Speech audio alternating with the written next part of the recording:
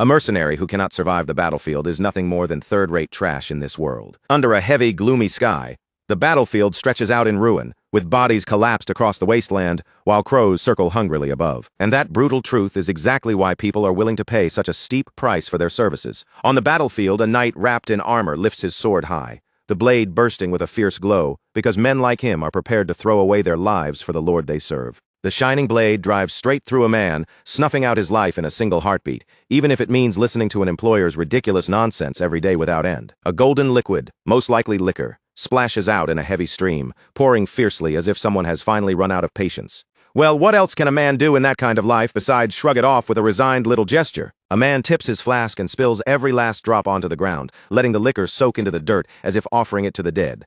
That is simply the life of a mercenary. High atop the fortress wall, a lone man sits quietly, staring out over a landscape scorched by fire and torn apart by war. This man is Jack, the captain of the Fang Mercenary Corps. With a cynical look in his eyes, Jack silently thinks that nobles are always painfully predictable. The wind brushes through his hair as his thoughts continue to sharpen. Whenever they need your strength, they dangle promises of land in front of you and make grand requests, as if a noble title is just within reach. But when everything is over, every last one of them changes their tune right on cue, suddenly coming up with all kinds of creative excuses. A bitter smile creeps onto Jack's face as he stands on the wall, the burning battlefield spreading behind him. Looking at the man before him, he says that what was just spoken has surpassed every insult he has ever heard. Jack smiles in pure disbelief, his red eyes glinting with defiance and mockery. Then, with a sarcastic edge in his voice, he says he must have misheard those words. The view pulls back, revealing Jack standing on the castle wall beneath the purple-stained twilight sky. Across from him stands the army's commander-in-chief, a reddish-haired man clad in imposing armor. Jack questions the order he has just received, but the commander's face remains cold and unmoving. In an icy voice, the commander confirms that Jack heard correctly. He has just told Jack to die. Stunned by how bluntly the words were spoken, Jack asks if the commander has forgotten exactly who he is. But the commander answers without hesitation, saying he remembers perfectly well that Jack is the captain of the Fang Mercenary Corps. Jack suddenly bursts into laughter, unable to believe what he is hearing. Knowing who Jack is and still saying something like that, he remarks in disbelief that he never knew the commander had a talent for jokes. Jack grips the hilt of his sword as his expression turns hard. He understands now that this order makes no sense, because otherwise no noble would ever ask a worthless mercenary like him to die an honorable death on the battlefield, like one of their precious knights. His red eyes flash with open contempt, and a cold smile pulls at his lips as he lays bare the hypocrisy hanging over the entire situation. Wind sweeps across the wall while the two men lock eyes in silence. The pressure between mercenary and noble grows heavy, and for a brief moment the commander lowers his gaze as if weighing his next words. Perhaps he was too direct, the commander admits at last. Jack stares back with clear skepticism, not trusting the sudden shift in tone for even a second, and questions whether this is supposed to be some kind of misunderstanding. Commander places one hand over his chest and speaks in a solemn tone, saying that what he truly wishes to do is entrust Jack with one final mission. Jack listens without letting much show on his face, but deep down he already feels the shape of it coming. Betrayal hangs in the air as the commander begins to explain. The commander says that, as Jack already knows, their string of defeats has brought them close to complete ruin. From the wall, Jack looks out over the city as flames continue to devour it. The burning battlefield stands as a grim reminder of just how desperate the war has become, and of the enemy forces closing in. Below, fully armored soldiers gather beneath a purple banner, preparing for the clash that will decide the war's final outcome. The commander continues, revealing that the swords of traitors who once protected this land are now pointed directly at the throat of the Crawford family. As the truth settles in, there is no longer any talk of retreat against the ruined castle walls. The family banner hangs torn and battered, like a symbol of a house on the edge of collapse. Jack spreads his arms with a smug smile, as if he has finally accepted just how absurd the situation has become. Given the circumstances, he says, the madness almost starts to make sense. With a malicious grin that shows his teeth, Jack tells the commander that he understands perfectly. But inside, his real thoughts are already moving elsewhere. This seems like the perfect time for him to get out. In Jack's mind, the commander is a man of talent unmatched throughout the Empire. If someone like him has been pushed into a corner, that alone says how hopeless things have become. And for a noble, Jack admits, he was at least a sensible one, which makes this ending almost a shame. Even so, Jack still cannot grasp what this final mission is supposed to be. Maybe the commander wants him to scout an escape route, or something similar. If that is all, Jack figures he can treat it as one last job before collecting the rest of his pay. At last, the commander lays out the plan. The mission, he says, is simple. Tomorrow, the traitors will begin a full-scale assault, and Jack must remain by his side to stop their advance. Even if they can only delay the enemy for a short while, That time must be enough for their lord to escape safely. The commander turns his gaze toward the burning city, then corrects himself in a darker voice. No, if even that proves impossible, then Jack is to hold the line until the commander himself dies. As payment, the commander presents an enormous red gemstone, saying he will settle the rest of Jack's pay with it when Jack withdraws, though his tone carries a meaning far heavier and more sinister than the words themselves. The commander tosses the gem toward him, and Jack catches it smoothly. The moment it lands in his hand, his mind begins calculating its value. A gemstone of that size should be enough to cover the Fang Mercenary Corps' operating costs for 3 full years. The red jewel drops into Jack's possession like a symbol of all the blood about to be spilled, and the commander's expression darkens as he calmly asks what this is supposed to mean. Jack's anger finally erupts. He snaps back that he should be the one asking that question, then shouts whether the commander truly mistook him for a fool just because he is always smiling. Jack growls that the commander is ordering them to become nothing more than meat shields. From behind, Jack and his mercenaries appear like a tiny force standing before an overwhelming fate, and his face twists with fury as he says they could only hold the enemy back for a short time at best. He accuses the commander of throwing them away just to buy his master a little more time to run. And even if, by some miracle, they actually manage to hold the enemy off, Jack demands to know what happens after that. The sight of soldiers' bodies impaled on stakes serves as a brutal reminder of the enemy's cruelty. Jack turns back toward the commander on the wall and asks if he truly believes those bastards would ever let the Fang Mercenary Corps walk away alive. Jack's silhouette cuts sharply against the sunset sky as he begins his accusation, his voice heavy with anger. But before he can fully press the point, the commander answers with cold, merciless logic. The commander says that Jack and his men are mercenaries, not knights, and the enemy knows that as well. Once the commander dies, the army will collapse. Hearing this, Jack bursts into wild laughter and agrees with him completely. With a savage grin, Jack shouts that this is exactly how their line of work operates. Then his expression sharpens with a cunning edge, and he tells the commander that he already knows this truth better than anyone. The commander has missed one crucial detail to those demons. The Fang Mercenary Corps is not some neutral group for hire, but a sworn enemy they will slaughter without the slightest hesitation. The view shifts to a dark forest littered with corpses, revealing that a deadly ambush has already unfolded beneath the cover of night. Deep in that shadowed forest, one soldier coughs weakly while another man in the same armor watches him from a short distance away. The second soldier approaches with a raised hand, seeming to offer help like a comrade, but the gesture hides a lethal trap. The approaching soldier is no comrade at all, but one of Jack's mercenaries wearing the enemy's armor as a disguise. In one swift and silent movement, the disguised mercenary slams the unsuspecting knight against a tree and drives a knife deep into his back. The knight's eyes widen with shock and pain as the knight swallows the scene whole. His death becomes the quiet signal that turns the entire forest into a killing ground.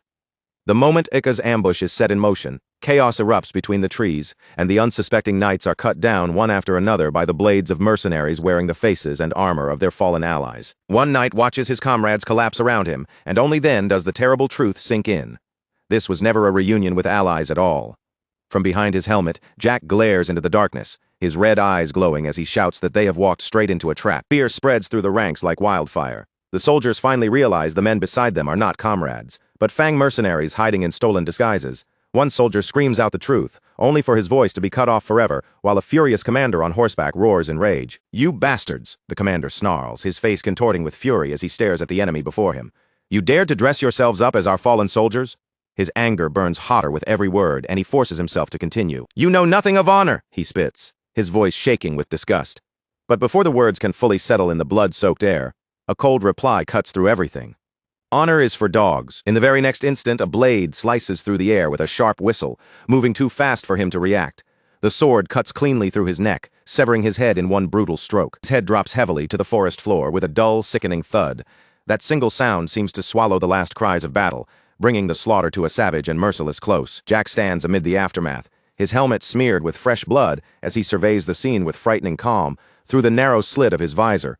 One red eye burns steadily, cold and unreadable. Back on the wall, the red gem rests silently on the stone ground, almost forgotten beneath the weight of everything unfolding around it. Jack then speaks to the commander, his tone almost casual as he reveals that he has already taken the heads of several enemy commanders. "Surely you understand now," he says, stepping closer with a mocking smile.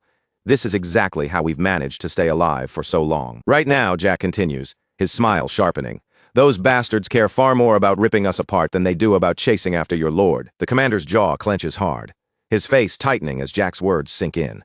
He is clearly shaken, not only by the revelation, but by the sheer boldness behind the plan.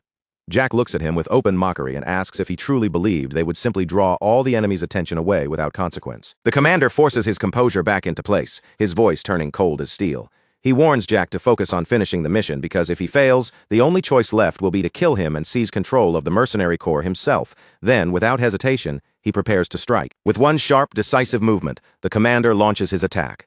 The impact sends Jack flying backward, slamming him violently into the stone battlements, with enough force to rattle the wall. Jack lies injured on the ground, pain running through his body as he lifts his eyes toward the commander.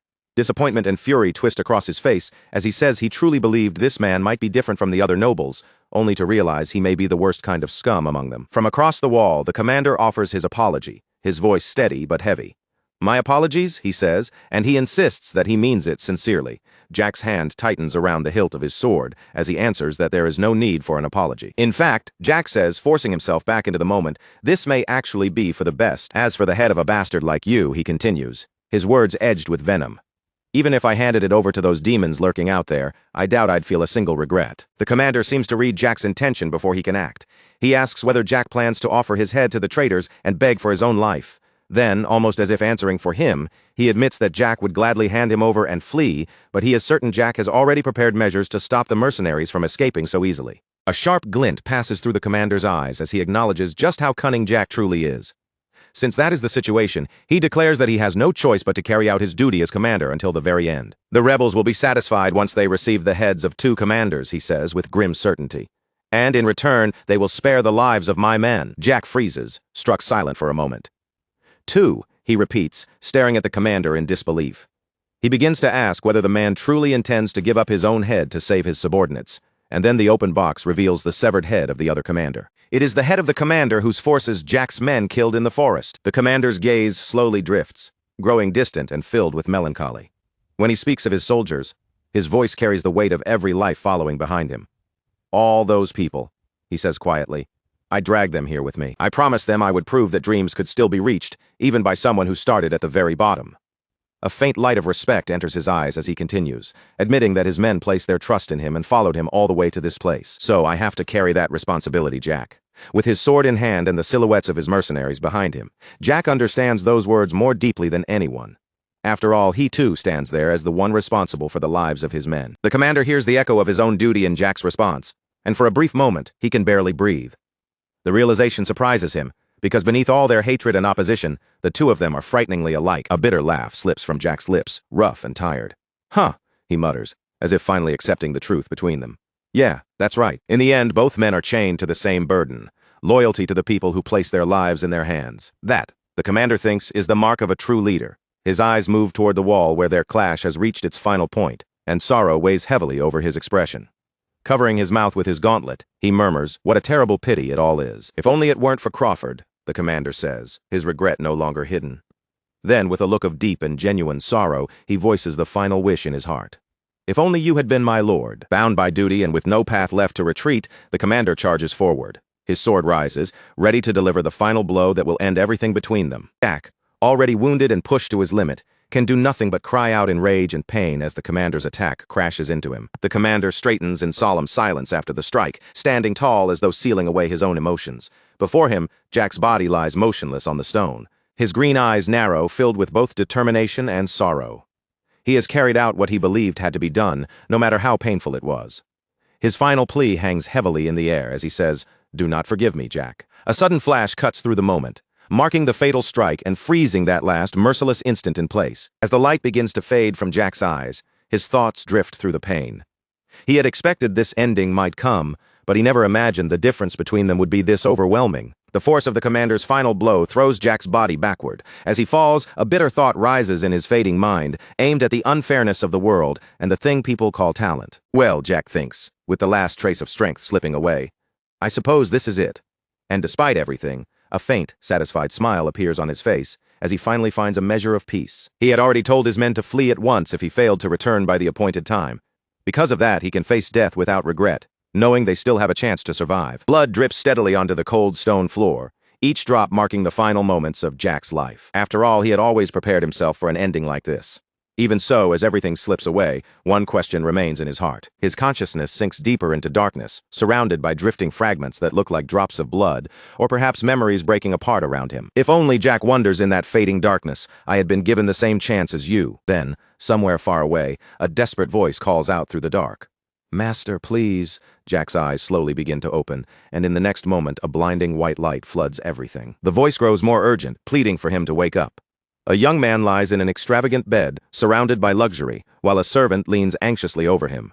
Jack, now trapped in the body of a blonde youth, stares around in complete confusion. "Who are you?" he asks weakly, his voice unfamiliar even to himself. He slowly raises one hand into view, only to see a pale, delicate hand trimmed with lace. It is soft, refined, and completely unlike the hand he remembers as his own. Then, without warning, the desperate young servant slaps him across the face while begging him to wake up. The servant cries out with anguish written all over his face, and the sting of the slap snaps Jack fully awake. His eyes fly open in shock as his cheek burns from the impact, and all he can manage is a stunned, confused thought. What? What is going on? His thoughts spin in complete confusion as the sting burns across his cheek. A second ago, he was nowhere near this place, and now he has been slapped awake by some stranger out of nowhere. What kind of bastard does something like that? The old fury of a mercenary immediately surges back up inside him, sharp and violent, ready to explode. But before that anger can fully take over, it is broken by the sound of desperate sobbing. The young servant with orange hair is crying right in front of him, begging him with a trembling voice to please recover. Then the servant cries out the name that changes everything. "Young Master Lucian." Jack suddenly pushes himself upright in bed, his battle-hardened mind thrown into complete chaos by the luxurious room around him and the unfamiliar name now attached to him. His golden eyes widen in disbelief, and for a moment every thought in his head goes blank. This is not his body. This is not the name he lived with. Everything he knew has been flipped upside down in an instant. Lucian wakes inside a lavish bed, surrounded by comfort and wealth, yet his mind remains completely lost and disoriented. Beside the bed, the young servant looks like he has been crying for a long time, his face wet with tears and relief. But no matter where Lucian turns his eyes, only one thought keeps repeating inside his head. With panic rising across his face, he lowers his gaze and stares at his hands, suddenly realizing that something is terribly wrong. His thoughts race back to the hands he once knew as a mercenary. Those hands had been rough, scarred, and covered in blisters from years of gripping swords and surviving battlefields. So what happened to them? His eyes drop again to the hands he has now. They are not merely clean. They are delicate, pale, and soft, the kind of hands that belong to a pampered young noble who has never known the weight of real hardship. They are hands Jack never had in his entire life. As he climbs out of bed in total confusion, the red-haired servant clings to the sheets beside him, sobbing so hard he can barely breathe. Lucian cannot make sense of any of it. Who is this guy? And why is he acting like this? Just a moment ago, that same servant nearly made him want to kill him, and now he is crying his eyes out like Lucian's life means everything to him. The shock hits too hard, and overwhelmed by the situation, Lucian collapses back onto the bed. The instant the servant sees him move, he breaks down even harder, but this time with tears of joy, he shouts in pure relief that the young master is alive, confessing that he truly thought Lucian had died, and that his own heart nearly stopped from fear. Then his personal attendant drops to his knees beside the bed, his body shaking as he murmurs that if anything had happened to Lucian, it would not have been a problem for him alone. It would have become a terrible tragedy for the entire house, and Lucian can only listen in disbelief. Lucian has no idea what kind of nonsense this servant is talking about. Young master, personal attendant, house, every word sounds strange and completely disconnected from the brutal life he remembers living. But above all that confusion, there is one thing he is absolutely certain of. He died on that battlefield. That final strike had been real, and it was the kind of death no one could possibly survive. He reaches up and touches his neck, only to find it perfectly intact beneath his fingers. The realization sends a chill through him as he wonders how his head is still attached after being decapitated. A heavy silence settles over the room, while Lucian struggles to accept the impossible reality in front of him. With Hans still kneeling beside him, Lucian's expression gradually turns serious. Piece by piece, he begins connecting the clues, and every strange detail points toward one shocking conclusion. At this moment, he has somehow taken over the body of a complete stranger. Lucian rises from the bed with a new determination in his eyes, and a mischievous smile slowly forms on his face as he realizes that this impossible situation may also be a brand new opportunity. And this body is not ordinary in the slightest. Lucian steps in front of the ornate mirror and discovers that the face staring back at him is unbelievably handsome. He studies himself from head to toe in the reflection, taking in every refined feature and elegant detail, while Hans watches anxiously from a short distance away. Still bewildered, Lucian slowly lifts a hand and touches the mirror, as if the reflection might vanish if he looks away for even a second. Even at a glance, it is obvious that this graceful body belongs to a noble. And not just some minor noble either, but someone from a family so disgustingly wealthy that luxury seems to fill every corner of the room. Judging by the expensive furniture, the fine bedding, and the sheer elegance surrounding him, Lucian turns his attention back toward Hans. First things first, he needs information before he can make any move. Lucian clears his throat, fixes his gaze on the servant, and says, Listen, Hans, there is something I need to ask you. Hans flinches at the sudden attention, but he immediately straightens himself, eager to be useful. With nervous devotion, he assures Lucian that he may ask him anything. Lucian goes straight to the most important question. What year is it? Hans looks surprised by the strange question, but he quickly assumes it must be the medicine, leaving his master dazed. With a strained little smile, he answers that it is the year 846 of the imperial calendar. That answer hits Lucian like a blow to the chest. He stares at Hans, unable to process what he has just heard, and a stunned whisper slips from his lips. What? As the truth slowly settles over him, the realization strikes with terrifying weight. The year 846 is not just some random date, it is 15 years before the day he died. Lucian realizes that he has not only been reborn in another body, but has also been thrown back into the past. He lets out a slow breath and runs a hand through his hair, trying to steady the storm inside his head. He has no idea how any of this happened or what force dragged him into this situation.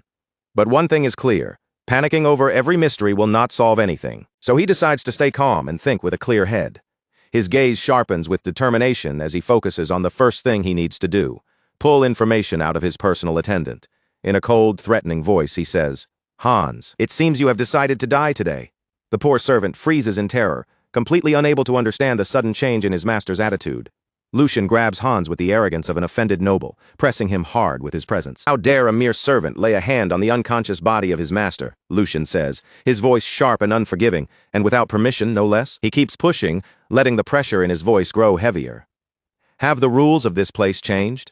Then his eyes narrow into a piercing stare so cold that it seems to freeze Hans down to his soul. If not, then answer me this. Lucian finally asks the question behind the entire act.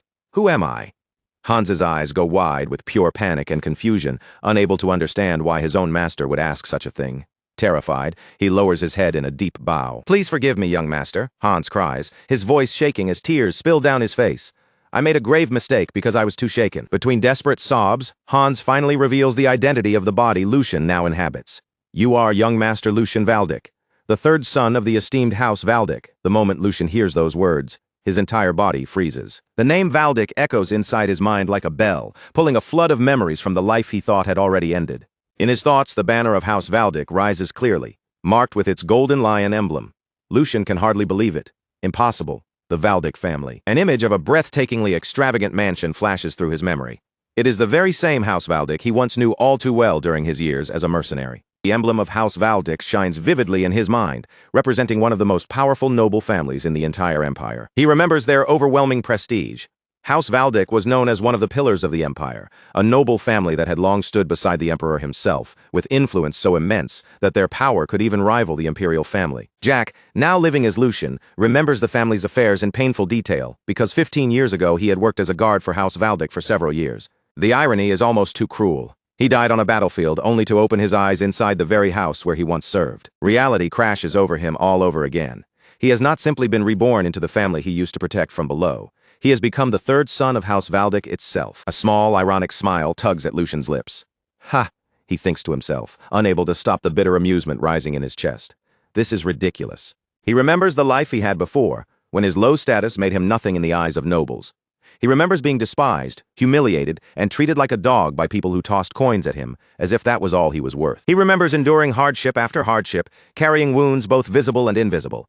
He remembers walking alone and covered in blood through cemeteries filled with the bodies of comrades who never made it back. And now, after all that suffering, after a life spent clawing upward from the very bottom, he has been handed an opportunity. At this moment of all moments, the question returns to him with a bitter, almost mocking taste. He had always wondered how far he could have climbed if he had been given the same chances as those born above him. Now it feels as if fate itself has finally placed that answer right in front of him, giving him the chance to see just how far he can truly go. The image of his old self cracks apart in his mind, and with it, the chains that once held him down begin to fall away. Lucian accepts this impossible new reality with cold, unwavering resolve, silently making his vow to fate. If this is the chance you're giving me, he thinks, his eyes sharpening with renewed determination, then keep watching closely. With that vow burning inside him, Lucian opens the door of his room, ready to step into the life that has suddenly become his. He walks out onto a balcony flooded with warm sunlight, the golden rays spilling over him like the beginning of an entirely new life. A confident smile rises on his face as he makes a promise, not only to himself, but to the world beyond those walls. Just watch, he tells himself, his gaze fixed ahead. Watch how high I climb and what kind of life I choose to live from now on. From there, the full grandeur of the Valdic estate spreads out before him, vast and magnificent like a palace, towering far beyond anything he had ever known in his old life. Now dressed properly in noble attire, Lucian walks through the estate's lavish corridors with Hans at his side, as he takes in the polished halls, expensive decorations, and overwhelming elegance around him. He thinks that the Waldeck estate truly lives up to its name. He had traveled through plenty of places during his years as a mercenary, from battlefield camps to noble residences, but even compared to everything he had seen, this mansion is easily the most extravagant and shamelessly luxurious place he has ever set foot in. As Lucian watches the servants moving through the halls, he quietly realizes that this overwhelming world of wealth and rules is now the place he must learn to live in, and he has no choice but to adapt quickly. But then his sharp mercenary instincts begin to pick up on something strange in the air. Ever since he stepped out of his room, every servant they pass has been looking at him with odd, uneasy stares. Whispers follow him from every corner of the corridor. Is that really young Master Lucian? One of the servants murmurs, barely daring to believe what they are seeing. Others exchange shocked glances and whisper among themselves, unable to hide their surprise. He finally came out? How long has it been since anyone saw him? Shock is written clearly across their faces. Lucian can feel the weight of every gaze pressing against him, as the household staff watches from the shadows with a strange mix of curiosity, caution, and unease. Lucian turns slightly toward Hans and asks if it is only his imagination or if the atmosphere around them feels strangely tense. Hans quickly explains that this reaction is only natural because the young master had locked himself away for a full year and 2 months, seeing no one but him. That revelation lands heavily, bringing with it a grim image of the original Lucian collapsed across the floor of a dark room, the space around him stained in red. Lucian cannot make sense of it. Locked away for more than a year? He wonders what a duke's son could possibly lack so badly that he would destroy himself in such a miserable, self-destructive way. Even if Lucian does not fully understand how nobles think, something about this still feels wrong.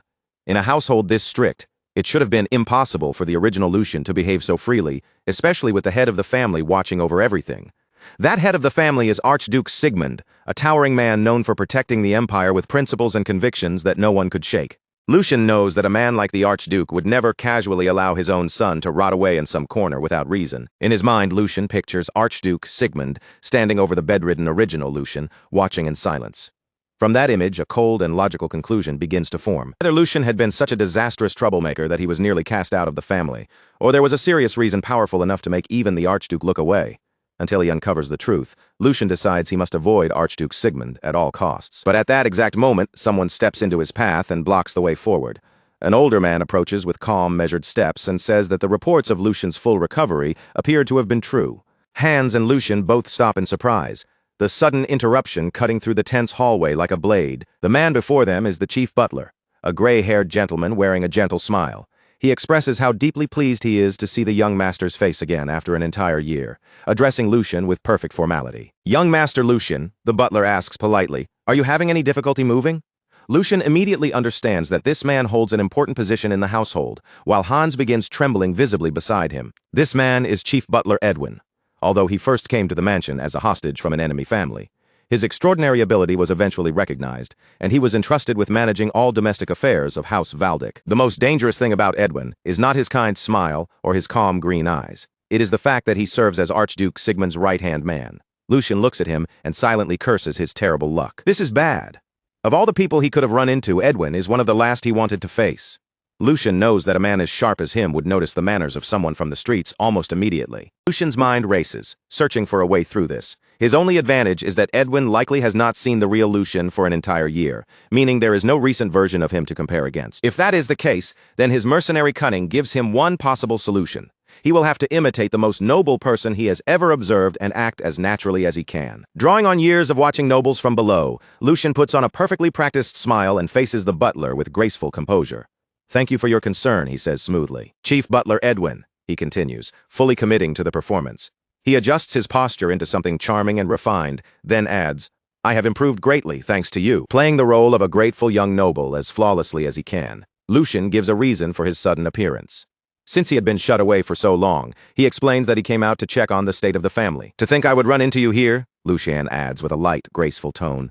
"The gods must be smiling on me." Then, without letting the conversation linger on himself, he skillfully turns the focus back to Edwin and asks whether the family has been well. Edwin watches him in silence for a brief moment, as if carefully measuring every word and gesture. Then he answers with a courteous smile, saying that House Waldeck remains as strong as ever, and that it is a relief to see both the young master and Hans doing well. Lucian laughs inwardly with relief, feeling as if he has cleared the first hurdle. Thinking about it, How could anything truly go wrong in this mansion with someone like Edwin watching over the household? Inside, Lucian decides that Edwin does not seem suspicious of him. Believing he has passed the test, he prepares to make a clean retreat. "It seems I worried for nothing," he says, turning away with a calm expression. "Then I will take my leave in peace. It is my first time outside in quite a while, and I am feeling exhausted." But just as Lucian tries to escape, Edwin's voice stops him cold. With polite bluntness, the butler asks the young master to delay his return. Lucian's blood seems to run cold in an instant. His carefully planned escape has failed before it even began.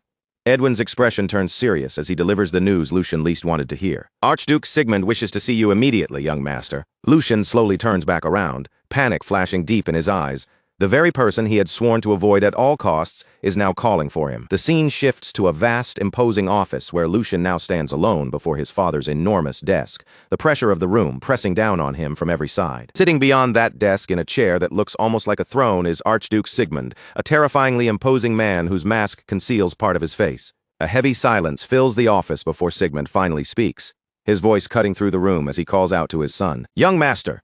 Lucian stands completely rigid before him, unable to move beneath the presence of the most powerful man he has ever known. This man is now his father. The Archduke's voice echoes through the spacious office, each word carrying the weight of command. "I will ask you one question, Lucian. Valdic." Lucian's face tightens with fear, and cold sweat begins to form under the pressure of his father's gaze. Then the Archduke slowly leans forward. His visible eye gleams with a dangerous, menacing light as he asks the most terrifying question Lucian could have imagined. "How are you still alive?" Lucian, shaken by the hostility in those words, asks his father what he means. Grand Duke Sigmund answers in a voice colder than ice, making it clear that he had originally intended to overlook Lucian's actions. But his patience has clearly reached its limit. The Duke accuses Lucian of using his mother's death as an excuse to neglect his duties and behave like a spoiled child, and the portrait of his deceased mother appears, giving his harsh words an even heavier weight. His hands slowly tightened into a fist, the tension in his knuckles saying everything his face held back. Grand Duke Sigmund's voice grew colder as he continued, making it clear that, this time, Lucian had finally gone beyond what he could tolerate. He accused Lucian of deliberately shutting himself away for more than a year, as if his isolation had been some kind of silent protest against the family. But Sigmund's anger truly boiled over when he said Lucian had treated his own life as though it meant nothing at all. Then came the heaviest accusation of all. Sigmund spoke of Lucian trying to harm himself, pointing directly to what seemed to have been a suicide attempt. Lucian froze in complete confusion because Jack had no memory whatsoever of what the previous owner of this body had done. Jack's thoughts spun in panic as he wondered what his father was even talking about. And then, without warning, a broken image flashed through his mind. It was not his own memory, but something left behind from that moment itself. In the vision, young Lucian was lying weakly in bed, while someone beside him trembled in sheer panic. The fragment sharpened just enough for Jack to see Hans, the servant, sobbing uncontrollably beside the bed. Only then did the reason for all that chaos begin to make sense. This was what had really happened back then, an incident Jack had never known anything about until now. Back in the present, Lucian quickly tried to steady the atmosphere before it shattered completely. He addressed his father and carefully suggested that there had to be some kind of misunderstanding. But before he could explain further, the Grand Duke cut him off without mercy. Sigmund's patience had already run dry, and the weight of his authority filled the room like a wall pressing down on everyone there. With an unyielding stare, Grand Duke Sigmund ordered Lucian to stop hiding and confess what he had truly intended all along. He kept pushing, his voice sharp and relentless, asking whether Lucian's true goal had been to use that frail body of his to stir up a scandal and throw the entire household into turmoil. Then the Duke finally revealed the accusation in full. Lucian had taken sleeping pills to cause an uproar. The words struck Jack like a blow, because he suddenly understood that the original Lucian had attempted a false suicide, all just to force people to notice him. In that instant, the truth crashed down on Jack all at once, leaving no room for denial. He finally remembered why the name Lucian had never stood out to him in his past life. The missing piece, the one detail that had always felt strangely absent, suddenly clicked into place. His mind slipped back 15 years into the past. Back then, Jack had been nothing more than a guard working at the Valdic estate. During those days, he had heard whispers about the family's third son, Lucian Valdic. Lucian Valdic. The memory that surfaced with that name was devastating. Jack now remembered the reason he had never known much about him. The original Lucian Valdic had died. He was supposed to have been dead, and with that realization, the man standing before him became tied directly to those old memories. The head of the Valdic family, the ruler of the household, was Grand Duke Sigmund Valdic. Jack then recalled how complicated the Valdic family had always been.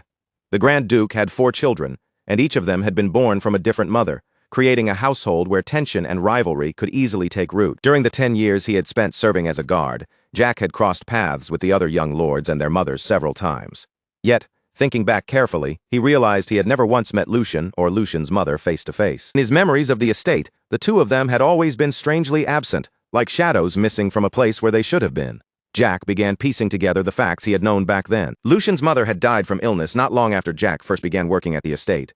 And then, shortly after her death, for reasons Jack had never understood at the time, another tragedy followed. The young Lucian had also died, as though he had simply followed his mother into the grave. Now, back in the present, Jack's thoughts raced violently. The story he had always accepted, that mother and son had simply passed away one after the other, was nothing more than a surface-level illusion. There had been something hidden behind those deaths. With the pieces finally coming together, Jack began to understand just how much pressure the original young Lucian must have been carrying alone. His mother's death, along with his unstable position inside a family filled with competing bloodlines, had become a crushing weight, far too heavy for a child his age to bear. And with that, the whole truth revealed itself, desperate for even the smallest bit of attention from his father. The fragile Lucian had swallowed a dose of sleeping pills that was nearly enough to kill him. It had not been a true attempt to throw his life away. It had been a cry for help, a desperate act from a lonely child. But that cry had ended in tragedy. As Jack followed the thought through, the grim reality became even clearer. After an entire year locked away in seclusion, the original Lucian's weakened body had no strength left to resist the drug he had taken, just to make his father look his way. The result was a fatal accident. Young Lucian had died there quietly, his desperate plea ending in a silence he had never intended. With this truth laid bare, Jack finally understood just how complicated the situation truly was. He realized that the Grand Duke's furious scolding, as harsh as it sounded toward a son he had not seen in a year, was not completely unreasonable anymore. From Sigmund's point of view, that rage made sense. His own son had played with his life, dragging his father to the very edge of fear and despair. Jack reasoned that no matter how high Sigmund's title was, before anything else, he was still a father whose child had nearly died. The anger buried inside him had to be enormous. Even so, Jack steeled himself with iron resolve. This was not the time to worry too much about anyone else's feelings. His own survival came first, and right now it felt as if he were standing at the edge of a cliff. He recalled the Duke's last words and immediately recognized them for what they were. A final ultimatum. One careless answer, one wrong step, and everything could collapse. The pressure bearing down on him was so intense that it felt as though the ground beneath his feet was beginning to split apart. His golden future, the precious second chance at life he had somehow been given, was dangling by a thread. The danger in front of him was far too great to ignore. If his answer failed to satisfy the Grand Duke, his fate could turn miserable in an instant. He could already picture the punishments waiting for him, like being sent away as a priest to some distant monastery. He might be forced to abandon the secular world forever, or worse, be dragged off to some brutal northern territory and thrown into a life filled with hardship. A future where he had to fight the freezing cold and savage beasts for the rest of his days was absolutely unacceptable. Jack rejected those possibilities with every fiber of his being. This new life had not come to him easily. Even after losing his head in his previous life, he had somehow been given another chance, and he refused to waste it. A defiant smile crept into his thoughts as he asked himself whether he would really let another family's tragedy, the pain of the original Lucian, destroy this precious future. Once his decision was made, Lucian faced his father directly. He began in a calm voice, saying that he would speak exactly as he had been ordered to. First, he apologized for staining the Valdic name with his foolishness and for causing his father such deep worry. Lowering his head, he placed a hand over his heart and offered a sincere-looking apology, presenting himself as a remorseful son, showing proper respect. Meanwhile, Edwin, the head butler, stood silently to the side. His eyes remained fixed on Lucian, unable to hide his surprise at the young master's sudden and dramatic change in behavior. Lucian continued, declaring that the fault belonged to him alone and that he had no excuses to offer. He said he would accept whatever punishment his father chose to give him. But right after that, his approach quietly shifted. He argued that speaking about blame at this point would change nothing anymore. Since what had happened could not be undone, this was the very moment they should look toward what came next. Then, with unexpected boldness, he asked his father whether it would not be right to rejoice with all his heart over the simple fact that the son he believed he had lost was still alive. Grand Duke Sigmund seemed caught off guard by the sudden turn, repeating Lucian's words in disbelief. What had happened had happened. It could not be reversed. Lucian stepped forward with growing confidence, saying that a life saved from the brink of death should not remain chained to the past forever. Instead, it should be allowed to move ahead. He brought his heels together, his posture now filled with fresh determination, as though he were preparing to make a vow. Then, in a clear and steady voice, he declared that he intended to live diligently for the future waiting before him. With a sly smile barely touching his lips, he made his daring request. He asked not as someone speaking to the Grand Duke, but as a son speaking to his father. Just one word of encouragement, he said, would be enough. Sigmund listened without softening, his expression still hard and unreadable. Lucian then pushed his final and most cunning argument forward. He claimed that when a child sincerely repented, it was a father's duty to embrace that child willingly, appealing not to rank or authority, but to the bond between parent and son. He finished by presenting his bold request, not as disrespect, but as a sacred obligation between father and son, something even the laws of heaven would recognize. Watching it all unfold, Edwin was left completely stunned. Incredible, Edwin thought, barely able to process what he was witnessing. He had already sensed that Lucian's presence had changed, but this went far beyond anything he had expected.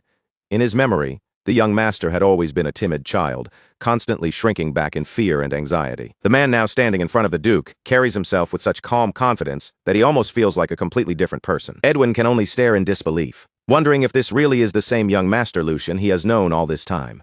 The change is so extreme that, for a moment, he even doubts what his own eyes are seeing. A heavy silence settles over the room, pressing down on everyone as the Grand Duke takes in every word his son has just spoken.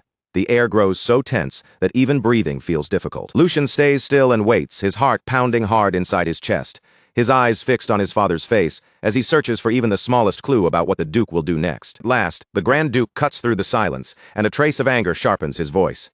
"How dare you?" he begins, raising his tone as though he is about to scold Lucian for speaking so boldly about a father's duty. But in the very next moment, that harsh expression cracks.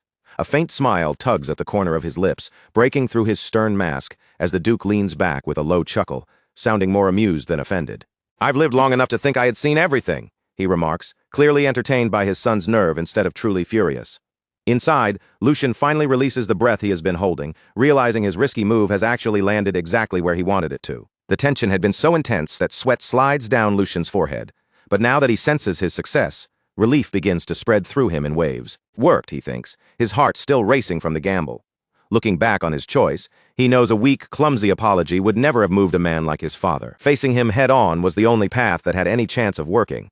This was the Grand Duke Wall that Jack remembered from his previous life. A man who responded only to strength and spirit. He was the kind of man who respected a wild dog willing to bare its teeth far more than a trembling creature that only knew how to cower. A rat creeping carefully over eggshells would never earn his approval. Lucian's boldness had not been reckless at all. It was aimed directly at the part of his father that valued defiance over fear. The Grand Duke speaks again in a dry tone, saying it seems Lucian has learned to be shameless after returning from the dead. In that single remark, he acknowledges both his son's outrageous nerve and the gravity of the condition Lucian had only recently survived. "Very well," the Duke says at last, giving ground just enough to continue. "Since you were the one who brought up diligence, I will ask you first." Then he fixes his eyes on him and calls him by name, Lucian Valdic. "What exactly do you intend to do from now on?" After winning this first exchange, Lucian answers without wavering that the first thing he will do is repair his broken body, and in that instant, a memory from his past life flashes through him. He sees the image of who he once was, a powerful mercenary standing at the height of his strength, his presence completely different from the fragile body he has now. He remembers the weight of a sword in his hands, the blade shining with power as if it belonged there. That former version of himself is exactly the man he intends to become again. The vision of his old self appears like a battle-hardened warrior carved from countless fights, steady, dangerous, and overflowing with experience. That memory clashes sharply against the weakness of his current body, and the contrast only feeds the fire inside him. Returning to the present, Lucian makes his next goal clear. "I intend to properly learn the sword," he declares, and the words immediately catch the Duke off guard. "The sword?" the Duke repeats, his tone filled with doubt. Lucian confirms it directly, while also admitting that before anything else, he must solve the problem of his thin, paper doll-like body. Then, almost casually, Lucian adds that if he eats properly and sleeps diligently, his body should somehow improve. The Duke silently studies him for a moment, taking in the boldness of that answer, until a smile slowly spreads across his face. "You certainly have a way with words," he admits, giving Lucian this round without saying it outright. Now truly intrigued, the Grand Duke decides he needs to find out whether Lucian's confidence is just empty bravado or whether something real has awakened inside him. As the first sign of that decision, he turns his attention toward his butler. He gives Edwin a short order. "Butler, give him that again." Edwin lowers his gaze slightly, and inwardly, a small smile forms as he understands what his lord means. Compared to a handful of shallow words, this would be far more practical for the young master's current situation, and Edwin knows it will help him much more than any lecture could. Lucian, however, has no idea what they are talking about. A bead of sweat rolls down his temple as he stands there completely puzzled, wondering what that could possibly mean. Edwin bows politely and confirms the command at once. "Understood, my lord. I will arrange for it to be made available immediately." Later, back in his room, Lucian is still left in confusion. What exactly is that? He wonders, completely in the dark about what is coming for him.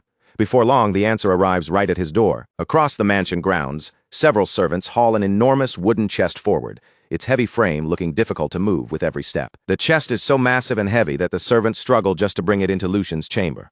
But once the lid is finally opened, what appears inside is enough to blind anyone with its shine. The inside is packed from edge to edge with gold coins, glittering jewels, and precious necklaces, all piled together like a small mountain of treasure. Lucian and his personal servant Hans both freeze in place, staring at the absurd amount of wealth before them. "Ah, this is ridiculous," Lucian blurts out, overwhelmed by the sheer scale of it. Standing by the window and looking out across the vast city, Lucian finally understands what this is.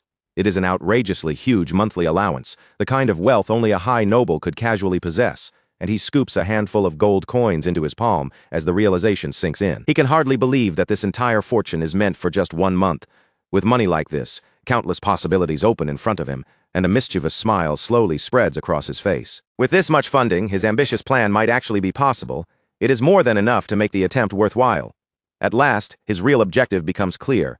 With this wealth, he can gather the ingredients needed to completely rebuild his weak body. Determination burns in his eyes as he thinks to himself that he can finally make that elixir, linking the knowledge he carried from his past life to the resources now placed in his hands. Using the experience of his former life and the wealth of this new one, Lucian can begin shaping a stronger future.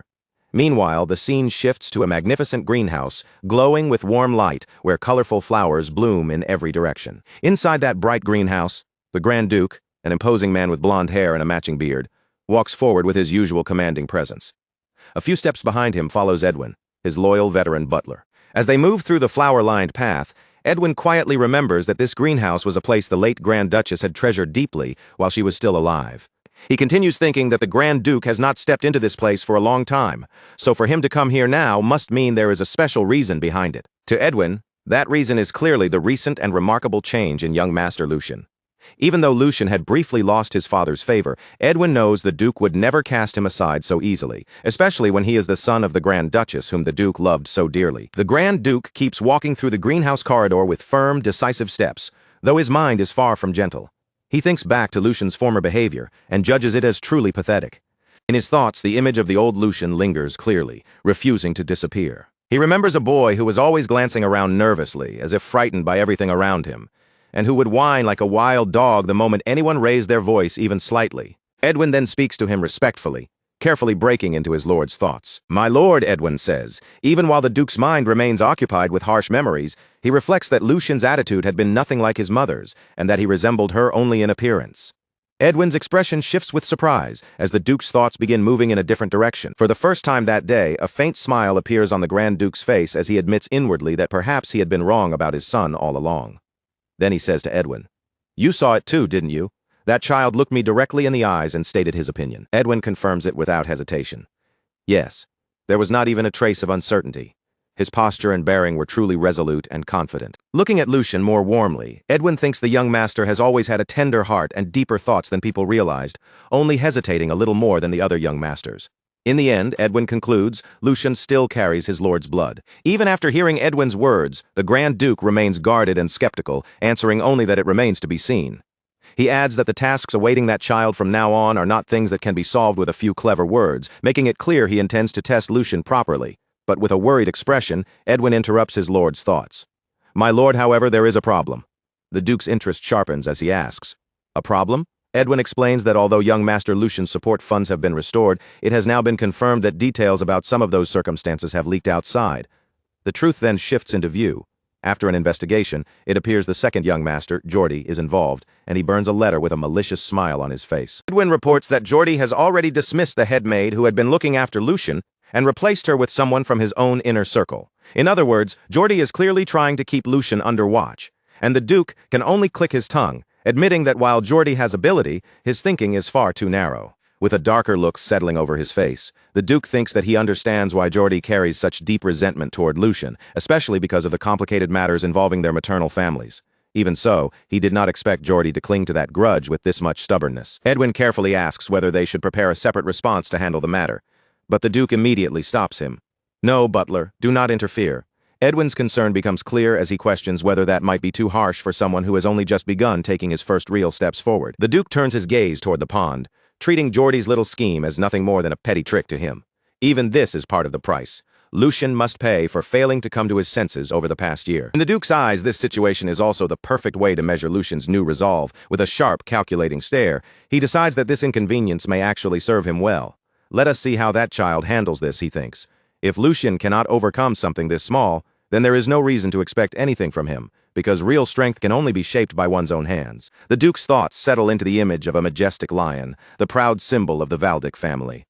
Even if the blood of Valdic can become the key, the door ahead must still be opened by the person standing before it. The scene then moves forward, and a sign makes it clear that several days have quietly passed since that conversation. Beneath a bright blue sky, the grand and luxurious mansion of the Valdic family stands as imposing as ever. Inside its corridors, two maids whisper among themselves while watching Hans, Lucian's servant, standing guard in front of the room. "How many days has that guy been doing this?" one of them murmurs. They continue gossiping in low voices, saying the young master has locked himself away in his room again. But Hans does not move from his post, and in a close look at his face, his fury and determination are obvious, as if he is ready to block anyone who dares disturb his master. Hans's memories then rise to the surface, showing him in a moment of panic as he recalls how desperate he had been. It has already been 3 days since the support funds that had once been cut off finally arrived again. In that memory, Lucian had calmly assured Hans that the funds were restored because his talk with the Grand Duke had gone well. Beside the large chest, both Hans and Lucian looked visibly relieved, almost unable to hide their happiness at the sudden turn of events. A closer look inside the chest shows that it is not filled with gold coins alone, but also with expensive jewels and precious treasures worth an enormous fortune. Even then, Hans cannot look at Lucian without concern clouding his face. Hans knows better than anyone that with the strained relationship between father and son, speaking to the Grand Duke could not have been easy for his young master. At that moment, Hans understands that Lucian must have summoned a tremendous amount of courage just to face his father directly like that. His loyalty and deep affection for Lucian show clearly in the way his emotions spill over. Moved by the thought that his master has finally chosen to move forward, Hans wipes away his tears, as if letting go of the sorrow that had weighed on them until now. Meanwhile, Lucian simply holds the gold coins with an almost indifferent calm. Behind him, Hans is still visibly emotional over the change in his master, but Lucian's own gaze begins to sharpen, and a powerful intensity takes over his expression. His eyes glint with fierce determination, hiding a plan that only he understands. As his fingers tighten around the coins, a sly and confident smile slowly forms on Lucian's face. With this much money, he thinks, it is definitely worth trying. And with that, Lucian's true ambition comes into focus. He plans to completely rebuild this fragile, ruined body from the ground up. "I can make that elixir," he thinks with certainty. The idea takes shape through the image of a shining potion and a mysterious magical herb, both tied directly to the plan he has been holding in his mind. The scene shifts to Lucian's room, which no longer looks like a noble young master's chamber and now feels more like a small alchemy workshop. Sitting at his desk, Lucian works with relentless focus before pausing to wipe the sweat from his brow. His face is filled with pure concentration and effort, every movement showing how seriously he is taking this work. Even while pushing himself, his thoughts briefly turn toward his loyal servant outside. Hands must be burning with curiosity by now, Lucian thinks. But even so, the fact that he is still guarding the door exactly as ordered proves just how loyal that guy really is. Lucian's desk is covered with alchemy books, strange preparation tools and materials that the son of a Grand Duke would normally never bother touching in his entire life. Among all of them, one key ingredient draws the most attention. It is an extremely expensive herb, valuable because it only grows under moonlight and cannot be gathered under ordinary conditions. More details about the strange plant make its importance feel even clearer. Even its common use has not properly been established yet, which makes Lucian's choice to buy it an even bigger gamble. At last, the name of that mysterious plant is revealed: Moonlight Herb. Lucian remembers how he spent his entire allowance to purchase it, betting everything on knowledge from the future that no one else could possibly know. In a flashback, he is seen giving Hans one crucial order. "Hans, it is not too late. Buy all the Moonlight Herb." Lucian knows exactly how absurd this must look from the outside, and he is fully aware of how others would judge him right now. To anyone else, spending a fortune on sacks of an unknown herb would make him look completely insane. But Lucian's confidence is not based on luck or madness. It comes from the secret future knowledge only he possesses. His eyes shine with absolute certainty as he predicts that within just 1 year, the price of Moonlight Herb will rise 10 times over. No, not just 10 times, it will climb more than 20 times its current value. The thought of the massive profit waiting for him nearly overwhelms his senses. A feverish excitement takes hold, and his expression twists with a wild mixture of greed, anticipation, and almost manic delight. Lucian rejoices inwardly, convinced that the price will skyrocket without limit. Then he forces himself to calm down and thinks that, looking back on it now, he has to admit the Alchemist Guild was incredibly bold. He remembers that at the time, even the guild itself could not have been certain whether their research on Moonlight Herb would actually succeed. Despite that uncertainty, the Alchemist Guild gathered every Moonlight Herb they could find across the Empire and poured them all into their research, burning through the supply in one reckless gamble. It was nothing less than a once-in-a-lifetime wager, one that placed the future and fate of the entire guild on a single uncertain experiment. Lucian reaches his hand toward the potion he has made, knowing that because of that reckless courage in the past, they eventually succeeded in creating an unprecedented elixir that shook the Empire itself. The drink of the gods, nectar. He also remembers that because they arrogantly called a mere drug something divine, they nearly brought accusations of blasphemy down upon themselves. But once the world learned what nectar could actually do, everyone rushed to praise it as though those accusations had never existed in the first place. Lucian smiles with smug confidence, fully aware of the whole story and the power now within reach. Nectar had shattered one of the most basic truths of the world, a belief that had gone unchallenged for over 1,000 years. That belief said a martial artist's realm was decided at birth, and that this limit was an absolute law no one could defy. Innate nature was treated as destiny, and a person's constitution was believed to be something that could never change. It was a piece of common sense as solid as iron chains, and the thing that broke that supposedly unbreakable law was none other than nectar. By drinking nectar, a person could be transformed from the very foundation of their body, changing their essence in a way no ordinary medicine should have been able to achieve. Even someone born with no talent at all could be reshaped into a swordsman useful enough to stand on the battlefield. It was an unprecedented miracle, the kind of breakthrough that overturned what people had believed for generations. Lucian lowers his gaze and looks at the potion he has created with his own hands. The liquid before him is a bright red potion, but Lucian knows very well that what he made cannot compare to the original nectar's full effectiveness. At best, it is only a kind of mass-produced substitute, a weaker imitation of the legendary elixir that once shook the Empire. Even so, Lucian rolls up his sleeves with firm resolve, because for raising a body as broken as this one, there is nothing better available to him right now. With an ironic little smile, he speaks as if addressing the former owner of the body itself. Consider yourself lucky, noble young master. He then recalls how the story of nectar eventually ended. Later, when chaos spread across the Empire, the Alchemist Guild became the first target, because the recipe for nectar had shaken the balance of power so violently that simply possessing it became far too dangerous. Because of that, the recipe disappeared from the world. But Lucian's eyes gleam with the secret advantage only he holds, because he knows something others do not. He managed to gather scattered clues in his past life and somehow create something similar. He also remembers the painful experiments from that life, where most of the test subjects died because of the side effects. But he pushes that dark memory aside and cuts off his own thoughts. Anyway, enough talk. Without hesitating any longer, Lucian raises the elixir to his lips and drinks it down in one gulp. The instant the liquid enters his body, a surge of blue energy erupts inside him, spreading violently through him like a storm. The real important part begins from this moment onward. As the potion settles inside him, the power hidden within it finally starts to awaken and release itself through his body. Thin strands of energy begin twisting and coiling deep inside him, slowly spreading through his veins. This is the first step toward taking the raw power of nature and turning it into strength that belongs to him alone. The vital force now stirring awake inside Lucian's body has a name: mana.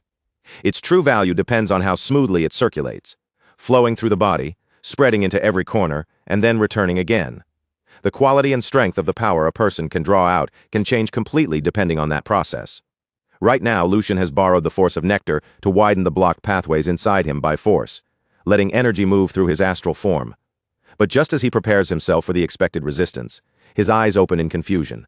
The pain and rejection that should come with accepting mana for the first time are nowhere to be found. Instead, the mana flows through him as naturally as breathing, spreading without the slightest obstruction, almost as if this body had been waiting for it all along.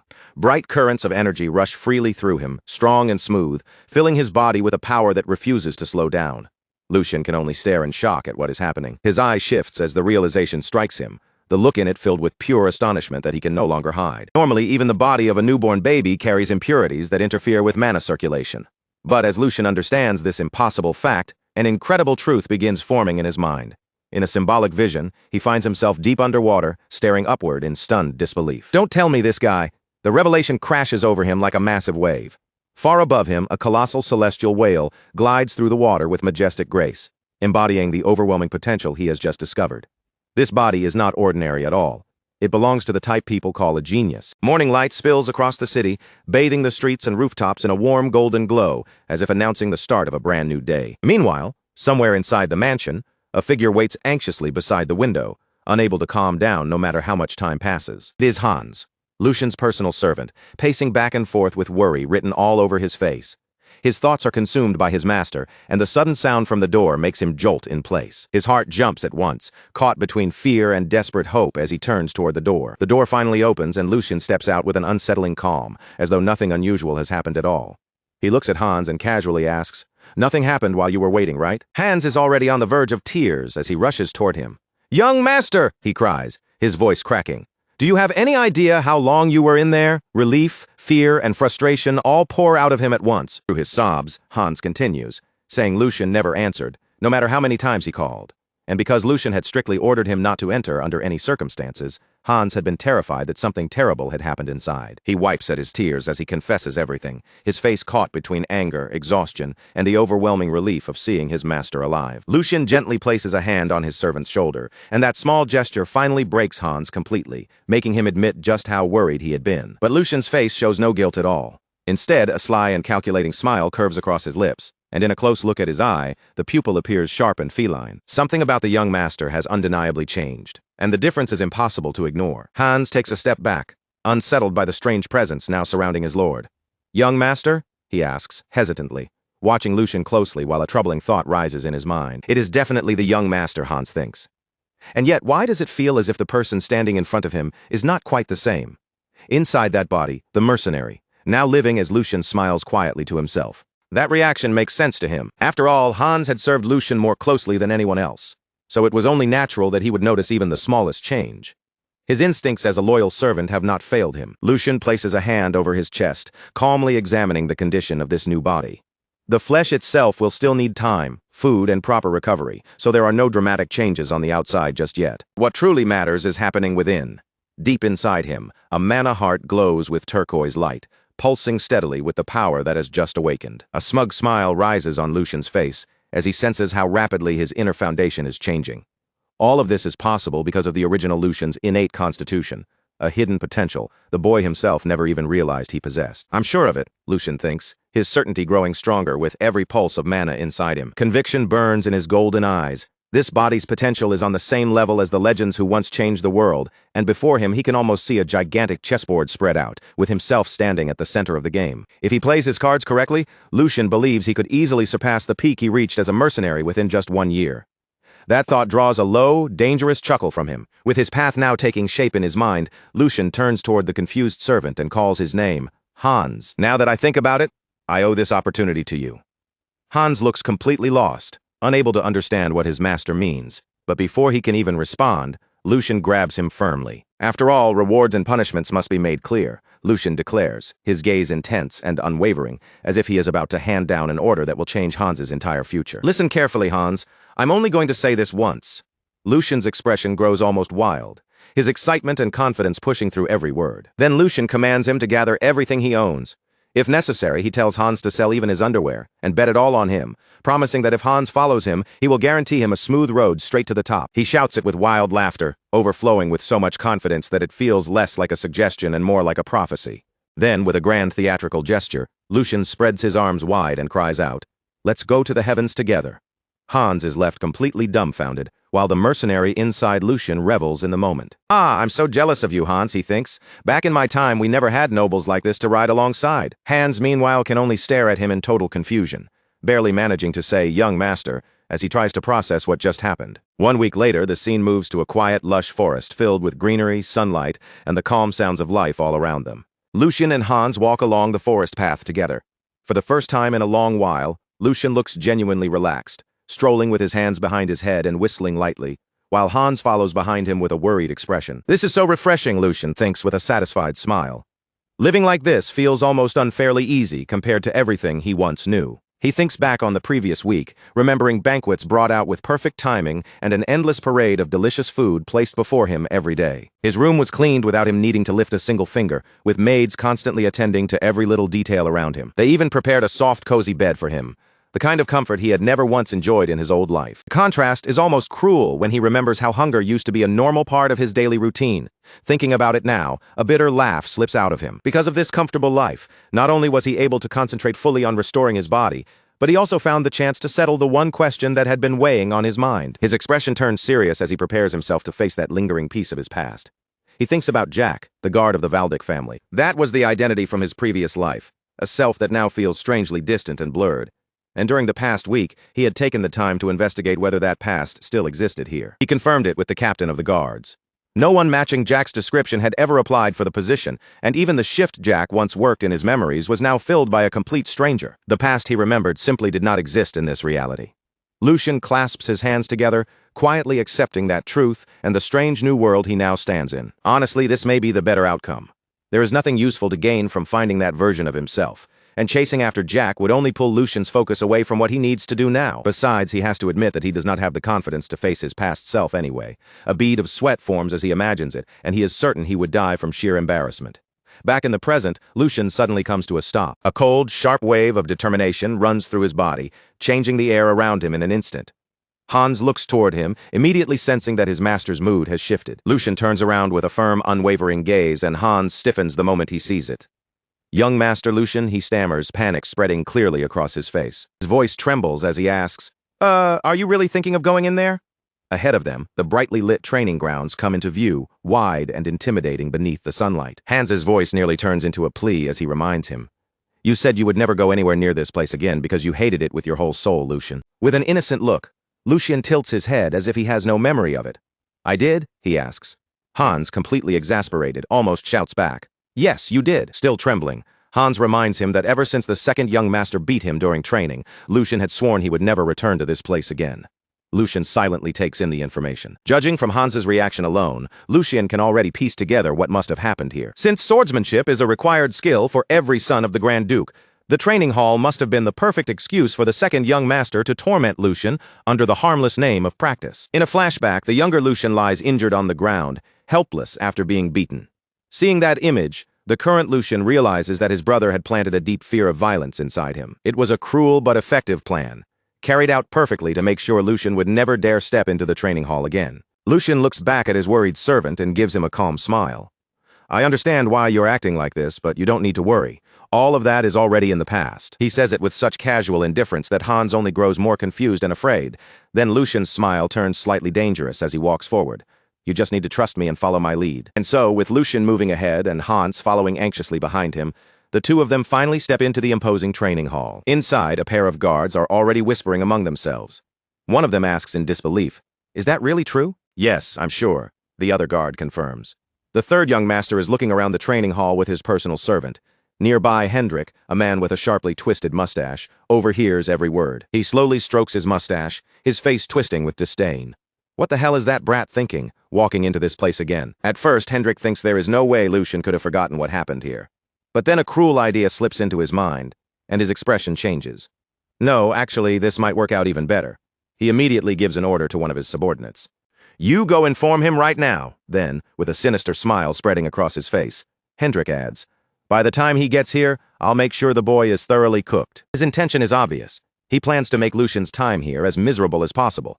Meanwhile, Lucian is completely absorbed in admiring the training hall, and even though he had expected something impressive, the place far exceeds anything he imagined. There is not only a generous supply of spare weapons that can be used without worrying about breaking them, but also a huge open space wide enough for even the most violent movements to unfold without restriction. For the mercenary now living inside Lucian's body, it feels almost unbelievable that a single household could own a facility like this all for itself. A quiet, melancholy thought passes through him. If we had been able to train in a place like this back then, maybe more of my men would have survived. Footsteps approach from nearby, and Hendrik steps forward with a mocking smile already fixed on his face. Well, well, so I wasn't seeing things after all. To think it really is the third young master, this is such a surprise that, honestly, I could hardly believe my eyes. Hendrik continues, every word dripping with venom. "I still remember it vividly, you know. After your little lesson with Lord Geordie a year ago, you turned tail and ran without even looking back." Hans shudders at the cruel remark. With a nasty smile, Hendrik mocks how Lucian fled like a frightened lamb that day, and then his gaze shifts toward the servant trembling beside him. "Is that why you look so terrified of this place too?" Hendrik asks, his voice thick with ridicule. He keeps mocking them, criticizing Lucian for dragging a mere servant into the sacred hall of warriors.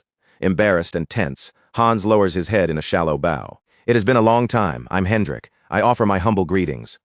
Lucian simply stares at him without flinching, his gaze calm while something malicious glints deep in his eyes. "A year ago, I personally instructed you on your stance alongside the second young master.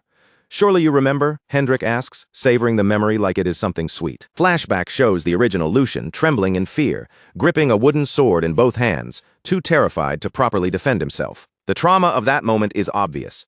Hendrik lifts a hand to his mouth, barely bothering to hide the cruel laugh threatening to escape. It was a truly pleasant moment, he says, taking open delight in someone else's suffering. But instead of showing the fear Hendrik expects, Lucian's face slowly brightens with a smile. It is a dark, hungry smile that promises trouble. Lucian's eyes gleam with a predatory light as he looks at the insolent little runt in front of him, and the mercenary inside him decides that this is going to be fun. A knight is supposed to represent honor and loyalty, standing as the living embodiment of discipline, duty, and service. Most knights are born from noble blood, and from a young age, they are expected to master both martial skill and proper etiquette. Only after earning merit on the battlefield or completing missions, and only after those achievements are properly recognized, can they finally receive the title of knight from their lord and fulfill the role they were raised for. But in Lucian's eyes, when everything is stripped down to the truth, they are not so different from house dogs wearing expensive collars. That is why they are expected to show courtesy to the lord who grants them wealth and honor, and to that lord's bloodline as well. Yet Sir Hendrik, with all his arrogance and rudeness, clearly seems to have forgotten that basic rule. Lucian guesses that Hendrik's insolence may partly come from the low standing of his own family, which makes him cling even harder to whatever authority he has. But the real problem is the backing behind him, the support that gives him the confidence to act this way. If Lucian had his own way, he would tie Hendrik to a target and throw knives at him until his rotten attitude was properly reforged through extreme training. He even imagines how the knight would tremble if an axe came flying straight toward his face. Lucian knows his father, the Grand Duke, would never simply stand aside if that happened. No matter how irritating Hendrik is, a knight remains a core military force and an important asset to the family. Punishing him without proper procedure would only create unnecessary conflict. Lucian clenches his fist, forcing down his impulse and deciding that now is not the right time. So instead, Lucian changes the direction of the conversation and addresses Sir Hendrik directly. It would be foolish to keep avoiding the training hall just because of something that happened in the past. From now on, I plan to come here often, even if it is only to learn the sword forms. Lucian continues calmly. As you said, sir, it has already been a year. That means I should not waste any more time falling behind. Sir Hendrik's face twists with disbelief at those words. Sword forms, you say? Third young master? Hendrik bursts into laughter. You really are good at joking. It is already far too late, and yet now you want to learn sword forms? Lucian asks calmly. Too late? Hendrik leans forward with a smug expression and explains. It seems you truly do not know, so allow me to inform you. Once a person passes the age of 15, they can consider it over. Sword forms are secret techniques and legacies created by our ancestors. Simply imitating their movements can grant enlightenment and evolve the physical body. They are the very essence of ancestral wisdom, but Hendrik is not finished yet. But that only applies when the path of mana is already open, Hendrik continues, speaking as if he is handing down an unquestionable truth. Since that path closes once a person turns 16. Learning sword forms now would be completely useless for someone like you. Sir Hendrik finishes with a smug air of superiority, letting the words hang in the training hall. Sword forms without enlightenment are nothing but an empty shell. At that point, they are no different from a dance. Then, wearing a mocking smile, he steps a little closer to Lucian and lowers his voice as if sharing some cruel joke. Now that I think about it, perhaps that would actually suit you, young master. Why not become the #1 dancer in the Empire? That way you can save yourself some time and discover your true talent, wouldn't you agree? And if that does not work, you could always spend your days gardening instead. After all, every person has a role that fits them best. Sir Hendrik looks down at him with a satisfied expression, fully convinced that he has already crushed Lucian with his words. Huh? Look at him. He is completely speechless and unable to say a single thing. Hendrik thinks smugly. But inside Lucian's mind, the situation is playing out very differently. First of all, the claim that the mana path closes at 16 is an outright lie. Lucian thinks, worse than that, it is a foolish lie that could be disproven with just a small amount of proper research. But that does not matter right now. He can always pretend ignorance later to smooth things over. More importantly, the objective has already been achieved. The goal is to make it look as though Lucian is nothing more than an ignorant fool, crushed by his own lack of knowledge, unable to offer even one proper rebuttal, a worm mocked by a servant and too frightened to move. In other words, he needs to show the same pathetic weakness everyone remembers from a year ago. So Lucian begins his act. Ah, Sir Hendrik, for some reason that sounds a little different from what I know. The moment Lucian calmly pushes back, both Hendrik and Hans are caught completely off guard. The mana path closes around the age of 25, not 16, so from what I understand there should be no problem learning even now. Am I wrong, Sir Hendrik? Hendrik stiffens in surprise and snaps. Huh? Are you certain of what you're saying right now? But Lucian presses on without hesitation. It seems you may be mistaken, sir. Does Brother Geordie share that same opinion as well? Now cornered, Sir Hendrik answers. Of course. It is obvious common sense. In his own mind, he still feels victorious, believing this will end everything. As he expected, Lucian cannot even properly refute him. Lucian suddenly lets his shoulders slump, pretending to be overwhelmed. Yes, that is right. Even my brother said the same thing. Then, without warning, he grabs Hans firmly by the shoulders and cries out, "Hans, it seems the Valdic family is doomed!" His sudden outburst makes his terrified servant freeze on the spot. You think so too, right? Of course you must. Hans, completely confused and frightened, can only scream inwardly. "Young master, why are you dragging me into this?" Lucian clutches his own head in exaggerated despair. To think he is confused about common sense that even a stray dog would know at his age. Does that make any sense at all? Lucian continues dramatically. How many talented people have lost their opportunities because someone spread such incorrect knowledge? Ah, tears are clouding my vision to think my own brother possessed such a hollow skull. Lucian shouts, and both Hans and Sir Hendrik flinch as his theatrical fury suddenly erupts. "Do not stop me," Lucian roars. "If what this knight says is true, then this is not a small matter at all. This is a disgrace to the family and a clear crisis, is it not?" Then, with a malicious smile that reveals the true sharpness behind his act, Lucian leans towards Sir Hendrik. "Surely you were not trying to deceive me, the son of your lord, were you?" In an instant, the entire atmosphere turns chaotic. Completely trapped by Lucian's words, Sir Hendrik begins to panic. Cold sweat pouring down his face as his smug confidence collapses. "What do you mean by that?" Hendrik blurts out. "Are you suggesting that I, a knight, tried to deceive you, young master?" But he quickly realizes that denial alone will not be enough, so he desperately tries to retreat. "Ah, please forget what I just said. I merely misspoke because I could not believe the situation." Lucian's smile twists even deeper. "Of course, a knight of the Valdic family would never do something so petty, right, Sir Hendrik?" Hendrik stands there sweating and stammering, unable to find a clean way out. At last, Hendrik can only nod. "Of course." Lucian answers in a calm voice. "Good, I knew it." Then he continues without giving him room to breathe. "In that case, this is a matter we cannot overlook lightly." Inside, Lucian's real intention becomes perfectly clear.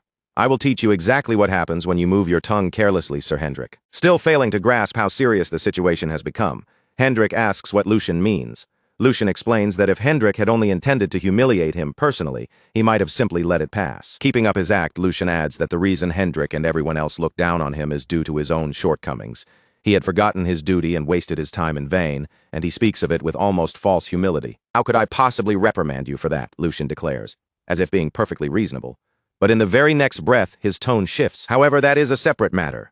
If you, a knight, and my brother, the pillar of the Grand Duchy, are obstructing the discovery and recruitment of talent by spreading incorrect knowledge, then that is something I cannot ignore." Lucian argues that such misinformation could create cracks in the military strength of the Valdic knights, and in the strictest sense, it might even become a serious danger to the safety of the people living in their territory. As someone who bears the Valdic name, it is only natural that I feel outraged. While continuing the performance on the outside, Lucian thinks to himself that he has finally reached the true heart of the matter. Then Lucian turns his gaze back towards Sir Hendrik, who now stands frozen in place, fear written plainly across his face. Sir Hendrik. By now, the knight clearly understands just how dangerous the situation has become. Lucian lightly pushes him in the chest and gives him a cold warning. "You had better prepare yourself." With a threatening gaze, Lucian lets the final blow fall. "I intend to report this to my father and request an internal investigation." The moment those words leave his mouth, panic seizes Sir Hendrik completely. Wait. Hendrik thinks frantically. This boy used to tremble just from hearing my name. Why is he turning this into such a huge matter? No, this brat was always supposed to be like that. He was fragile, timid, and frightened like a newborn lamb. The Lucian standing before him now no longer looks like a lamb at all. In Hendrik's eyes, he feels more like a massive, threatening wolf stepping out from the darkness of the forest. At that moment, a gloved hand comes into view, calmly adjusting a ring set with a deep red gemstone. Then a new voice cuts into the commotion. "What is going on here to cause such a disturbance?" Sir Hendrik looks up in shock, his expression twisted with both fear and sudden relief. Lord Geordie Lucian, however, only smiles inwardly. Right on time, he thinks. Geordie Valdic, the second son, approaches with a cold expression filled with disdain. "Is it you again, Lucian Valdic?" Sir Hendrik immediately rushes toward Geordie, desperate to explain himself. "Second, young master, I will explain." He stammers in a panic, but his fear keeps tangling his words before he can form a proper sentence. "It is the situation right now, it is." Before Hendrik can continue making excuses, Geordie cuts him off with a brusque wave of his hand and a single sharp word. "Stop!" Geordie cuts him off at once, the corner of his mouth lifting into a cold, condescending smile. He makes it clear with that single look that he has no interest in hearing excuses or explanations from him. Then Geordie takes a slow step forward, closing the distance until he is standing far too close to Sir Hendrik. His presence presses down on him, and with a sharp, unwavering stare, he lowers his voice into a chilling whisper. "'Cause I saw that disgraceful behavior with my own eyes." The words land heavily, and Sir Hendrik's face twists in fear and humiliation as Geordie's rebuke continues without the slightest mercy. To be swayed by a child who has not even lived half as long as you. Honestly, it is beyond disappointing. Geordie's tone remains calm, but every word carries the sting of contempt. He places a firm hand on Sir Hendrik's shoulder, his fingers tightening just enough to make the warning impossible to ignore. Then, in a voice colder than before, he tells him to control his expression. At last, Geordie lets go, but instead of simply stepping back, he pulls out a handkerchief and wipes his hand as if touching Hendrik has dirtied him. Unless, he adds icily, you intend to place me in an even more troublesome position. After crushing Sir Hendrik with those words, Geordie turns away and begins striding toward the two people who have been watching everything unfold, his younger brother Lucien, and Lucien's servant, Hans. Hans is already pale with terror, trembling as he hides behind Lucien's back. But Lord Lucien, I think he's extremely angry. Hans whispers nervously from behind him, his voice shaking. Lucien, however, is nothing like his frightened servant. He simply watches Geordie approach with a faint, amused smile on his face. To Lucien, his older brother's expression is almost entertaining. His eyes narrow slightly with interest, as if he is enjoying a rare performance. Indeed, he thinks, this is quite the spectacle. This is Geordie Valdick, the second son of the Valdick family. A man considered a worthy successor of a long-standing noble house. In the eyes of many, he is the very image of aristocratic pride, a true noble among nobles. There are already rumors spreading that Geordie has begun recruiting people from outside the family because his influence has been weakened by the first son's rise. And Geordie did not even bother hiding it. He personally announced that he had brought those people in, making his intention obvious. If these new recruits prove useful, he plans to use them as pieces to shift the balance in the family's internal power struggle. Lucien keeps up the perfect appearance of respect and obedience. With a bright, polished smile, he faces his older brother and offers a graceful greeting. Greetings to my elder brother, Geordie Valdick. Geordie's face immediately turns sour at that greeting. Lucien's words are polite on the surface, but there is a faint chill beneath them, sharp enough to make the atmosphere between the brothers grow colder. It has been a long time, second young master. Have you been well? Lucien asks with flawless courtesy. But Geordie has no patience for empty pleasantries and quickly calls Lucien foolish, acting as if his younger brother's innocence is nothing more than an insult. Lucien tilts his head and asks what Geordie means by saying that all of a sudden. Then, still smiling, he reveals his own hand. As for the words exchanged between Sir Hendrik and me, I was watching everything with a smile. Geordie immediately throws the accusation straight at his younger brother. Did you truly dare to do something that damages the dignity of this family? Geordie demands. Lucien widens his eyes in a deliberately exaggerated show of surprise, as if the accusation has completely caught him off guard. Damage the dignity? Lucien repeats, his expression still innocent and curious. Could you explain it in a way that I can understand more clearly? Geordie begins speaking down to him, his tone dripping with superiority. He says that because it has been so long since Sir Hendrik withdrew from the front lines, there must have been some kind of mistake in judgment. He then points out that Hendrik's true mistake was using Geordie's name and creating unnecessary disorder because of it. For that, Geordie says, the knight cannot simply avoid responsibility. However, Geordie suddenly adopts the posture of a generous noble. He declares that he has no intention of reprimanding Hendrik, claiming that he understands better than anyone how loyal the knight has been, and how much blood he has shed for the Valdick family. By acknowledging Hendrik's service, Geordie seems to be showing respect to a faithful servant, but that very praise turns into a weapon. He casts a contemptuous glance toward Lucien, letting the contrast cut deeper before delivering his next blow. Unlike you, Geordie says, driving the words directly at Lucien. His verbal attack continues, without hesitation, as he points out that Lucien was someone who could not even endure sword training and ran away from it. Do you really think someone like you has the right to look down on him from above? Geordie lectures him openly.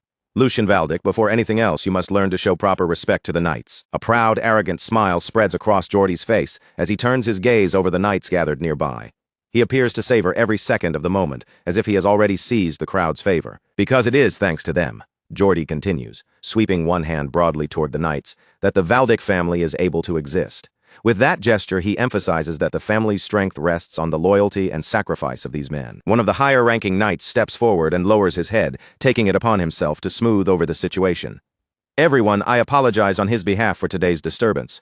This was the mistake of an immature child, so please show generosity. Geordie's smile twists with deep satisfaction. Inwardly, he is completely pleased with how the scene has unfolded, thinking that he will personally take special care of his foolish younger brother from now on. Lucien's expression tells a very different story.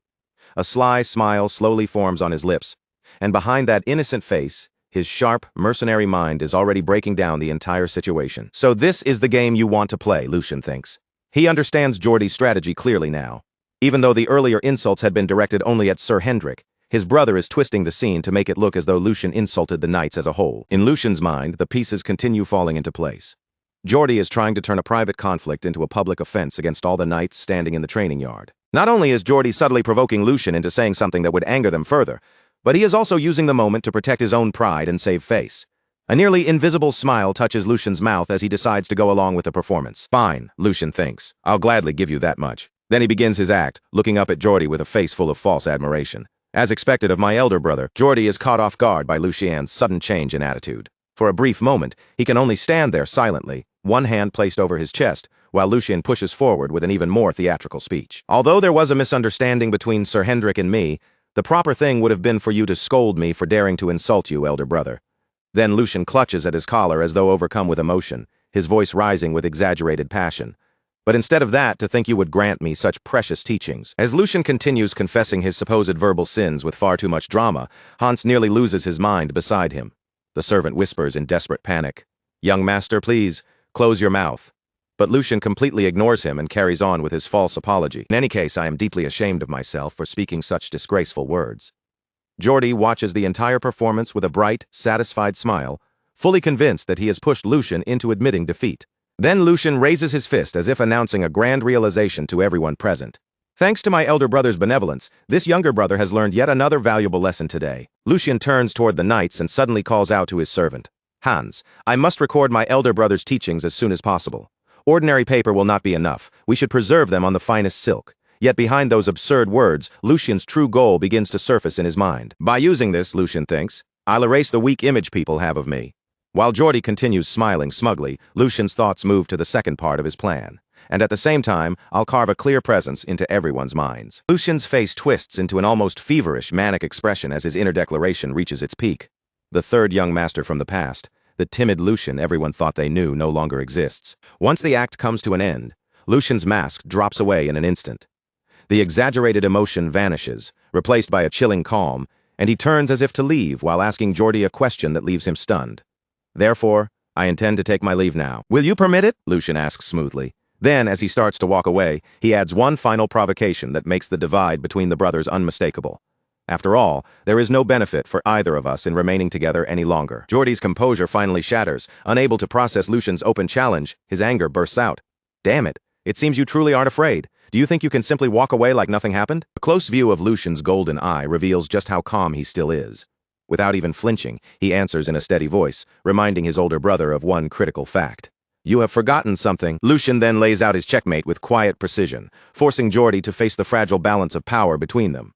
Father is watching me very closely right now, and as for me, I have nothing to lose. The warning is subtle, but its meaning is unmistakable. Any scandal that erupts here would damage Jordy far more than it would hurt Lucian. Seeing Jordy fall into stunned silence, Lucian immediately understands that the situation has turned in his favor. Lucian calmly turns his back and begins walking away. Then I will take that as your consent, he declares. With one final dramatic farewell, he drags the still-shocked Hans away from the tense scene. I will take my leave now, elder brother Jordy. Then the mood suddenly shifts into something almost comedic as Lucian hurriedly urges his servant to escape.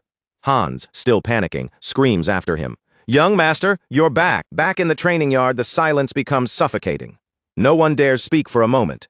Sir Hendrik slowly approaches the furious Jordy with extreme caution, watching every movement as if one wrong word could set him off. His back? Who has his back turned, Sir Jordy? Sir Hendrik asks in a shaking voice, carefully watching Jordy from behind.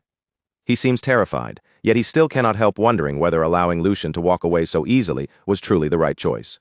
Jordy gives him no answer at all, but that silence is far more frightening than any furious shout could have been.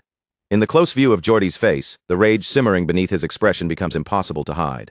His golden eyes burn with a dangerous light, and every line of his face promises that this humiliation will not be forgotten. The tension of the training yard fades behind them as the scene moves to a quiet path leading away from the mansion. With each step, Lucian and Hans put more distance between themselves and the conflict they have just escaped. As they continue down the path, Lucian keeps his calm posture, walking as if nothing serious has happened. Hans, on the other hand, is completely shaken, his shoulders hunched as he keeps glancing around, afraid that someone might come chasing after them. At last, Hans cannot hold himself together any longer.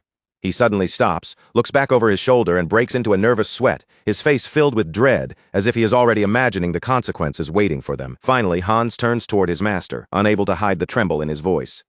Young master, will everything really be all right? His anxious eyes search Lucian's face for even the smallest reassurance. Lucian stops and quietly listens as Hans continues, his fear spilling out more and more. Hans reminds him that no one should underestimate Jordy's ruthless personality, especially when Lucien knows better than anyone what his older brother is like. Hans's fear finally bursts out completely, turning into a desperate, tearful cry. In his panic, he almost shrinks into some tiny frightened animal in his own imagination, already picturing the worst possible ending for himself. I'll definitely be captured by that terrifying mustache knight, and no one will ever find out what happened to me. Hans cries, trembling from head to toe. Lucien, still perfectly composed, simply tells him to calm down and pull himself together. Lucien's expression slowly grows more serious. Hans's fear stirs up a memory from his own past life as a mercenary, and he silently understands it. Only someone who has suffered under that kind of vicious temperament would truly know how terrifying it can be. Grim memory rises in his mind, showing him trapped in a desperate situation, possibly even imprisoned. He remembers the suffocating frustration of dealing with an incompetent superior who made everything worse, only to pretend afterward that none of it had anything to do with him. A bitter half-smile touches Lucien's face as he recalls just how miserable that feeling had been. Then his thoughts return to the present, and he looks down at Hans with steady calm. That will not happen, so hurry and get up. Hans looks up at him with tears still clinging to his eyes, but Lucien's voice remains firm. He assures him that a mere knight would never dare go that far, and even if someone tried, Lucien would not allow it. Lucien bends down toward Hans, who is still kneeling there in fear. His voice softens with an empathy that feels different from before. You have suffered a great deal because of me all this time. Around Hans, the moment feels warm and gentle, almost bathed in quiet light. Lucien thinks back on the mistakes made by the old Lucien, the foolish behavior that had forced others to bear the consequences. When a master acts like an idiot, it is always the people serving under him who end up suffering the most. With a gentle motion, Lucien pats Hans on the head. Especially since you are my personal attendant, it must have been even harder for you. Deeply moved by those unexpected words, Hans can barely whisper, "Young master." And at that moment, Lucien's expression sharpens with firm resolve. His gaze grows intense and unwavering as he prepares to make a promise. Looking directly into the eyes of the loyal servant who has stayed beside him, Lucien begins his oath. I will promise you one thing. From now on, I will never again let my foolish actions cause the people under me to be looked down on, humiliated, or forced to tremble in fear. His voice is steady, carrying the weight of a decision he truly means. That vow lingers beneath the open sky, quiet but powerful. For Lucien and Hans, it feels like the first clear step into a new beginning, one where the old weak image of Lucien will finally be left behind. Lucien then firmly takes Hans's hand, helping him rise while sealing that promise between them. In that simple gesture, a new bond of trust and protection begins to form. On a bright sunlit day inside the palace, Lucien and Hans walk side by side through the long corridors. The light pours across the polished floor, but neither of them speaks as they move forward. Their footsteps echo faintly through the hallway, each step sounding heavier than the last. The silence around them only makes the serious expressions on their faces feel even more noticeable. Ever since the incident at the training yard, an uneasy feeling has settled deep in Lucien's chest. No matter how calm he appears on the outside, he cannot shake the sense that something is coming. The palace has become far too quiet. Not peaceful, not comfortable, but dangerously quiet, like the stillness right before someone makes their move. Lucien knows Jordy, the second young master, better than most people do. A man like him would never swallow humiliation and simply move on. He is the type who always finds a way to strike back, and as Lucien tightens his grip around a folded sheet of paper, his suspicions are finally confirmed. His eyes scan the document one more time, and disgust openly fills his face. So this is the trick you have been preparing all this time, he mutters coldly, the paper crinkling slightly in his hand. Do you have any idea how long I have been waiting for this? Beside him, even Hans, usually timid, quiet, and careful with his words, can no longer hold back his anger. His fists clench tightly at his sides and he raises his voice, insisting that this is something they absolutely cannot let slide. Lucien turns his calm gaze toward him and asks whether he is ready. Hans does not hesitate for even a second. With his anger still burning, he answers immediately that he is. How dare he, Lucien says, his voice turning sharp and icy. How dare he touch my allowance? Hans shouts right along with him, fully sharing his master's outrage. Then Hans adds, just as furious, that his own salary has been cut as well. That single detail makes the insult feel even more personal, and the anger between them rises even higher. Lucien explains that the whole problem began with the budget plan he received that very morning. At first, it had seemed like nothing more than ordinary paperwork. It was supposed to be a simple day. He had planned to replenish his funds, purchase more moonlight grass, and stock up on the supplies he needed without any unnecessary trouble. That was how things should have gone. But the instant Lucien opened the letter, his expression froze in place. The paper slipped from his fingers and fluttered down to the floor, and at the very top, the words budget summary were printed in clear, unmistakable letters. There, written plainly in the document, was the result. Lucien's allowance had been slashed by 75%, an outrageous cut meant to cripple him directly. And Hans's salary had also been reduced by 30%. The moment Lucian understood that, one cold thought rose in his mind. That bastard. Lucian says it quietly, but the anger beneath his voice is unmistakable. Geordie, the second young master, has dared to lay his hands on Lucian's allowance. He has used authority as bait, hidden a trap inside the paperwork, and turned the budget itself into a weapon. Even in noble society, embezzlement is not some minor offense that can be brushed aside. It is a serious crime, one severe enough to be punished by execution. Soon they arrive at a private room. Lucian opens the door and steps inside, his mind already settling into a cold, clear state.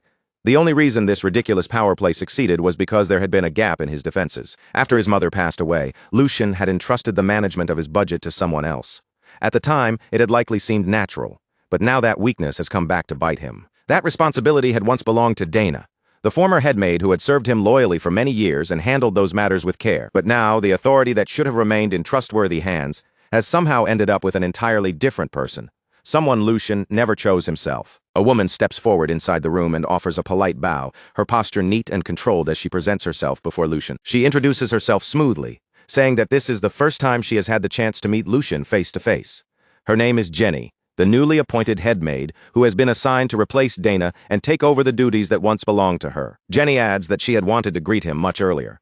However, at the time, Lucian had shown no intention of leaving his room, and a faint mocking smile appears on her face as she says it. With that same subtle edge in her expression, she remarks that his long period of seclusion finally seems to have come to an end. Hans immediately bristles at her tone. His face tightens, and he steps forward as if he cannot stand hearing her speak to his master with such thinly veiled disrespect. But before Hans can go any further, Lucian quietly raises one hand. The simple gesture is enough to stop him, and Hans forces himself to hold back. Lucian remains calm as he looks at Jenny and tells her plainly that she is wrong. His voice is controlled, but the faint sharpness in it makes the air in the room tense. Then Lucian lets a small smile appear on his face and says they will keep this conversation brief. After all, there is a far more important matter that needs to be addressed first. Lucian tightened his fingers around the budget paper until the edges bent in his hand. Then he held the document out in front of Jenny and asked her directly whether she was the one who had drafted this plan. For a brief moment, Jenny looked genuinely startled, as if the question had caught her off guard. But that surprise quickly faded. A smile spread across her face, and a second later she actually let out a laugh. She said she could not understand why Lucian had gone out of his way to summon her over something as insignificant as a simple budget matter. To her, the issue clearly did not seem worth this much attention. Then, without showing the slightest hesitation, Jenny admitted it. Yes, she was the one who had written the budget plan. She calmly explained that since Lucian had once granted full authority to the former headmaid, that authority had naturally been passed down to her after the position changed hands. In her view, she had only carried out the responsibilities entrusted to the headmaid's role. With a composed smile still resting on her face, Jenny added that this was originally work Lucian should have been handling himself in the first place, as if she were politely reminding him of his own neglect. Lucian's expression hardened ever so slightly, but he did not look surprised. He had expected an answer like this, and unfortunately she was not entirely wrong. Part of this mess truly had begun with his own carelessness. After accepting that fact, Lucian gave a small nod and said he understood. But even if that much was true, there was still one part of the situation that did not add up at all. In a calm voice, Lucian pointed out that most of the funds allocated by his father had been meant to raise the servants' wages. The purpose was to compensate them for the neglect they had suffered in the past. As those words left Lucian's mouth, the maids standing nearby began to tremble. Their eyes darted nervously from Lucian to Jenny, as if they were afraid of what might be exposed next. Then Lucian asked a question that was simple, direct, and impossible to ignore. If that is the case, he said evenly, his gaze growing sharper, then why was Hans's salary cut instead of raised? His voice stayed calm, but the pressure behind it made the room tighten. Isn't that far too blatant? Lucian pressed. Jenny, however, only smiled again, as though even that accusation was nothing more than a minor inconvenience. She put on a look of innocent surprise and claimed there must have been some kind of mistake. After all, she said, managing an entire household came with countless duties, and it was only natural for small oversights to happen. Then Jenny turned slightly toward the other staff members, her smile still fixed in place, and asked them whether they could testify to just how overworked she had been. Almost immediately, the surrounding staff began nodding one after another.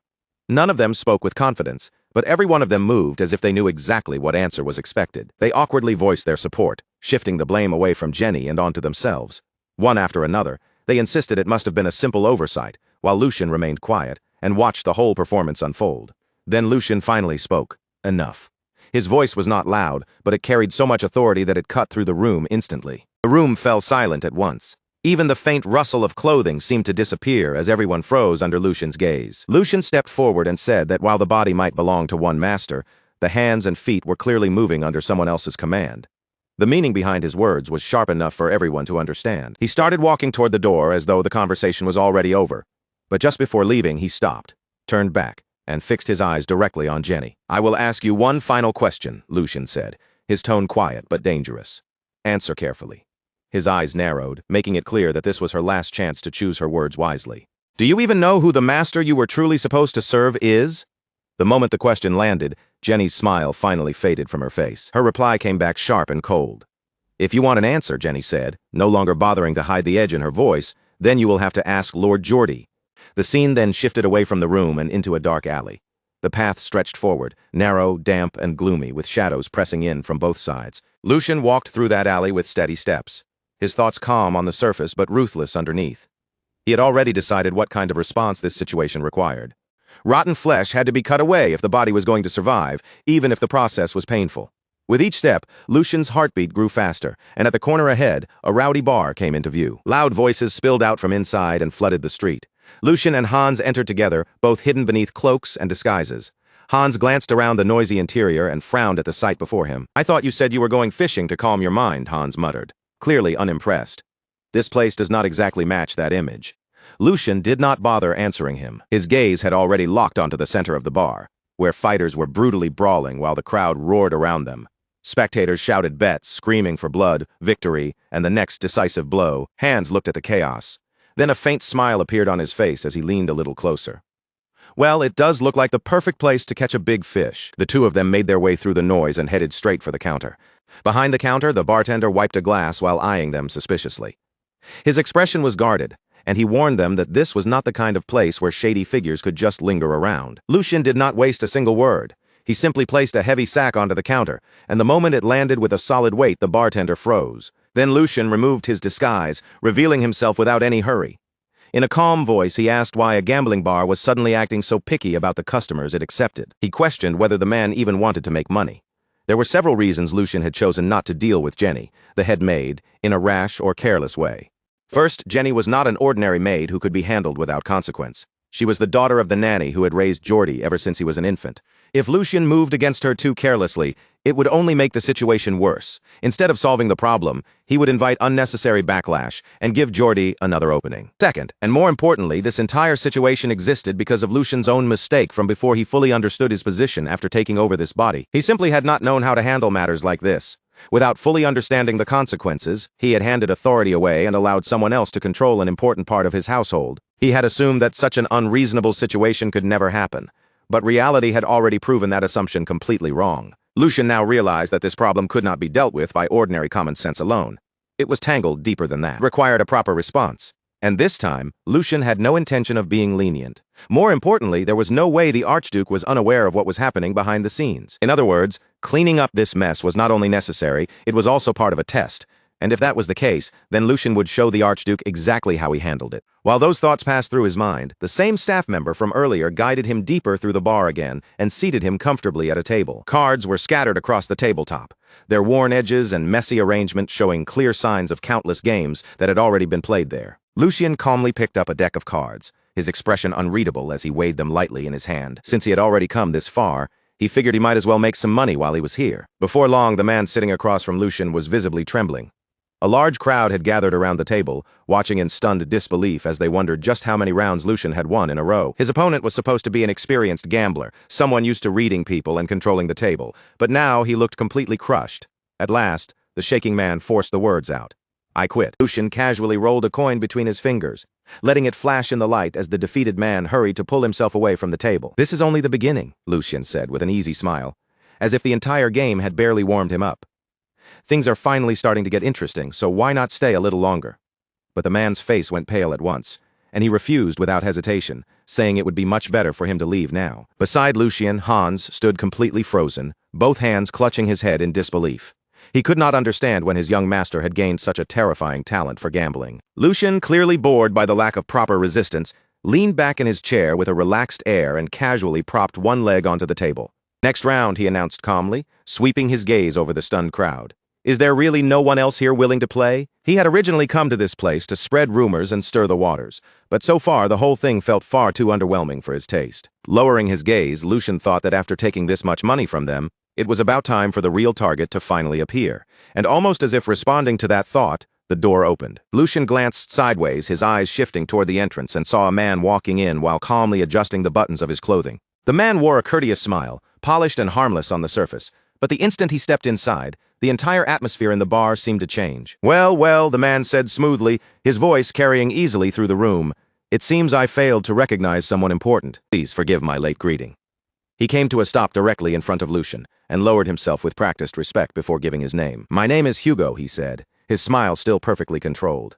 "I am the manager of this establishment." With a simple snap of Hugo's fingers, a butler appeared almost instantly at his side, as if he had been waiting for that signal all along. The butler bowed deeply to the room and announced that, due to unavoidable circumstances, the bar would be closing for the rest of the day. Immediately, servants began moving through the crowded room, repeating the same message and guiding the customers toward the exit one group at a time. They did not simply throw the guests out either.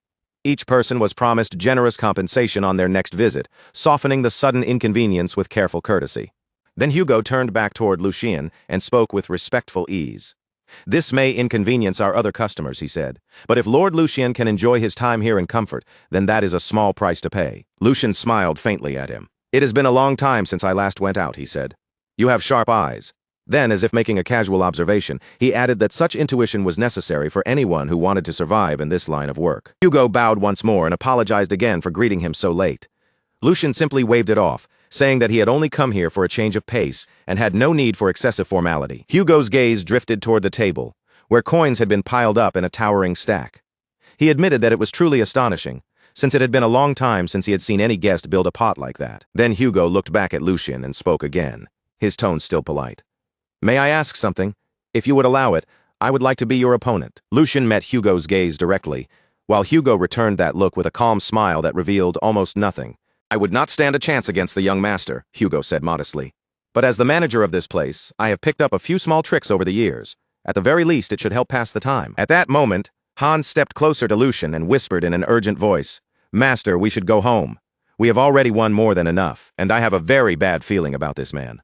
Hans had seen plenty of frightening figures inside the palace, but Hugo's presence felt different from any of them. It was truly one of a kind, sharp and unsettling in a way Hans could not easily explain. Lucian gave the faintest nod, silently acknowledging that his attendant's instincts were not wrong. Hans had not become Lucian's personal attendant for nothing. And with just one glance at Hugo's hands, Lucian already understood exactly who this man was, the Black Shark. Hugo. Lucian remembered that name clearly from his previous life, though back then the man had been far rougher and much more dangerous. He was more ruthless, more brutal, and destined to become a name that would one day shake the entire underground world. Hugo's path had begun in the dark back alleys of the city, where survival itself depended on strength, nerve, and a willingness to get blood on one's hands. With nothing but brute force and cunning to rely on, he had crushed every obstacle that stood in his way and clawed his way upward. From there, Hugo expanded into gambling, smuggling, and even contract killings. Eventually, he became the king of the night, ruling 5 territories from the shadows. Later, when the empire fell into instability, he would exploit the chaos, declare himself a baron, and reappear on the surface as one of its warlords. But for now, Lucian noted, Hugo was still only a rookie. Even so, that did not make him harmless. If anything, it made him even more dangerous. Lucian's lips curved into a faint smile. Today, Lucian had come to this place for one reason, to catch that shark before it could grow any larger. As the cards were spread neatly across the table, Lucian suggested that they keep the game simple and easy to follow. Hugo agreed immediately, and then he removed any upper limit on the betting. "I cannot allow the young master to become bored after coming all this way," he said. He spoke with flawless politeness, and the moment Lucian heard it, his expression brightened with clear satisfaction. "Finally," Lucian said, looking genuinely pleased, "someone who understands me." Behind him, Hans only grew more anxious, his unease deepening by the second. Hugo maintained his courteous smile, but inwardly, he had already dismissed Lucian as nothing more than a spoiled noble brat, relying on the power of his family name. What Hugo did not realize was that the polite words they had just exchanged would soon become the very foundation of his own downfall. As the dealer prepared the cards, Hugo judged that the timing could not have been better. Even though his plan involving the gambler's losses had not gone exactly as expected, he still gave the table a subtle tap with his finger. Dealer noticed the signal immediately, catching Hugo's meaning without needing a single word. Hugo believed that someone like Lucian would only sink deeper the more he lost, chasing his pride and throwing in more money with every round. He intended to devour Lucian down to the bone across the table, however. Lucian simply beamed with cheerful innocence, as if he had not noticed anything strange at all. Hugo, growing slightly suspicious of that relaxed smile, asked whether something was wrong. Lucian answered casually that it was nothing, but before they began, he said there was one question he wanted to ask. Hugo assured him with a smooth smile that he would answer honestly. Lucian leaned back in his chair, a faint smile resting on his lips as he studied the man across from him. "Although this is the first time we have met," Lucian said, "I have to admit that I have already taken quite a liking to you. After all, a leader can be judged simply by looking at the people under him. To manage an operation of this size, even if it exists outside the law, is no simple achievement." Lucian's tone remained light, but the praise carried a sharp edge beneath it. "And if you had truly crossed the line beyond recovery," Lucian continued, his eyes steady on Hugo, "you would have been eliminated long ago." Hugo's smile stayed perfectly polite on the surface, but his shoulders stiffened for the smallest moment. "I understand my position," he said carefully, choosing each word with caution. "I always make sure not to offend those above me." Lucian let out a soft chuckle, as if Hugo's tension amused him. "There's no need to be so stiff. Even though I come from the Valdic family, we're not so rigid that we can't hold a normal conversation." He lowered his eyes to the cards in his hand for a brief moment, then asked in the same relaxed tone, "So, when are you planning to begin large-scale production?" The instant those words landed, Hugo froze. "What?" Hugo's expression tightened before he could fully hide it. "What are you talking about?" Lucian only smiled faintly and leaned back in his chair, as if he had already expected that response. "Don't pretend you don't know?" Lucian's gaze sharpened as he looked straight at Hugo. "I've already seen the signs." Then he spoke the word that made the entire room feel colder. "Illegal drugs." The moment Lucian said it, the air around the table grew heavy and suffocating, as if every sound in the room had been swallowed at once. Even the servants standing nearby began to sweat, their faces stiff with nervous tension, as they realized what Lucian had just brought into the open. Hans stiffened beside Lucian as well, his eyes widening in unease. He had expected danger, but not something this serious to be exposed so suddenly. Hugo sat frozen in place, his body going rigid as though an invisible blade had been pressed against his throat. Still trying to hold himself together, he forced a smile and cautiously asked what Lucian meant. He tried to act as though he had misunderstood, insisting with a careful voice that he had never heard of anything involving illegal drugs. Lucian did not answer right away. Instead, he calmly placed more coins onto the table, one deliberate movement after another, making the silence feel even more unsettling. "There is no need to keep pretending," Lucian said softly. "I heard you clearly. Asking again will not change anything." His tone was gentle, but it left no room for escape. A faint, almost imperceptible smile appeared on Lucian's lips, and in that moment, he quietly revealed the truth Hugo had been trying to bury. Hugo had been commissioned by the Marcus Logren family to spread illegal drugs through Valdic territory and destabilize it from within. The accusation hung over the table like a sharpened blade. Lucian's gaze turned cold as he waved one hand lazily, yet with absolute certainty. "For a Marcus family to give such cheap and reckless orders," he said, his voice cutting straight through the tension. "There is clearly no respect behind it. Some lines should never be crossed, and this one has already been stepped over." Lucian's eyes stayed fixed on Hugo. "Wouldn't you agree?" Hugo could not answer. Sweat slid down his face, and his breathing slowly grew uneven. Across from him, Lucian's calm eyes bore into him without wavering for even a second. "I will admit one thing," Lucian continued after a brief pause.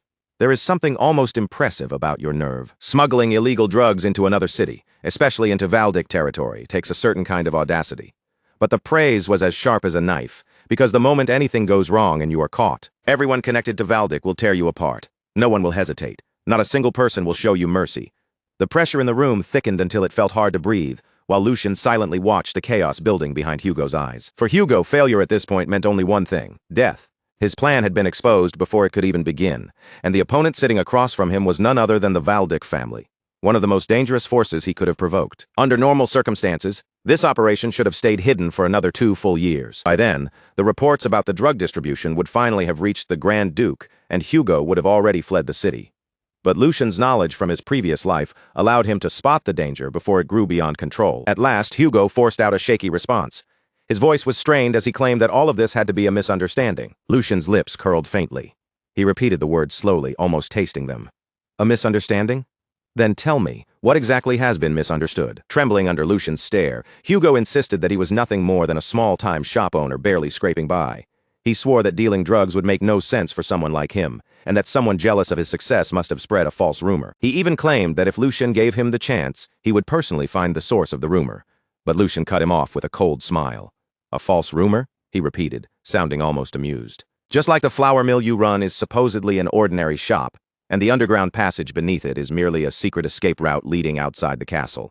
Lucian leaned back slightly, his eyes never leaving Hugo. This is the last question I will ask you. What stage are you at right now? Hugo was completely stunned. No words came out. Sweat poured down his face and his body trembled as the full weight of Lucian's knowledge crushed every excuse he had left. The silence stretched between them, thick with dread. Lucian's calm, unwavering gaze stayed locked on Hugo, leaving him no space to hide behind lies any longer. At last, Hugo collapsed back into his chair, his body shaking. For one fleeting moment, the panic in his mind cleared, and the truth became painfully obvious. Lucian knew everything. He knew about the fake shop, and he even knew about the secret passage beneath it. At this point, making excuses was completely meaningless. Then a dangerous thought flashed through Hugo's mind. Should he kill him? The servants around the room immediately sensed the shift in the air, and one by one, they began to move. Their hands edged toward their weapons. After all, a noble who arrived without guards could, in theory, be cut down in the middle of a conversation before help ever came. But before Hugo could act on that thought, Lucian's voice sliced through the tension, cold and sharp. Think carefully before you make a foolish move. The chip in this gamble is your own life. Behind Lucian, Hans trembled, fear written clearly across his face, as he realized how close the room had come to erupting. Hugo's clenched fist slowly loosened. Lucian's words forced him to remember how much effort, blood, and risk it had taken for him to climb to this position. What kind of idiotic thought was that? Hugo scolded himself inwardly. Attacking a successor of the Valdic family would be no different from begging for death with his own hands. His mind raced through the consequences if he were caught, and the more he imagined it, the clearer it became that the punishment waiting for him would be far worse than a quick death. Slowly, Hugo closed his eyes and released a long breath. In that moment, he chose survival over pride. Lowering his head, Hugo begged Lucian to spare him. There had to be a reason Lucian had come in person, instead of simply ordering his execution from the beginning. If Lucian had truly wanted him dead, Hugo's head would already be rolling across the floor. Realizing that, desperation completely overtook him. "If you tell me to be a dog," Hugo said, his voice trembling as he lowered himself even further, "then I will be a dog. If you order me to bark, I will bark without hesitation. If you order me to crawl, then I will crawl." The instant Hugo said those words, every servant in the room dropped to their knees as well, desperately pleading for mercy. Lucian remained silent for a single heartbeat, letting their fear settle over the room. Then he slowly rose from his seat. Keeping a dog like this around did not sound like a terrible idea. What Lucian needed now were hands and feet he could actually use and trust. Relief rushed through Hugo's body the moment he sensed that chance. Hugo thanked Lucian again and again, bowing his head repeatedly as he swore that he would obey any order without the slightest hesitation. Lucian stepped closer to him, his presence calm but heavy. Then just as suddenly he stopped in place. "Simply keeping you as a hunting dog sounds a little boring," Lucian said thoughtfully. After all, Hugo was not the kind of man who would remain satisfied with that role forever. He gently set one hand on Hugo's shoulder, making Hugo freeze for a second. Then in that quiet room, he asked a question no one there had expected to hear. "Do you want to try becoming a knight?" The instant those words reached him, Hugo's eyes opened wide in disbelief. For a brief moment, even the air in the room seemed to stop moving, and no one dared to speak. Every gaze in the room shifted toward Hugo at once, locking onto him. Because becoming a knight was not just some random idea to him, it had once been the dream he held tighter than anything. It was something he had chased with everything he had, almost desperately, as if his whole life depended on it. But over and over again, the cold weight of reality had crushed that dream beneath his feet. No matter how much effort he poured into training, and no matter how sharp his skills became, nothing ever seemed to truly change for him. In the end, he had always been forced to put his life on the line for someone standing above him, serving a master who could discard him at any moment. To the nobles, he was nothing more than a tool that could be used until it broke, then thrown away without a second thought. And his low birth had always stood before him like a wall that could never be climbed. So when that question echoed in his ears, Hugo could only repeat it inside his mind. Did he want to become a knight? Hugo lowered himself until his forehead pressed hard against the floor. Then, with a voice trembling from years of buried longing, he answered that if such a chance truly existed, he would even sell his soul for it. He begged Lucian to tell him that it was possible, and without even a moment of hesitation, Lucian gave him his answer, swearing it on the honor of the Waldig family. Lucian told him that as long as he held on to integrity and honor, and as long as he never brought shame upon himself in the future, the status of an emir would never be allowed to stand in his way. Then Lucian leaned in a little closer, his voice lowering until it sounded gentle, yet impossible to disobey. He had one final question for Hugo. Did he want to live as a human being, instead of being treated like a tool? At that moment, something Hugo had not felt in years slowly began to rise inside his chest. It was faint at first, almost unfamiliar, but there was no mistaking it. It was hope. A few days later, inside the palace, the servants were gathered together in one place, their faces tense and their eyes filled with curiosity about why they had been called. Before long, Lucian appeared at the front of the room, taking his place where everyone could clearly see him. He sat there with an almost lazy confidence, one leg casually resting on the table, while Hans and Hugo stood quietly behind him like two silent pillars. Lucian slowly turned his eyes toward Hugo, and in a calm but unmistakably commanding tone, he told him to introduce himself. Hugo's body tightened for a brief instant, but he quickly steadied himself, clasping both hands behind his back with disciplined control. Then he stepped forward and spoke in a composed, measured voice. "I am Hugo," he said, making his new position clear. "Starting today, I will be assisting the Lord." As he finished, a sharp but restrained smile touched his face, like a hunter silently studying every movement around him. "I look forward to working with everyone," Hugo added smoothly. Sometime later, still inside the palace, Lucian remained seated at the center of the room with a calm expression, as if everything was unfolding exactly as he expected. The servants stood around him in a wide semicircle, watching him carefully. And Lucian brought his hands together with a light clap that instantly drew their attention. "Now that the introductions are over," he said evenly, his voice neither loud nor hurried, "bring the headmaid in." One of the servants flinched slightly, hesitation spreading across his face as he failed to hide his unease. He could not stop himself from asking why the headmaid needed to be summoned so suddenly. Lucian simply raised a finger and swung it casually, as though the answer should have been obvious. "The headmaid needs to greet me," Lucian replied, his tone relaxed, but the meaning behind his words left no room for argument. For a brief second, his thoughts returned to the previous day, when the headmaid had scolded him openly without showing even the slightest restraint. That kind of behavior could not be allowed to happen again. No matter how busy she claimed to be, the servants needed to report properly first, and Lucian intended to make that rule clear. Lucian quietly watched the servants' faces, taking in every nervous glance and small shift in their posture with a calm, almost curious look. Just as he expected, the servants were clearly uneasy. The one who had questioned him glanced around nervously and muttered for everyone not to do anything reckless, while another quickly agreed, saying they could not afford to be dragged into trouble. At that moment, Lucian understood that their fear had already grown too deep.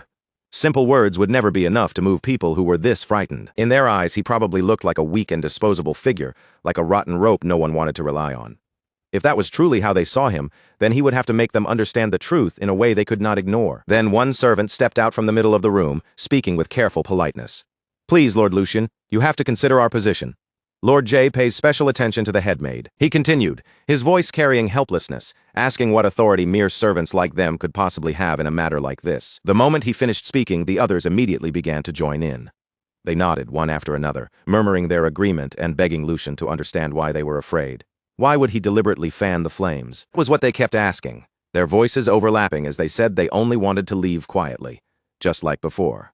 As the room grew noisier and more restless, Hans finally could not hold back his frustration any longer. He clenched his teeth hard, his anger pushing his voice higher as he shouted for them to get a grip. His eyes flashed with the fury he had been trying to suppress. Hans reminded them sharply that the true master of this palace was Lord Lucian, not the second master, and the man they were all cowering before was Lord Geordie. Hugo had been watching everything from the side in silence, a faint smile resting on his lips. Then he stepped forward with calm confidence and told Hans to leave this matter to him. After that, Hugo turned his eyes toward the servants and his voice became sharp, cold, and perfectly controlled. He told them that harsh words were wasted on people like them because they were not the kind who would listen just because someone spoke. Then Hugo turned back toward Lucian and said that he had already figured out what needed to be done. Lucian lifted an eyebrow slightly, a flicker of interest crossing his face as he asked if Hugo already had an idea. Hugo's expression chilled as he answered. Handling people who did not know their place was simple. Loyalty could be beaten into them, even if the method might be a little rough. He then asked for permission to proceed. The servants' faces lost their color as the meaning behind Hugo's words sank in, while Lucian listened in silence before letting a faint smile rise on his lips. Lucian thought to himself that Hugo truly was quick on his feet. That was exactly the quality that made him worth recruiting. And in a way, luck had been on their side, because Hugo had been caught early while the drug operation was still only in its 9th stage. If things had advanced any further, even Lucian might not have been able to step in and change the outcome. So he placed a hand on Hugo's shoulder and gave him permission, because this was precisely the result he had been hoping for. With a faint look of satisfaction, Lucian watched Hugo prepare to move. A dangerous, almost villainous smile curved across Lucian's lips as he spoke, telling Hugo not to worry. He told Hugo to give them a proper show. Hugo answered in a calm and steady voice that he would follow Lucian's command, and the moment the servants heard that, a cold shiver ran straight down their backs. They stood frozen in place, their eyes locked on Hugo as he began walking toward the servant who had stepped into the middle of the room. As Hugo came closer, the servant finally understood just how heavy his presence felt. Standing before Hugo was like being a tiny ant, staring up at a massive wall with no way around it. Even so, the servant forced himself to steady his breathing and calm his shaking nerves. After all, he told himself, Hugo was only an outsider, a newly recruited subordinate, so he clenched his teeth and tried to hold his ground. The servant finally forced himself to speak, his voice tight, as he warned Hugo not to take another step without understanding what kind of situation he was walking into. Then he added with a strained attempt at confidence that if Hugo truly wanted to survive, he should hurry up and choose the side with real power behind it. Hugo's icy gaze lowered onto him, sharp enough to make the servant's skin crawl. In a quiet voice, Hugo asked if he had any idea just how cruel the people protecting him truly were. But the servant only scoffed, desperately trying to hide the fear rising in his chest. The servant sneered back that surely Hugo was not foolish enough to throw away his life over a few coins, as if that alone should make him back down. Hugo's hand slowly tightened into a fist. He murmured that those were truly pitiful last words, and the servant frowned in confusion, barely managing to ask what he meant before Hugo moved. In the next instant, Hugo's punch drove forward with frightening speed and brutal precision, leaving no room for the servant to react. The servant's body was sent flying across the hall before crashing hard onto the floor with a sickening thud. His face swelled almost immediately, twisting out of shape as his consciousness slipped away like water draining through open fingers, and the entire hall dropped into stunned silence. Hans stood frozen where he was, the color slowly draining from his face as he stared at what had just happened. The other servants instinctively pulled back in fear, making space as Hugo calmly walked past the collapsed body, as if he had merely stepped over an obstacle. At last, one servant could no longer hold it in and shouted, though his voice shook with both terror and anger, saying that Hugo had gone too far, and that this kind of violence was completely unacceptable. He insisted that even if the young master had brought Hugo into the palace, Hugo had no right to behave like this. Hugo slowly turned toward him, his gaze heavy with irritation, and told him to listen carefully. In a low, dangerous voice, Hugo said he had more than enough authority to act, because his specialty was teaching insane fools who did not understand their place. The servants shrank back without thinking, their bodies reacting before their minds could catch up. Then, only moments later, the deep sound of heavy footsteps began echoing through the hall. Before anyone had time to react, the large doors at the far end of the room were suddenly thrown open with a force that made everyone turn. Two servants dragged someone inside between them, and it was none other than the headmaid. She fought against their grip with all her strength, shouting for them to let her go. She snapped at them furiously, demanding whether they really thought they could get away with treating her like this. One of the servants barked back for her to shut her mouth and follow quietly, saying that if she still could not understand the situation, then she truly was foolish. Rage flared in her eyes, and she whipped her head toward him, but the moment her gaze shifted fully into the hall, the words she was about to spit out suddenly died in her throat. On both sides of the room, servants were kneeling with bruised faces and trembling bodies, completely subdued. Near the window, Lucian stood with his back turned to everyone, calmly looking outside as though nothing unusual had happened at all. One servant hurried forward and reported that, just as instructed, they had brought the headmaid before him. Only then did Lucian slowly turn around, his expression perfectly composed, with a faint smile resting lightly on his lips. "So, she's finally here," he said, in an almost casual tone. He added that he had only asked the servants to bring her over, though it seemed they had become a little too enthusiastic along the way. The shock on the headmaid's face lasted only a moment before it twisted into blazing fury, her eyes burning as she stared at him. She demanded to know exactly what the meaning of all this was, her voice sharp enough to cut through the frozen hall. Then she asked if he truly believed he could get away with such behavior. She forcefully tore one arm free, raised it in threat, and warned that Lord Geordie would never allow this to stand. A cold command cut through the air, telling her to stand. The headmaid straightened her posture at once, forcing herself to look composed as she sharply said that if Lucian stopped now, he would make sure that everything that happened today ended right there. But Lucian only smiled, completely unbothered, and calmly asked who had ever said anything about ending this, before reaching toward the table and picking up a whip. He wrapped both hands around it firmly, and as he lifted it, the leather gave off a soft creak that made the tension in the room grow even heavier. Lucian looked at her evenly and said that this was only the beginning. The moment the headmaid saw the whip in his hands, the confidence she had been clinging to cracked apart. Blood drained from her face, her lips began to tremble, and she hurriedly stammered that he could say whatever he wanted. She quickly took back everything she had said earlier. But Lucian's smile disappeared, replaced by a cold, emotionless stare with no hesitation and no trace of mercy, as he quietly told her that today, she would die right here. In that instant, one word seemed to hang over the entire space like a blade: execution. And this was not a word Lucian used lightly. Execution had existed since ancient times as a deliberate form of punishment, carried out in front of others to make them understand the consequences with their own eyes. It was efficient, cruel, and impossible to forget, because an execution always came with a reason that everyone in the room could understand. It had a clear target, a clear purpose, and most importantly, it carved fear deep into the hearts of those watching. For Lucian, that alone was enough. At the same time, Lucian began walking straight toward Jenny, each step steady and unhurried. Instinctively, Jenny took a step back. The two of them locked eyes, standing face to face in a silence so complete it felt unnatural.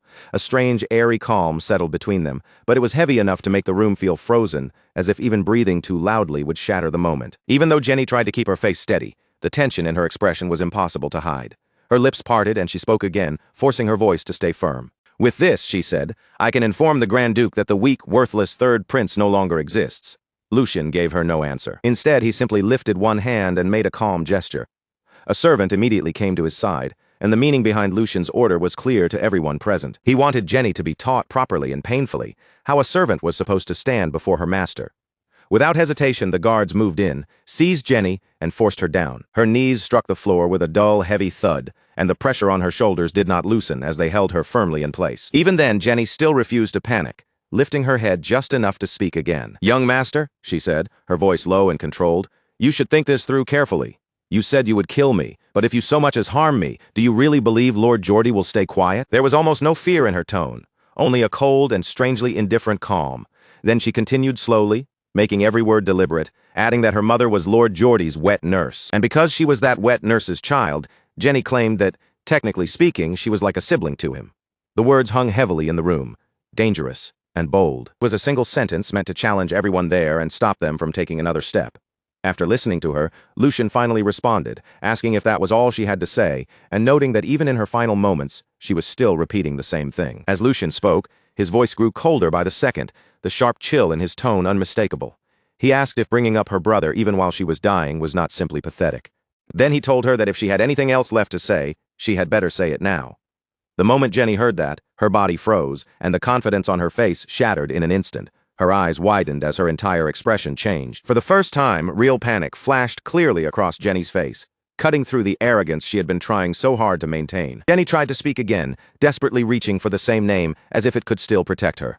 "Like I said, Lord Geordie," but before she could finish, Lucian stepped closer, closing the distance until the pressure of his presence alone felt suffocating. "Do you?" he asked quietly.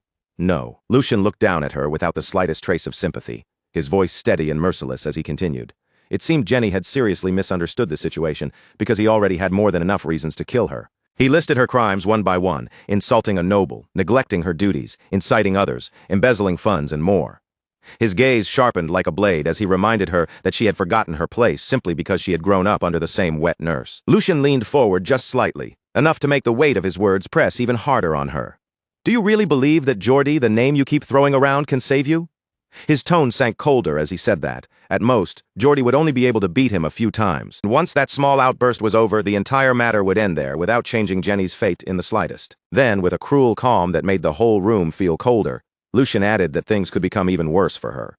He let the words stop there, allowing the silence to become more terrifying than any direct threat, before saying that if his father stepped in, Geordie would not even be able to do that much. Lucian paused for just a brief moment, then corrected himself with a colder edge in his voice. Rather, his father might even reward him, and as he spoke, the expression on his face slowly began to change. Whatever small trace of warmth had been left in his eyes disappeared completely, replaced by something colder and far more ruthless. Because in Lucian's eyes, he was not crossing a line, he was properly dealing with a troublesome person. His eyes locked firmly onto Jenny as he reminded her that Geordie was only one of the heirs, just like the person standing in front of her. Each word landed heavier than the last as he told her that he had already given her a chance, but Jenny was the one who had chosen this ending for herself, and by now her hands were trembling so badly she could no longer hide it. Fear surged up from deep inside her chest and swallowed all the arrogance she had been clinging to. Her breathing became uneven, panic finally breaking through as she cried out in desperation that she had been wrong, begging the young master to forgive her. Lucian gave her no answer. He did not hesitate, and he did not waver. His expression remained perfectly calm, and then, in the next instant, his energy erupted as he attacked, telling her to blame her own bad luck. The strike landed, and blood spilled across the floor in a horrifying splash, far more than anyone expected.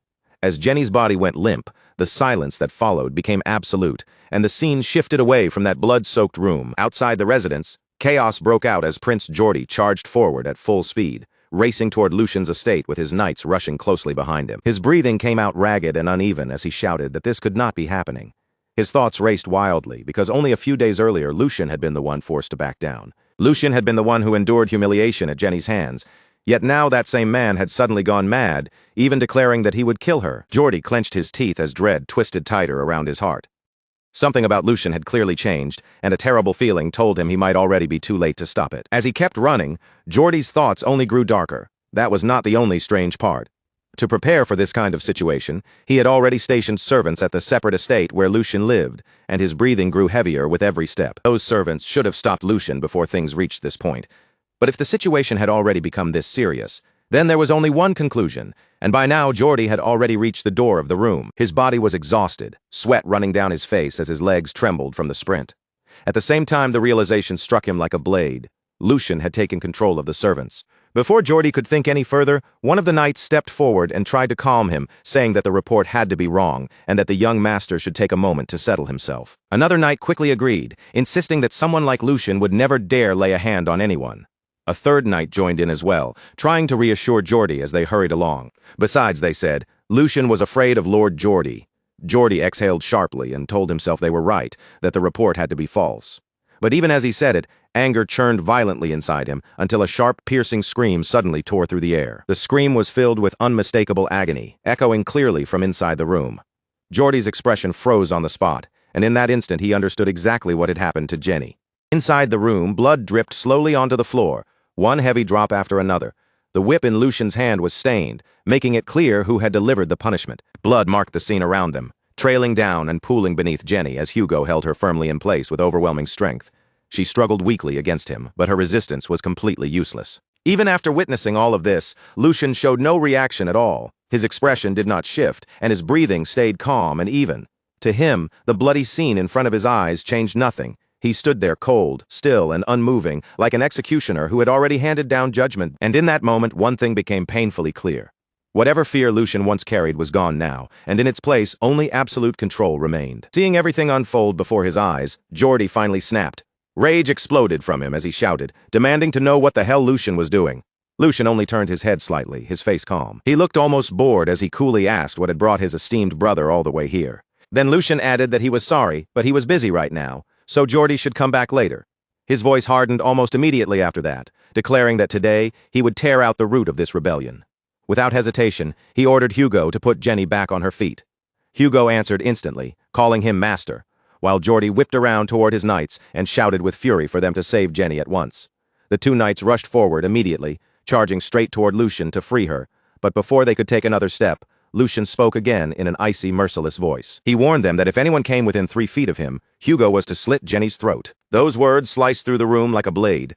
Jenny froze completely, terror swallowing her whole as her body stiffened, and fear seemed to close around her throat. Lucian continued in the same calm, unwavering tone, saying he would take full responsibility. The moment those words left his mouth, both knights stopped dead in their tracks. They halted at almost the exact same spot, confusion twisting across their faces. They could not decide whether to move forward or stay still, because no matter how urgent the situation was, they could not ignore their master's command. From the other side, Hugo's low voice rolled through the room, dark and chilling enough to make everyone's skin tighten. He said there would be no chance for Jenny to survive if anyone tried anything. He told Lucian to leave it to him, and as he spoke, the knife was already pressed firmly against Jenny's throat. One wrong movement, one careless step, and everything would be over. Jenny, already battered and barely holding herself together, became even more terrified. Her body trembled uncontrollably as she turned her head just slightly, tears streaming down her face while she called out weakly and desperately for Lord Geordie. That sight only poured fuel onto Geordie's fury. His voice erupted through the room, filled with uncontrollable rage as he demanded how Hugo dared to do something like this. Geordie threatened that Hugo's head would not be the only one taken. His entire family would be executed and hung from the city walls. But Hugo did not flinch at all, answering calmly in a voice that remained steady and emotionless. He said that would never happen. The simple certainty in those words struck Geordie like a blow, making his eyes widen in disbelief, as he demanded to know what Hugo had just said. Hugo replied without the slightest hesitation that his master was Lord Lucian, and any order not given by his master meant nothing to him. His resolve did not shake as he continued. Whatever happened from that point onward, if it was his master's order, then carrying it out was Hugo's duty. As Hugo spoke, his expression stayed firm and unbending, like iron that could not be moved.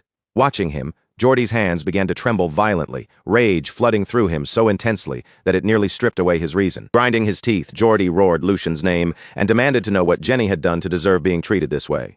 Lucian answered coldly, still holding the whip in his hand, saying that she had insulted her superior, defied orders, and interfered with financial matters. He said he had simply given Jenny the punishment she deserved. Then Lucian glared at Geordie, fury burning in his eyes as he asked whether Geordie truly could not tell the difference between duty and personal emotion.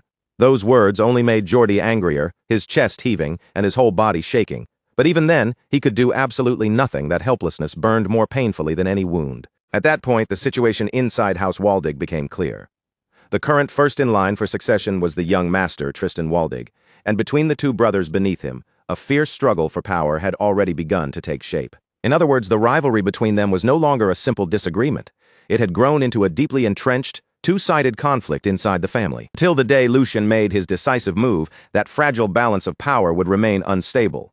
For now, the most important task in front of him was obvious. He needed to strengthen his own faction and secure it firmly. But right now, his reputation had just suffered a devastating blow, and that damage would not be easy to ignore. Geordie had been humiliated in front of everyone by Lucien, the brother he once dismissed as someone who could never threaten him.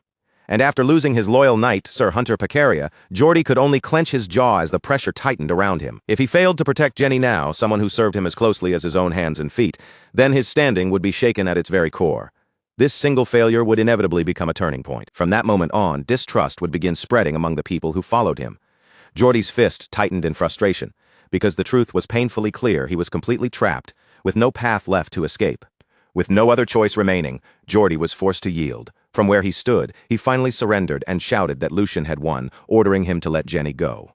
The moment those words left Geordie's mouth, one of Lucien's men broke into a smug smile, while Geordie's own followers were left staring in stunned disbelief. The young servant standing beside Geordie could not hide the shock and despair on his face as he watched his master admit defeat, and the reason behind that surrender was Jenny, Geordie's loyal maid. Hugo, the man Lucien had brought in, was holding Jenny hostage with a dagger pressed tightly against her neck while she trembled and cried in terror. Lucien, the one who had arranged this entire humiliation, stepped away with an air of complete superiority.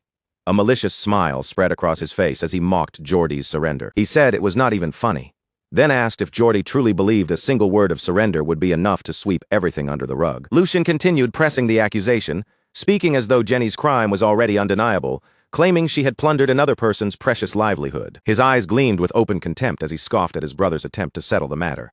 Did Geordie think his tongue was coated in gold simply because he was a noble? Then Lucien turned toward Geordie with biting sarcasm, pretending not to understand. "What are you talking about, brother? Winning?" Geordie ground his teeth in fury as Lucien continued his little performance, calmly insisting that he had only fulfilled his duty as the third young master. Besides, Lucien added, embezzlement was a crime no one could escape from, no matter their status. He stomped his foot against the floor, making his authority ring through the hall. If they simply covered this up and moved on, what would everyone think? Lucien looked at his defeated brother and spoke with the false passion of someone pretending to uphold justice. Since his respected brother was begging so desperately, Lucien claimed he would love to end the matter there. But the sinister smile spreading across his face made his real intentions painfully obvious. With an expression full of fake regret, Lucien delivered the final blow, saying that unfortunately, he lacked the proper justification to let this matter go. Geordie clenched his fist so tightly that his knuckles turned white, his suppressed rage nearly bursting out of him. Unable to endure the humiliation any longer, he finally demanded to know Lucien's price. He snapped at Lucien to stop beating around the bush and speak plainly, because he wanted to know exactly what Lucien was after. Before revealing his outrageous demand, Lucien first hinted at the punishment waiting for Jenny. He lifted the whip and coldly said that since ancient times, those who laid their hands on another person's property had often received punishments like this. Jenny trembled in terror, and when Lucien demanded that several times the supposedly stolen amount be returned as compensation, Geordie could only clench his teeth in powerless fury, completely humiliated. Lucien stood surrounded by the glitter of gold coins, smiling triumphantly as he mocked his brother. With that smug look still on his face, Lucien asked Geordie what kind of price he had expected to pay. The scene then shifted to the majestic palace of the Grand Duke, the true center of power within House Waldig. Inside a luxurious study, the man who ruled the family, Grand Duke Waldig, waited with a stern and calculating gaze. As the father of Lucien and Geordie, the Grand Duke watched everything unfolding within his domain, from the shadows of absolute authority. Later, Chief Butler Edwin appeared before the Grand Duke to deliver his report, explaining how the incident had ultimately been resolved. The Grand Duke looked over the written report with an expression that revealed nothing. Then he fixed his loyal servant with a piercing stare and asked whether the contents of the report were truly accurate. Chief Butler Edwin bowed respectfully and confirmed that he had personally verified everything.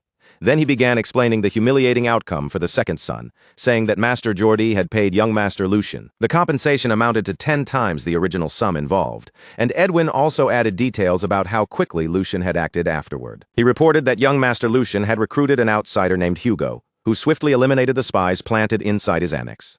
The Grand Duke listened in silence as the report neared its end. Because of Lucien's actions, his annex was now guarded more tightly than any other area. The Grand Duke turned his gaze toward the window, where Lucien's reflection seemed to overlap with his own. Quietly considered the bold moves his youngest son had made, his expression thoughtful as he evaluated the sudden shift in the family's internal balance of power. After hearing the full report, the Grand Duke reached a decision and gave the order to summon his son before him. He spoke in a low, firm voice, telling Edwin to bring Lucien in. The doors opened soon after, and Lucien stepped into the study like a man entering a lion's den, presenting himself before his father. The Grand Duke turned to face him, his expression carrying the weight of authority and sharp scrutiny. Lucien stood in the vast study while the tension between father and son thickened in the air. Almost immediately, he sensed that something between them had changed. He wondered silently what this feeling was, because his father's gaze felt completely different from the way it had before. For the first time, his father was truly looking at him as a player in the family's struggle. Then the Grand Duke spoke first, his voice carrying unmistakable authority. He said Lucien had caused quite a stir recently. Lucien, however, remained calm and replied that it was nothing extraordinary. He had merely disciplined servants who failed to recognize their own master. The Grand Duke placed one hand on his desk, his gaze growing harder as he pointed out that, as a result, Lucien had disgraced his brother. Then he challenged him directly. He warned Lucien that Geordie would not forget this humiliation for a long time, then asked whether Lucien was truly prepared to bear the consequences. From across the room, Lucien's answer came as cold and firm as steel. He said there was nothing for him to handle. With unwavering confidence, Lucien justified everything he had done as a simple matter of restoring the proper hierarchy. Standing straight, with a defiant smile, he framed his ambition as duty. He said that if he avoided such an obvious responsibility simply because he feared retaliation, then he would have no right to claim the name of Waldig. The Grand Duke listened silently to his son's bold declaration, as Lucien added that he had merely made a decision that would not bring shame upon their family name. A faint smile appeared on the Grand Duke's face, as if he were either impressed or amused by the audacity of his youngest son. Then the Grand Duke laid out the rules of the succession struggle, revealing the family crest as though he were opening the board for a much larger game. He told Lucien that if Geordie continued to provoke him, then Lucien was free to strike back. With those words, the Grand Duke officially gave Lucien permission to fight for his place. But that freedom came with a harsh condition, and Lucien listened carefully as his father continued. The Grand Duke warned him that if the conflict escalated too far and caused damage to the family, he would side with Geordie regardless of who was right or wrong. Lucien was visibly taken aback by such an unfair and biased condition. In disbelief, Lucien blurted out, extending a hand as he tried to question his father's logic. "Father, what the hell?" But the Grand Duke cut him off at once, his expression almost mocking. The Grand Duke looked at Lucien, as if his reaction itself was strange. "Why are you so surprised?" he asked, before laying out his reasoning with cold clarity. Geordie might have a reckless streak, but over the years he had still made real contributions to the family. Then he contrasted that directly with Lucien's own past, the image of his once weak and idle self hanging heavily between them. Unlike Geordie, Lucien had spent an entire year doing almost nothing, wasting time while others worked. As the head of the family, the Grand Duke said, choosing the son who had actually contributed was only natural. Lucien fell silent for a moment, quietly absorbing the weight of his father's ultimatum. But then, instead of shrinking back, a sly smile slowly began to form on Lucien's lips.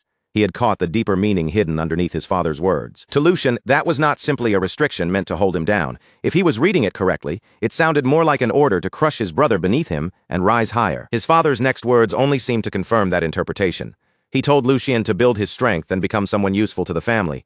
Once he reached that point, the answer to his question would reveal itself. The message behind it was unmistakable. Lucien had to prove his own worth. And with his sharp mind, Lucien quickly began piecing together the situation. He realized his father was deliberately increasing the pressure on him, using that sense of crisis to push him forward. And if the Grand Duke was speaking so firmly, then there had to be a deeper reason behind it. That could only mean the structure of the succession would be decided soon. As that conclusion settled in, a confident smile spread across Lucien's face. He understood the game his father was playing perfectly. And instead of fearing it, he found it almost amusing. His father wanted him to move quickly and seize the opportunity before it slipped out of reach. Lucien found himself wondering, with a faintly ironic smile, whether all fathers were this manipulative with their sons. Then he reached into his jacket and pulled out a document, thinking that if his father cared so deeply about him, he might as well live up to those expectations. Drawing the Grand Duke's attention again, Lucien called to him and boldly placed the document on the desk. "What if I've already prepared my move?" Then, with a triumphant smile tugging at his lips, Lucien added that it was not just any move, but a very big one. Without warning, Sigmund snatched the paper from his son's hand, his movement sharp enough to cut through the tension in the room. The instant his fingers closed around it, he crushed the document into a tight ball, then tore it apart without the slightest hesitation. The torn fragments scattered down to the floor like pale snow, but the atmosphere only grew heavier. An overwhelming authority radiated from Sigmund as he demanded to know whether the contents of that report were truly accurate. If this was nothing more than a foolish, overzealous attempt to pretend at public service, then Lucian needed to admit it immediately, before the matter went any further. Sigmund's voice remained calm, but every word carried the weight of a command that left no room for lies. Lucian did not flinch. He met his father's gaze directly and answered evenly that there was not a single falsehood in the report. Under Lauren's guidance, the investigation had already moved far beyond its earliest stage. Several insiders connected to the drug distribution had been secured, and the evidence they provided was strong enough to be verified right away. At that instant, a vast blue aura erupted from Sigmund's body, flooding the entire study with crushing pressure. Lucian's instincts reacted before his thoughts could even catch up. His body stiffened at once, every muscle tightening as if an invisible mountain had dropped onto his shoulders. Sigmund's expression darkened, and his eyes sharpened into something that felt almost like a death glare. The name Bernhard rose in Sigmund's mind. The shameless son of a marquis. Fury surged through him as he thought of the audacity it took to let such filth contaminate the lands of House Waldig. The pressure in the room only grew stronger. Sweat streamed down Lucian's face, and his breathing became strained under the unbearable weight pressing down on him. Every breath felt heavier than the last, but Lucian recognized the sensation almost immediately. This was not simply anger pouring out of his father. This was a test. It was the same invisible weight carried by those who protected the Empire, the force wielded by the sword of House Waldig, and the overwhelming presence of its master. Lucian knew that if this continued for much longer, his body might give out completely. Even so, he forced his racing heart to steady, and asked permission to make one final point. Sigmund paused, studied him in silence, then gave a short nod, allowing him to speak. Lucian explained that even if they reported the truth to His Majesty, Marcus Logren would simply cut off every loose end and escape responsibility. Every illegal act had been handled through the upper layers of the organization, which meant there was no direct evidence tying it back to Logren himself. And even if Imperial authority tried to dig deeper by force, the Emperor's concern over factional conflict would inevitably lead to arbitration instead of decisive punishment. In the end, the crimes committed against House Waldig would be reduced to nothing more than a financial loss. Lucian stated calmly that losing money alone was nowhere near enough. A crime of this scale demanded a much heavier price. Silence settled across the study. Sigmund observed his son closely, genuinely surprised by the sharpness of Lucian's insight.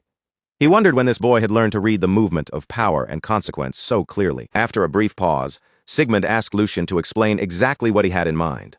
Lucian then revealed that he had already secured a way to keep the enemy from slipping away. Earlier, an insider had surrendered to him, and that man was not a simple underling. He possessed a noble title, was deeply trusted by Logren, and had risen to an executive position within their ranks. At that, Sigmund remembered the chief butler's earlier report about Lucian recruiting an outsider named Hugo, and understanding began to dawn on him. That meant Hugo had to be the insider Lucian was talking about. As the pieces fell into place, Sigmund realized the current situation matched the third scenario he had once considered. It was a path he had hoped would never need to be used, yet now it seemed impossible to avoid. Lucian's plan was exactly what Sigmund had anticipated. He intended to use the traitor as bait and turn the entire situation into a reverse trap. From Logren's point of view, it would be unthinkable that the very executive managing the drug operations would ever betray them. Lucian had carefully arranged every detail so the negotiation would appear to be moving smoothly, without even the faintest hint of danger hiding underneath. It meant it would only be a matter of time before Logren's core figures were forced to step into the open themselves. Sigmund admitted that this strategy could not be dismissed lightly, but he immediately pointed out its greatest flaw. The entire plan depended on one single variable: a man who had come from the back alleys. Sigmund said human nature could never be trusted completely. A person with that kind of background would always be unreliable, and walking even one step beside such a man was dangerous. Lucian fell silent for a moment, letting his father's warning hang in the air. He answered calmly that he was not placing his trust in the man himself. What he trusted was the man's desire, and that desire was a burning ambition. Hugo wanted to become a knight, to spread his name across the empire, and to carve proof of his existence into history. Sigmund was struck by how familiar those words sounded. They were old words, almost forgotten, tied to something Sigmund himself had once believed in. Lucian explained that a dream like that was powerful enough for any man to cling to with obsession. He had chosen to believe in that dream, just as he had done in his previous life.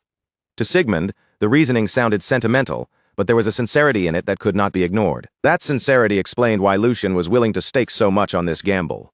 Sigmund then asked what Lucian would do if everything failed. Lucian answered without hesitation.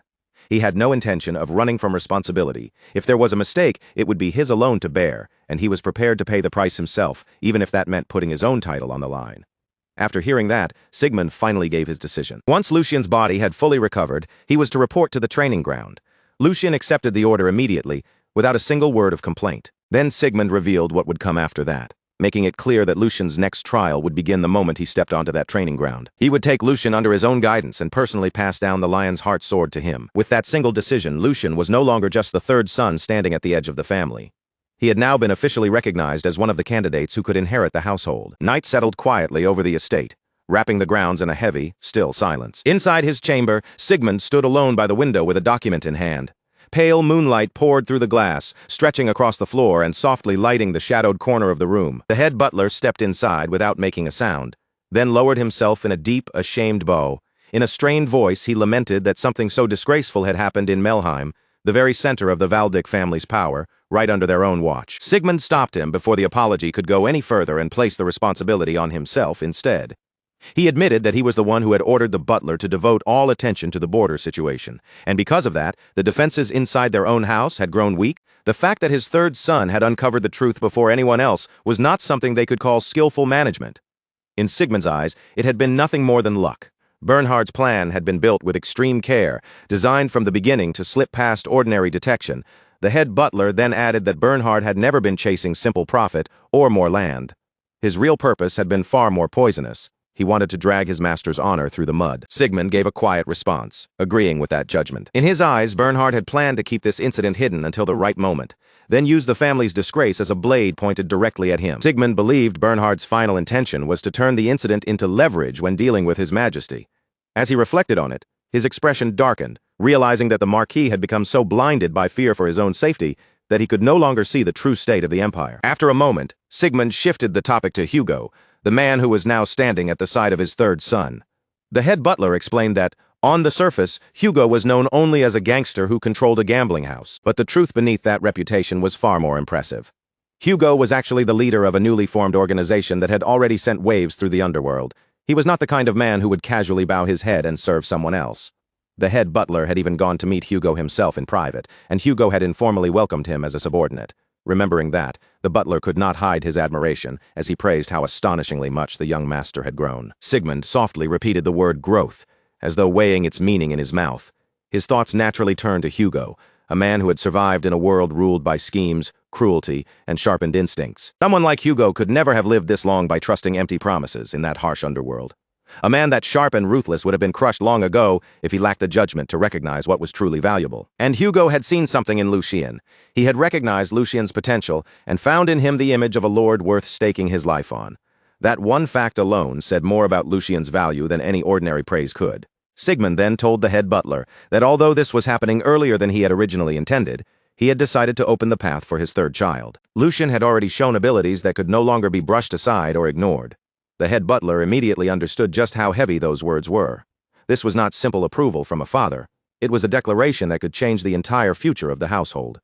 Sigmund then added that, starting the very next day, he would begin passing down the family's visions to Lucien. The head butler's expression softened into a small, approving smile as he said it was a proper and decisive choice. Then, with a careful tone, he asked whether Sigmund had already selected a swordsman to instruct the young master. Sigmund answered without hesitation, saying that Lord Eason was to be summoned. The moment he heard that name, the head butler's body stiffened, and shock flashed across his face. Sigmund calmly remarked that it would be a shame to let such a fine horn break apart from old age. If anything, this opportunity would become a meaningful new chapter in Lord Ison's life as well. When Hans heard that Lucien had officially become a successor candidate, he completely lost control of himself. Laughter burst out of him uncontrollably, even as tears streamed down his face. Those two emotions tangled together so chaotically that it was as if his heart could not decide whether to celebrate or break down, overwhelmed by what he had just learned. He kept shaking his head and repeating over and over that this could not possibly be some kind of joke. Every time Hans opened his mouth, he repeated the same point, almost like he was trying harder to convince himself than anyone else. Lucien had truly become an official successor candidate. At last, the strength drained from his body, his hand slipped from his knees, and he collapsed onto the ground, sitting there in plain sight while crying without even trying to hide it. Lucien, clearly annoyed by the dramatic reaction, tried to shut it down with a firm voice. He reminded Hans that he had already confirmed the matter several times, then demanded to know how many more times he needed to say it before Hans would finally believe him. When it became clear that Hans was only spiraling further instead of calming down, Lucien turned his gaze toward Hugo and told him to deal with the kid. Hugo stepped forward at once, lifted Hans up as if it required no effort at all, and asked him to calm himself in a respectful but steady tone. Then he explained that considering the young master's abilities, this result was only natural. Looking toward the road, Lucien would walk from this point forward. Hugo added that it would not be proper for a senior who served as the young master's right-hand man to be shaken this badly by such news.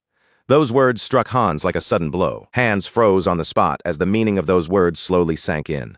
He had just been acknowledged as the right-hand man. The shock lingered across his face for a moment before a clear smile began spreading over it. A wave of unmistakable pride rose inside him. Still, Hans tried to play it off, giving an exaggeratedly casual shrug as though the title were nothing worth making a fuss over. After a brief pause and a light gesture of his hand, he tried to downplay himself, saying that although he had served the young master longer than anyone else, he was still lacking in many ways. With someone as outstanding as Hugo standing beside them, Hans claimed there was no way he could boldly take that position for himself. Hearing that, Hugo smiled with calm composure and remarked that Hans was as humble as ever. He added that such modesty was exactly what one would expect from Senior Hans, and Hans smiled back at him. Then Hans teased Hugo in return, asking why he kept saying things like that, and mockingly calling him the left-hand man, Junior Hugo. Watching the two of them trade remarks so naturally, Lucian smiled quietly to himself. Experience really did make a difference. Their calm, their understanding, and the effortless balance between them were on a completely different level. After that brief thought, Lucian crossed his arms and spoke to Hans in a more serious tone. He said that what Hugo had mentioned earlier was not wrong. Before the matter was officially announced within the house, it only made sense to inform the two of them first, and the reasoning behind that decision was sound. As Lucian spoke, his eyes moved toward Hans, who still looked visibly thrilled and could barely keep his excitement under control. Observing that reaction closely, Lucian's thoughts began to grow more measured and analytical. Hans was timid by nature, and his physical frailty could easily become a weakness in the wrong situation. Even so, Lucian could clearly see that Hans genuinely cared about him. More importantly, Hans had the grit to stay firmly at his side, even when circumstances were harsh and completely unfavorable. That loyalty and endurance were qualities Lucian did not overlook. Lucian continued judging him in silence. If Hans gained more experience, matured further, and eventually became capable of handling the household's internal affairs, then one day he could become a rearguard more dependable than anyone else. And Lucian's gaze naturally shifted to Hugo, and there was no hesitation at all in his mind. Hugo's abilities were not something that needed to be questioned. The only thing left was to open the proper road for him and help him become a knight. Once that happened, Hugo's talents could be drawn out to their fullest, allowing him to stand beside Lucian in the future as a powerful sword that served him directly. With that thought settled, Lucian renewed his resolve. From this point onward, what mattered was not gathering more people, but choosing carefully and raising the right ones properly. One by one, he only needed to build them up the right way. As that decision became firm in his heart, the scene moved forward to the next morning within the peaceful castle. Warm sunlight spilled through the quiet halls, passing through the tall windows and stretching deep into the castle's interior. Lucian stood there alone with his eyes closed, his breathing even and calm, while his thoughts drifted far beyond the present moment. Before he even realized it, his mind had wandered back to the memories of his previous life. They were memories of the time when he had searched every corner of the continent, chasing after one single goal with relentless determination. What he had pursued back then was the true essence of the ancestors' martial arts, a power said to raise the very realm of swordsmanship itself. Those teachings were built around sword forms, structured paths of mastery that guided how a swordsman grew and advanced. Among all of those forms, there existed a higher realm that stood a full step above the rest. It was known as the advanced sword forms. But no matter how desperately he struggled, no matter how many hardships he endured, and no matter how deeply he lowered himself, even living like a dog just to survive, what he ultimately obtained was still far from the power he had been seeking. He had never obtained the advanced sword forms he had yearned for so desperately. In fact, he had not even managed to reach the intermediate sword forms that were usually reserved for knight captains. What he had barely managed to get his hands on instead was only a weakened, degraded version, the kind of form meant for apprentice knights who were still standing at the entrance of the path. And to be honest, for someone like him, a mere mercenary without noble blood, even being allowed to learn any kind of sword form at all had once been almost impossible. Just being granted the chance to touch a sword form should have been considered nothing short of a miracle. But even after receiving that miracle, the reality waiting for him had still been brutally unforgiving. People weaker than him continued to climb higher simply because they had status behind their names. They were allowed to learn higher-ranking sword forms, and one after another they passed him by. On the battlefield, they crushed him with techniques he could not imitate, could not understand, and could not properly defend against. Every time that gap kept him from protecting the members of his squad, the thirst inside him dug even deeper. His desire for sword forms never disappeared. Instead, it sharpened, twisted, and burned more painfully until it became a torment that followed him constantly. As those old memories rose back to the surface, Lucian clenched his fist without even noticing it. His knuckles tightened as if he were trying to grab hold of something that had always slipped just beyond his reach. But now, fate had placed a completely different opportunity into his hands. This time, someone like him had been given the chance to reach something far beyond what he once thought possible. It was something only a successor candidate of House Valdic and the closest aides around them could ever hope to touch. An ancient sword form, a true legacy, one that surpassed even the advanced sword forms he had once chased so desperately. The Lion's Heart Sword. Even the name alone carried a weight that pressed heavily on the heart. The sheer scale of that swordsmanship filled Lucian with awe, and before he knew it, a tight electric tension began building through his entire body. The training had not even started yet. The time scheduled for him to learn it was still a little ways off, but his excitement was already rising so strongly that he could barely contain it. Lucian let out a quiet, almost self-mocking smile when he realized that he had been pacing around since dawn without even noticing. He had been so restless from anticipation that his body simply refused to stay still. Admitting that to himself, he decided he needed to calm his mind before the lesson began. Slowly, he lowered himself to the ground, crossed his legs, and allowed a gentle smile to settle on his face. As he began circulating his energy, his thoughts naturally turned inward. In his previous life, he had learned swordsmanship without any proper order or system. There had been no teacher guiding him, no foundation laid out for him, and no clear path to follow. All he had possessed were stolen techniques, scattered fragments of knowledge gathered from wherever he could survive long enough to seize them. Because of that, he had never once had someone he could truly call his master. But that realization did not leave him bitter. Instead, his smile deepened just a little. To live a second life and receive such a chance was something truly extraordinary. Yet Lucian did not know that he was not alone. Some distance away, hidden quietly within the shadows, a figure was watching every movement he made with calm, unwavering focus. Time passed in silence before the watcher's identity finally became clear. It was Sir Eisen himself. A faint smile slowly appeared on Eisen's face. He watched the young master sitting there in composed silence, his gaze steady and thoughtful. In Eisen's eyes there was quiet approval, and within his mind one clear impression began to surface. A considerable amount of potential was already beginning to take shape. Some time had passed since Lucian sat down, and yet he had not wavered even once. His posture remained stable, his breathing stayed even, and there was not the slightest trace of hesitation or imbalance in him. As Sir Eisen continued observing, he started noticing certain details that stood out more and more. There were subtle qualities in Lucian's composure and control that could not simply be ignored. They were the kind of traits that deserved close attention.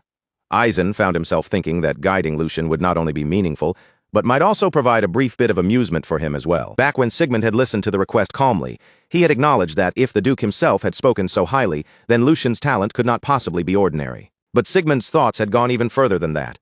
To him, this was not a matter that could be explained by simple talent alone. What had truly surprised him was Lucian's mindset. It was something completely unexpected, something that could not be measured only through sword skill, noble blood, or natural ability. Sigmund believed that Eisen would understand the weight of those words the moment he saw Lucian with his own eyes. And now, time returned once again to the present. There stood the great sword saint, Eisen Breitner, watching Lucian with a sharp and steady gaze. From a distance, he continued observing without a word, his eyes never leaving the young man. Slowly, a proud smile began forming on his face. That expression showed that he had recognized more than just Lucian's talent.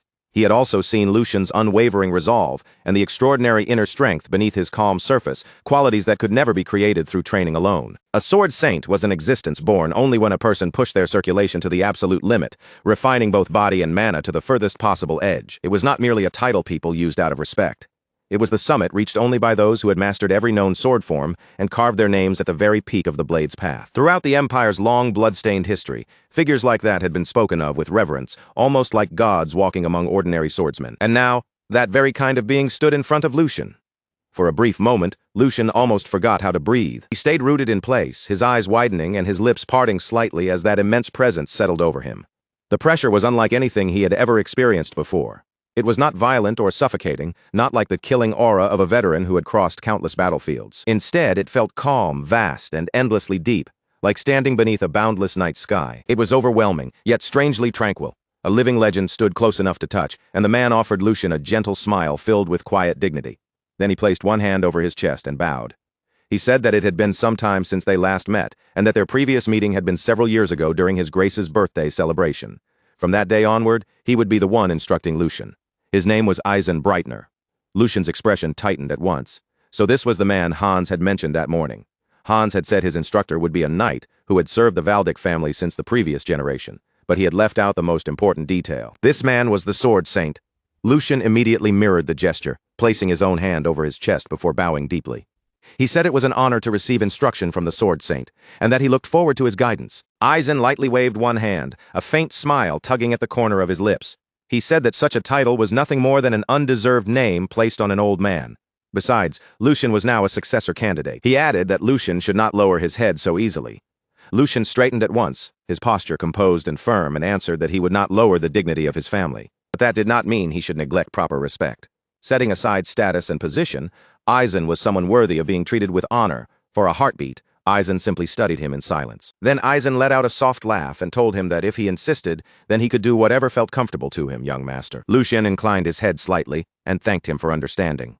The warmth in Eisen's expression slowly faded, replaced by a sharp, focused look. Eisen then said they should begin the training immediately, without wasting any time. Lucian stepped forward and replied that it sounded good.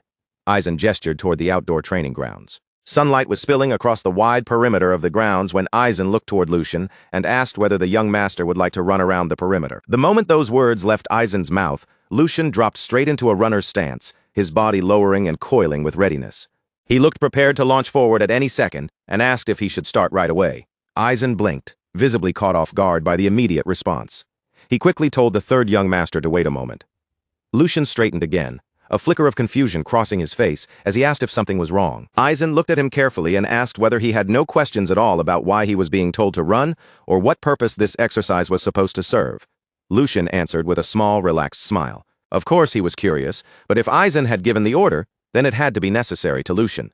That simply meant there was a reason Eisen had chosen not to explain it yet. Lucian placed one hand firmly over his chest, and when he spoke, his voice carried a steady conviction that did not waver. A student receiving instructions simply had to follow. To him, the master's words were enough.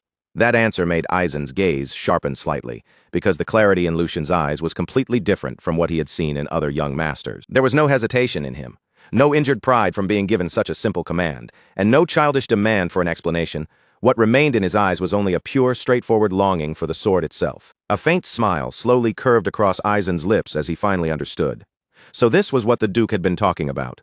With that realization settling in, he nodded and told the young master that they would begin. The instant Eisen finished speaking, Lucian shot forward like a streak of lightning across the training ground. Excitement surged through his entire body as he ran, the wind slicing past his ears while his feet carried him faster and faster. From above, Eisen watched him closely without missing a single movement. With both arms folded behind his back, Eisen continued observing in silence. Lucian's speed did not weaken at all. If anything, with every lap around the grounds, he only became faster. His strides grew lighter and smoother, each step flowing into the next with an almost effortless rhythm. It looked as if the ground itself were pushing him forward from beneath his feet. Even while running, Lucian's thoughts remained sharp, calm, and completely deliberate. There was another reason he had obeyed without asking questions. This run was not just ordinary training. It was an evaluation, a test meant to judge whether he had the qualifications to become a disciple. In his previous life as a mercenary captain, Lucian had used the same method before. Back then, he had often tested new recruits in exactly that way. He would give them a task that looked simple and almost meaningless, then watch how they reacted, how they thought, and whether their resolve could hold under pressure. Lucian had already shown his attitude through his answer. Now there was only one thing left for him to prove his tenacity. So he decided that he would keep running until his body finally collapsed. Just like that, an hour quietly passed. Lucian's brows drew together ever so slightly. Something felt strange. He had been running non-stop for all that time, and yet the fatigue he expected still had not come. Instead of exhaustion weighing him down, a strange lightness spread through his body. Every breath came easily, without strain, and every step felt almost weightless beneath him. His speed climbed even higher until faint afterimages began trailing behind his body like flickering shadows left in the air. None of it made sense. He had done nothing special to rebuild his body, aside from consuming mass-produced nectar. Recently, his only real activity had been light walks. By normal logic, he should have been drenched in sweat by now. From above, Eisen's expression gradually began to change. This run had only been meant to measure Lucian's general physical condition. Eisen had not expected much from him in terms of raw bodily ability, and yet there was not a single drop of sweat visible on Lucian's skin. His breathing remained steady and calm, as smooth as the surface of a still lake. Even a knight would struggle to maintain mana output at that intensity for so long. A flicker of concern passed through Eisen's eyes. Could it be? The moment that suspicion took shape, Eisen descended toward the training grounds without delay and ordered Lucian to stop, ending the run there. Lucian halted immediately and turned back with clear confusion on his face. A small sound of surprise slipped from him. He asked if something had happened. Aizen stared straight at him, his gaze sharp enough to pierce through the surface, then called him the third young master. Aizen told him there was one question he needed to ask. The method Lucian had used earlier that morning to calm his body and mind was not meditation, it was circulation. Lucian nodded without trying to hide it. If Aizen was talking about what he had done in the indoor training hall, then yes, it had been circulation. He added that there was nothing better for clearing one's thoughts. The moment Aizen heard that, he froze. A thin layer of sweat formed along Aizen's brow. His suspicion had been correct after all. He stepped closer to Lucian, his voice firm but carefully controlled. He apologized first, then said that he needed to examine Lucian's physical condition, and that even if something felt strange, Lucian must not move. Aizen placed one hand on Lucian's shoulder and carefully guided his mana into the young master's body. Slowly and with absolute care, he began tracing the internal flow inside Lucian. He followed the pathways of circulation with the precision of a master craftsman inspecting a priceless blade, checking every subtle movement and every hidden current. A tense silence passed. Then Aizen's eyes widened with disbelief, as if he almost feared what his own examination had just confirmed. Lucian had already reached the very end of circulation. It was the absolute limit that most martial artists spent their entire lives trying to reach, but even that was not the end of what shocked him. What lay within Lucian was not merely the perfected state Aizen himself had once attained. It went even beyond that. The sensation was so overwhelming that Aizen could hardly process it. It felt like standing before an endless ocean with no horizon in sight, or beneath a roaring waterfall powerful enough to swallow the world. The flow inside this child was not just complete, it was still expanding, pushing outward into a territory Aizen had never reached before. Lucian was not simply walking a known road. He was opening an entirely new path. Sir Aizen held the third young master's hands and examined them in silence, his fingers pressing lightly along the veins as he sensed the smooth, powerful flow moving beneath the skin. His sharp eyes narrowed as he tried to understand what he was feeling. Then, in a low voice, he asked Lucian when this had started. The sudden question caught Lucian completely off guard. He had expected training and instruction, not doubt-filled questions about his body. Before Lucian could answer, Aizen asked again, this time even more directly. He asked exactly when Lucian had reached the end of circulation. Lucian's expression went blank. The end of circulation. Lucian did not understand what Aizen meant by that, so he asked him to explain it more clearly. Aizen answered in a calm voice, explaining that he had just examined Lucian's body himself. The purity of Lucian's mana was like fresh snow spread across a winter field, untouched, clean and flawless. The internal structure of his body allowed mana to move with perfect efficiency, like a water wheel turning without the slightest resistance. This was not ordinary talent. It was a realm that only a small handful of martial artists could reach after devoting their entire lives to cultivation. Lucian kept his expression steady, but his thoughts began moving rapidly. From the beginning, he had always sensed that something about his circulation was unusual. It had felt far too smooth to be natural. Even so, hearing that truth confirmed directly by a sword saint made Lucian's heart tighten. His condition was far closer to perfection than he had ever imagined. If that was really the case, then there was no longer any point in hiding it. He had questions about his own condition as well. Unless someone stood at the level of a sword saint, no one would be able to properly explain what was happening inside him. So Lucian lowered his head slightly and answered honestly. He said it had been about a month since he first began circulation. From the very beginning, all of his mana paths had already been open. There had been no struggle, no resistance, and no barriers for him to break through. Everything had simply flowed freely. Aizen's eyes widened, and a clear flicker of shock passed across his face. Lucian continued calmly, saying that he had heard circulation was usually filled with pain and obstruction. Others spoke of veins that burned, channels that refused to open, and broken pathways that had to be forced through. But Lucian had experienced none of that. His mana had flowed smoothly from the very beginning, almost as if it were the most natural thing in the world, like his body had been waiting for that moment all along. Silence settled between them, and Aizen's thoughts began racing. Even he had needed decades of hardship, discipline, and relentless training to reach such a state. Yet this young man had reached it in only a single month. At that thought, Aizen felt something stir inside him. Perhaps the ancient swordsman said to split mountains and divide seas had not been mere fairy tales after all. Perhaps talent that overwhelming truly did exist in this world. After a brief moment of visible hesitation, Aizen finally opened his mouth again. His voice now carried a heavy seriousness, as though he fully understood the weight of the words he was about to say. He told Lucian that he wished to ask something, even if the question might sound disrespectful. Then Aizen asked him directly, would Lucian be willing to give up his position as a successor candidate of House Valdic? In that instant, the world seemed to stop. Lucian's eyes widened because he had never imagined Aizen would say something like that. Above them, the sky stretched out bright and clear, while a gentle wind swept through the courtyard and carried dry leaves across the stone floor. For a moment, everything around Lucian felt strangely far away and muted. Aizen's question kept echoing in his ears. Give up the successor position. His confusion quickly turned into unease, and that unease sharpened into fear. With his voice tightening, he demanded to know what Aizen meant. Aizen met Lucian's anxious gaze and immediately understood the storm rushing through the young man's mind. Was there something wrong with his body? Was he unable to learn proper sword forms? Would his mana one day turn against him? Lucian's thoughts spiraled from one terrifying possibility to the next. But Aizen answered with steady calm, saying it was exactly the opposite. Lucian froze. The opposite. Aizen looked straight at him with firm, unwavering eyes and spoke clearly. Lucian's body was an ideal vessel. He could not only draw out the full efficiency of both mana and flesh, but also possessed the potential to go beyond even that limit. If Lucian chose to devote himself completely to the sword, then becoming the next sword saint would not be a difficult dream for him to reach. Those words struck Lucian like a bolt of lightning. A sword saint. He slowly lowered his gaze to his own hands, flexing his fingers as if seeing them in a new light. Could he truly step into that realm? From the beginning, Lucian had known this body was extraordinary. He had felt its balance, its natural strength, and its flawless circulation. But even so, this was beyond anything he had expected. He had already considered himself unbelievably fortunate just to inherit something so precious. That treasure was the ancient sword form known as the Lion's Heart Sword. Through that sword form, Lucian believed he had finally gained a path toward the height he had longed for in his previous life. That alone had felt like a miracle. Yet now, Aizen was telling him he could reach something even greater, not merely mastery, but the very pinnacle of the sword itself. A path like that would demand everything from him. Talent alone would never be enough. It would require complete focus, a life without distractions, divided loyalties, or anything pulling him away from the blade. Lucian lifted his head and met the old swordsman's eyes. His voice was quiet but steady, as he asked whether that was the reason Aizen was asking him to choose. Was it because he could not walk both paths at once? The path of House Valdic's successor and the path of a sword saint? Aizen nodded without the slightest hesitation. That was correct.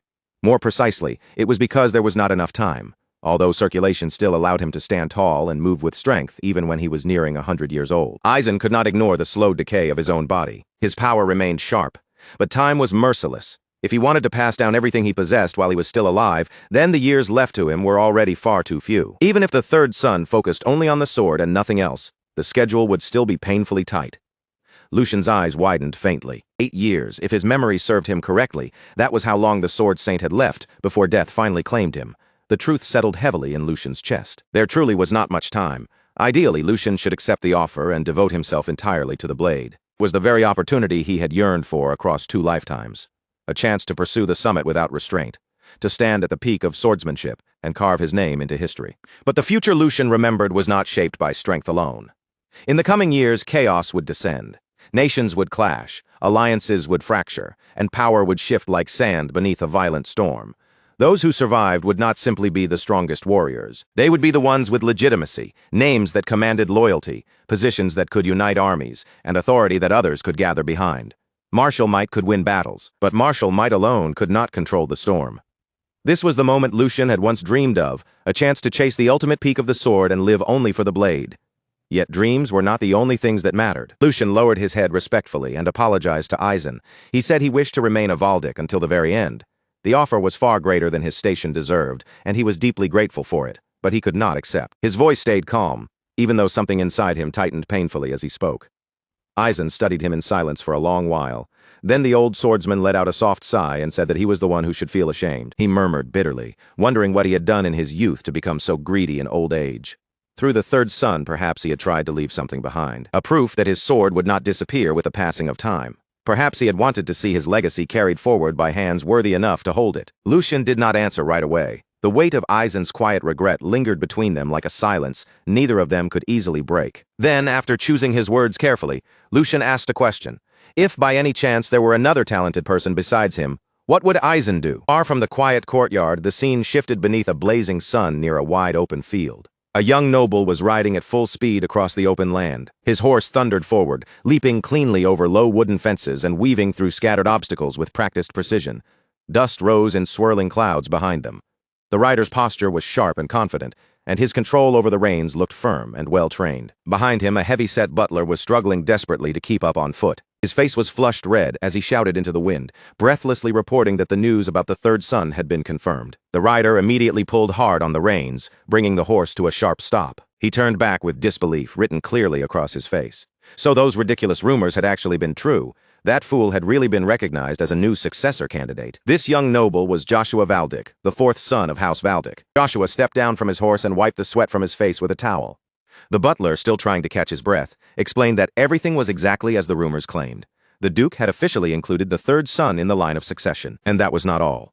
Lucian was now under the direct guidance of Aizen and had already begun formal swordsmanship training. Joshua's expression darkened from start to finish.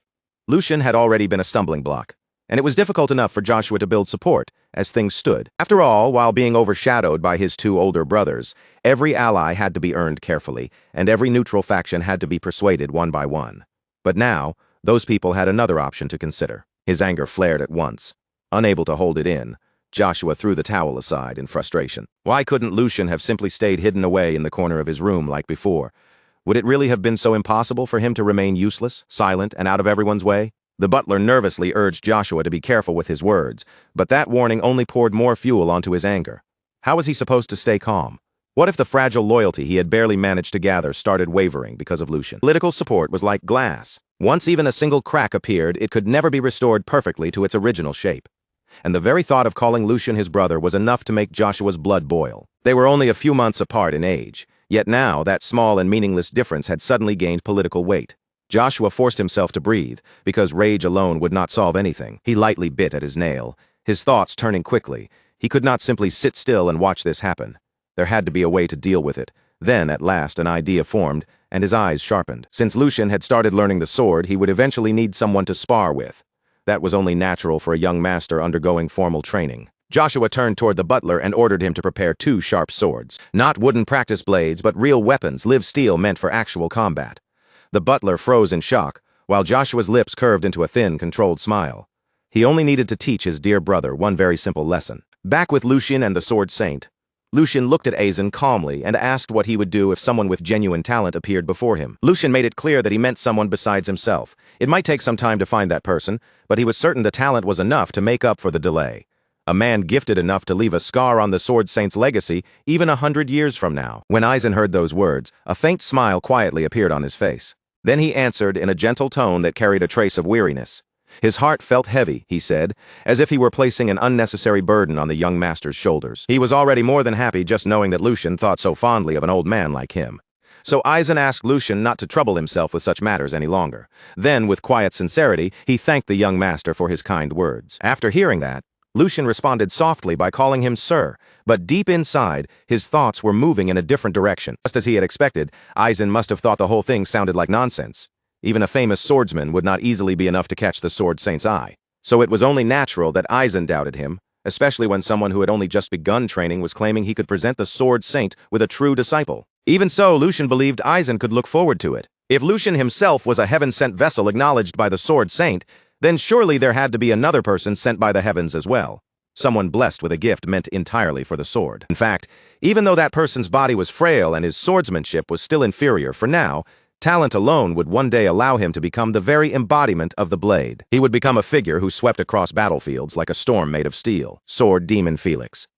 One day he would become Lucian's most powerful follower, and also the disciple who would inherit everything Aizen passed down. After some time had passed, the scene shifted once again. Lucian and Aizen had arrived at the training grounds. The air around them was calm, but beneath that quiet atmosphere, a faint tension seemed to hang in place. Aizen began speaking in a steady, instructive voice. Before beginning the lesson on swordsmanship styles, Aizen said they would first check how much Lucian had improved. He directed the young master toward the wooden training dummy. He told Lucian to perform vertical, horizontal, and diagonal strikes. And since Lucian had truly practiced circulation, he should also be capable of manipulating mana. Aizen explained each point carefully, making sure Lucian understood exactly what he needed to demonstrate and leaving no important detail unsaid. Then, after a brief pause, he added one final requirement. He wanted Lucian to show him a strike infused with mana.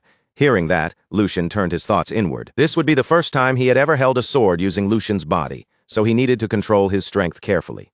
But Lucian had studied swordsmanship before, and with that thought steadying his mind, he prepared himself.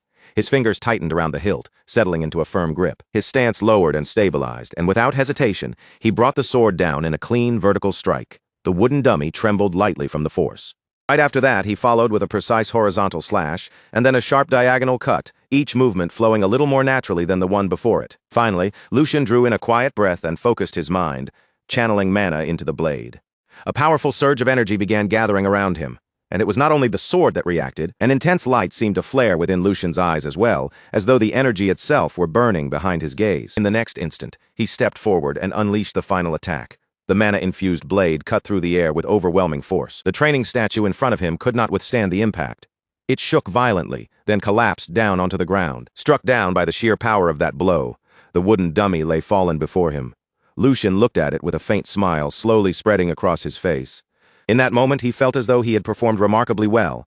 After all, this was his first attempt using this body, and inwardly, he reflected on the result with quiet satisfaction. Since it was his first attempt in this body, his movements had still been a little lacking, but surely his form had been decent for a beginner. Then he wondered whether Sir Eisen had perhaps expected even more from him. A small flicker of doubt began creeping into Lucian's mind, although he still believed he had performed fairly well. Standing a short distance away, Eisen watched him closely, his gaze calm and unreadable, as if he were measuring something far deeper than simple technique. After a brief silence, Eisen finally spoke. He said that he had suspected Lucian possessed ability, but once again the young master had managed to surprise him. For one fleeting second, Lucian felt a spark of pride at those words, only for it to be crushed by Eisen's very next sentence. To put it simply, Eisen said, "It was pathetic." The blunt judgment struck harder than any blade. Lucian's eyes widened in complete shock, and his earlier confidence shattered in an instant. Unable to hide his disbelief, he asked Sir Eisen what he meant. Eisen met his gaze without hesitation, his expression unchanged, and told him that he had not misheard. The Sword Saint continued, his voice steady but mercilessly honest. He did not know the reason, but terrible habits were clouding every swing of Lucian's sword.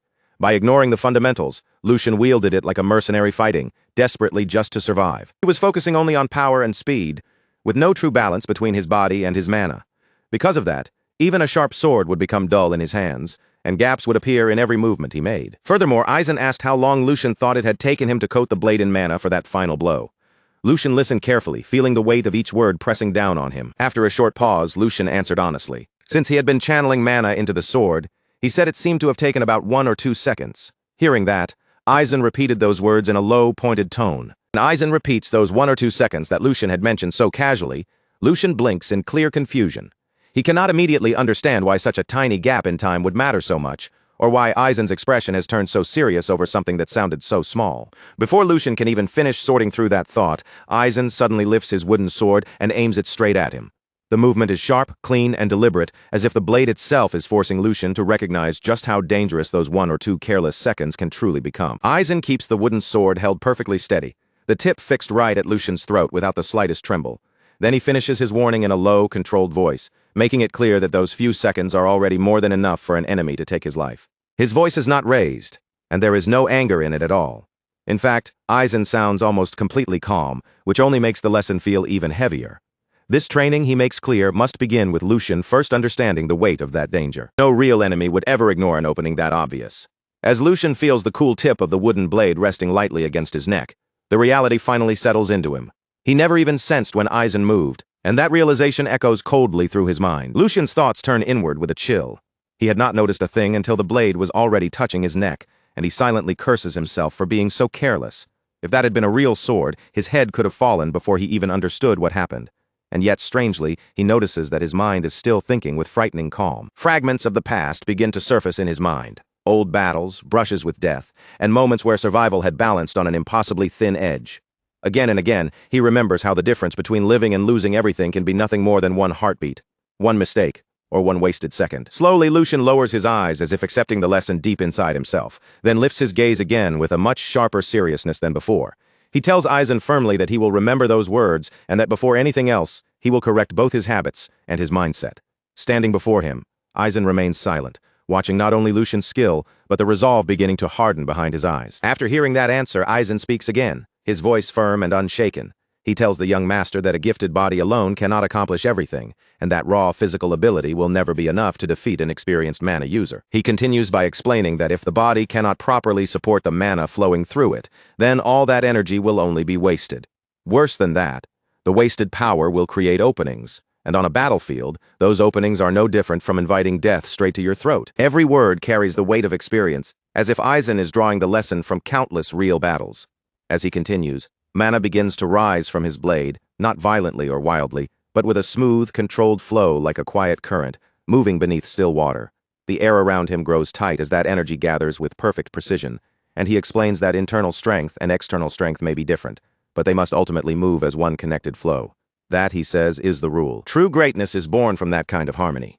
The moment Aizen finishes speaking, he steps forward with calm certainty and releases a mana-charged strike toward the training dummy in front of him. At first glance, the attack looks almost ordinary. It is clean, simple, and stripped of every unnecessary movement, so for a brief instant it seems as though nothing special has happened at all. The dummy remains standing there, untouched and completely still. Then, without any warning, the entire dummy breaks apart into fine dust. Its shape vanishes in an instant, scattering through the air as if the solid target had never truly existed in the first place. Aizen calmly lowers his sword and turns his steady eyes back toward Lucian. He tells the young master that this is the path of the sword he must walk from now on. Then, a few days later, the scene moves forward. Inside the training hall, the swordsmen are completely locked into their practice, surrounded by the pressure of non-stop discipline and sharpened focus. The practice session is intense, and the entire hall feels heavy with tension. Again and again, the sharp ring of blades, striking blades, echoes through the space, filling the air with the sound of relentless training. At the center of the hall, Lucian is facing the Sword Saint in direct practice. The Sword Saint speaks with calm authority, his voice steady but impossible to ignore, as he instructs Lucian that the flow of mana must never be interrupted. He explains that just as training the body allows each movement to become precise and controlled, Lucian's mana control must also be refined until it can reach that same level of accuracy. The Sword Saint's words remain calm, but every sentence carries the pressure of deep experience. In front of him, Lucian is clearly struggling, forcing his body to keep moving while exchanging blows with a master far beyond him. Their swords crash together again, and Lucian launches another attack with all the focus he can gather. But the Sword Saint blocks it with effortless ease, and without losing even a single beat, Aizen continues his lesson. He tells Lucian that when he uses mana to reinforce his entire body, he must still leave enough power circulating freely. That remaining mana must be deployed separately, directed into the right place at exactly the right moment. As he speaks, Aizen's blade moves with flawless precision. Every motion is controlled, every strike carefully calculated. Lucian grits his teeth, draws up his strength, and then throws out an incredibly powerful attack, pouring tremendous force into the blow. The power behind Lucian's strike is overwhelming, but the Sword Saint receives it calmly, blocking the attack and redirecting its force back toward Lucian. In that single exchange, he shows complete dominance over both swordsmanship and mana control. As the force of the clash settles, Aizen speaks again with the same unwavering voice. He tells Lucian that only when all of these factors come together and form a true balance will he begin to understand the real power of the sword.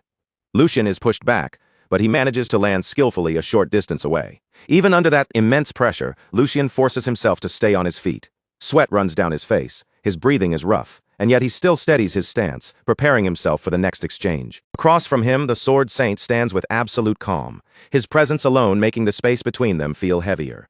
His blade begins to radiate a massive and terrifying energy, far stronger than anything he had shown before. The very air seems to tremble around him. With a sharp focus in his eyes, Aizen declares that Lucian should now apply what he has just learned and try to defend himself. But this time, Aizen adds that they will move into a slightly more advanced step. With those words, master and disciple face each other once again, and the tension between them rises as the next stage of training is about to begin. Immediately after that, the Sword Saint suddenly vanishes from his position with incredible speed. His movement is so fast that following him with the naked eye becomes almost impossible. In the blink of an eye, Aizen appears directly in front of Lucian. His voice remains firm and composed as he tells him to consider the enemy's speed and movement, then respond with the proper amount of force. At the same moment, a powerful and overwhelming aura begins pouring out from Aizen's body. The air around him grows heavy and sharp. He raises his sword in one smooth motion, and in the very next instant, he unleashes a terrifying attack packed with tremendous force. As Lucian sees that monstrous wave of energy rushing toward him, his thoughts begin racing. Even in that dangerous instant, he forces himself to remember the core of Sir Aizen's teaching. Lucian thinks back to the essence of Sir Aizen's lesson, the union of naturalness, moving like water without breaking the flow. But while that thought crosses his mind, the incoming attack is already closing in dangerously fast. Even so, Lucian's thoughts keep moving at high speed. Through that natural flow, he must overcome the gap between them, reduce the loss of power as much as possible, and draw out the greatest force he can release. He tells himself not to be swallowed by the pressure and to look straight at the attack. With that realization burning through him, Lucian gathers every bit of strength in his body. Mana bursts out from him, surging violently as he concentrates it into his blade. Lucian steps forward and sends his own attack straight ahead. Their swords collide with tremendous force, and at the very instant the blades meet, an explosive shockwave erupts from the impact. The collision releases a massive, destructive force that ripples through the entire training hall, shaking the space as if the walls themselves are about to give way. From the other side of the clash, the Sword Saint watches Lucian with perfect calm. Judging from his expression, it looks as though he has not used even the slightest bit of true effort in this exchange. Lucian, on the other hand, is visibly struggling. Just blocking the attack and enduring the overwhelming pressure bearing down on him is already taking everything he has. After holding the clash for a short moment, the Sword Saint finally draws his sword back and lowers it. His voice returns to its usual calm, composed tone. He says that they can end today's training here and tells Lucian to carve the sensation he felt during that exchange deep into his body. The Sword Saint looks at Lucian one final time and adds calmly that remembering that feeling alone will be enough to help him become a first-rate swordsman. When Lucian hears those words, he cannot stop a smile from appearing on his face. His body is completely exhausted. His breathing is heavy, and both of his arms are still trembling from the intensity of the clash. Even so, there is a clear satisfaction in his eyes. Though he is struggling just to steady himself, the lesson has settled into him, and he can feel that something important has changed. Lucian bows his head respectfully and thanks Aizen for the lesson, his voice carrying both fatigue and sincere gratitude. With that, the day's training finally comes to an end. The servants quickly move in to clean up the hall, which has been badly damaged by the violent shockwaves and powerful collisions. Broken tiles, cracked walls, and scattered debris lie everywhere across the training ground. One servant stares around the ruined hall in disbelief, unable to hide his shock, and mutters under his breath, wondering what kind of training the young master had possibly gone through. Another servant glances worriedly toward Lucian, lowering his voice as he softly asks whether the young master is really going to be all right after something that intense. The scene then shifts to Lucian himself, sitting alone off to the side of the hall as he quietly tries to recover from the brutal training session. Lucian's condition is obviously awful. His clothes are completely soaked with sweat. His muscles throb with pain, and even drawing a single breath feels heavy in his chest. But strangely enough, despite how battered his body looks, his face carries an unusual calm. He quietly thinks to himself that he has somehow managed to survive today's training as well. And as absurd as it feels to admit it, he understands that Aizen's harsh method is meant to carve away the bad habits left over from his past life. Still, Lucian cannot really complain. If this kind of brutal training is what it takes to correct those flaws, then there is no choice but to endure it and keep moving forward. He closes his eyes for a short moment, letting everything he just experienced sink in. Thanks to that painful lesson, he can already feel himself starting to grasp the method much faster than before. The more Lucian watches Aizen, the more genuinely amazed he becomes. Aizen keeps creating dangerous situations perfectly matched to Lucian's current level, then guides him with precise instructions until the right reaction is drawn out of him. That may sound simple, but Lucian knows it is far easier said than done. Such training would be impossible unless Aizen could see through every part of his body's condition with frightening accuracy. Lucian lightly clenches his fist, feeling the faint, lingering sensation of mana still moving through him. He is simply placing his body in Aizen's hands and following his teachings, yet the growth is so clear that he can feel it through his own skin. Until now, Lucian had believed that the secrets hidden within exceptional sword forms were the only real path to reaching a higher realm. But today's training has forced him to understand something much deeper. Real strength is not only about mastering impressive techniques, it also comes from refining the foundation, tearing down old flaws and rebuilding everything from the very core. Lucian lowers his gaze as a quiet thought echoes through his mind. He has never considered things like balance, reserve power, and flow this deeply before, not even in his previous life. What truly mattered had always been inside him from the start, and as that realization settles in, Lucian cannot help but wonder what might have happened if he had learned these teachings back in his past life. For a brief instant, faint visions from that previous life flash across his eyes, blurred battlefields, fierce clashes, and moments stained with the pressure of life and death. He remembers unfinished duels, chances that slipped through his fingers, and the heavy regret of never reaching the height he had once chased so desperately. Those memories feel distant, almost like fragments from another world, yet the pain inside them remains painfully vivid. Then, little by little, Lucian's mind returns to the present. Lucian lets out a slow breath and continues thinking to himself, if he had possessed this understanding back then, wouldn't he have at least been able to exchange a few proper blows? Ending things like this today feels a little shameful to him. As he sits there recovering, another thought rises in his mind, whether there might be a perfect opponent somewhere for him right now. Then his thoughts pause. Could that person be him? Before Lucian can settle on the answer, the sound of approaching footsteps begins echoing through the training hall. A voice announces that the fourth young master has arrived, immediately drawing attention toward the entrance of the hall. Joshua walks forward with confident steps, his posture relaxed and controlled, before giving a slight bow in front of Aizen. He greets Aizen, politely asking whether his master has been well, and introduces himself with respectful formality as his disciple Joshua. Aizen responds in his usual composed tone, calmly welcoming the fourth young master. But his eyes remain steady as he asks what has brought Joshua here so unexpectedly. Aizen then makes it clear that he is currently training the third young master. So if Joshua has something to say to this old man, he should come back another time. Joshua only gives a faint smile and gently shakes his head. Joshua says there is no need for that. Aizen's eyes narrow just slightly as he studies him, then asks if the reason Joshua came here is what he suspects. Joshua answers calmly that Aizen is correct. Since his brother has finally opened his closed doors and devoted himself to training, Joshua claims he could not simply ignore it. As the younger brother who learned first, Joshua says he wanted to help with Lucian's training. Then his gaze turns toward Lucian, and a subtle competitive spark glimmers in his eyes as he asks what brother Lucian thinks. To Lucian, it is almost amusing the perfect opponent has just walked right into the hall on his own. The atmosphere inside the training ground changes at once. What had been quiet exhaustion only moments ago now sharpens into tense silence.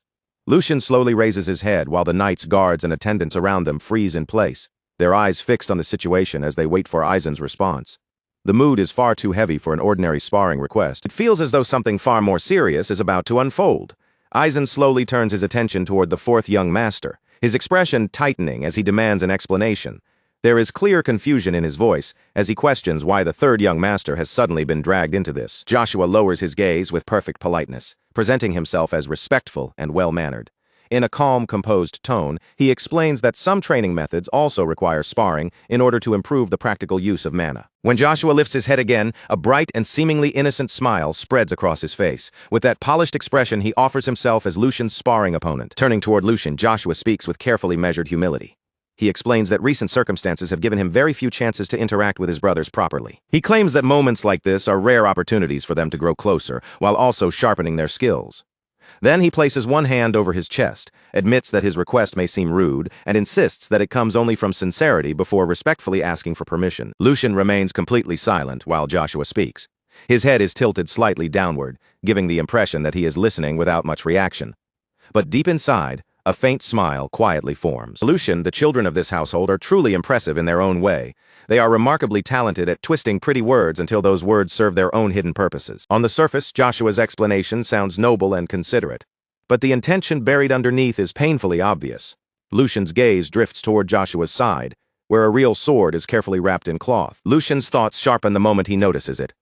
Bringing a real blade against someone who has barely trained for a week leaves almost no room for misunderstanding. Joshua's goal is clear. He wants to crush his supposedly weak older brother in front of everyone here, then use that victory to strengthen his own position inside the family. Lucian slowly raises his eyes and meets Joshua's smiling face. The challenge has been disguised as helpful concern, which makes refusing it difficult without creating consequences. So Lucian weighs the situation carefully. If Aizen officially acknowledges this spar, then the match will carry real significance. And if Lucian backs down now, Aizen, who has already been pressuring him to withdraw from the succession, will be placed in an awkward position. After a brief pause, Lucian steps forward. The simple movement is enough to draw every eye in the training hall toward him at once. With a calm voice and steady posture, Lucian asks Aizen to accept Joshua's proposal and allow the spar to take place. Aizen's eyes widen slightly in surprise. He clearly did not expect the third young master to accept the challenge so easily. Lucian makes a light gesture, then begins explaining his reason. He says that his younger brother's enthusiasm for training is certainly admirable. However, behavior this disrespectful cannot simply be overlooked. As he says this, his gaze shifts directly toward Joshua. Since that is the case, Lucian declares that he will personally teach his immature younger brother a proper lesson. The moment those calm words leave his mouth, Joshua's expression stiffens. Lucian's words strike directly at Joshua's pride. Anger immediately begins to rise inside him, but he forces it back down, struggling to keep his face under control. Lucian continues in a steady voice, telling Joshua that today will be the last time he tolerates this kind of childish behavior. Causing more trouble, he adds, will only put Aizen in a difficult position. As the exchange continues, Aizen watches both brothers carefully. He understands Joshua's intentions perfectly, and yet the third young master has still chosen to step directly into the trap. After thinking it over for a moment, Aizen grants permission, but only under strict conditions.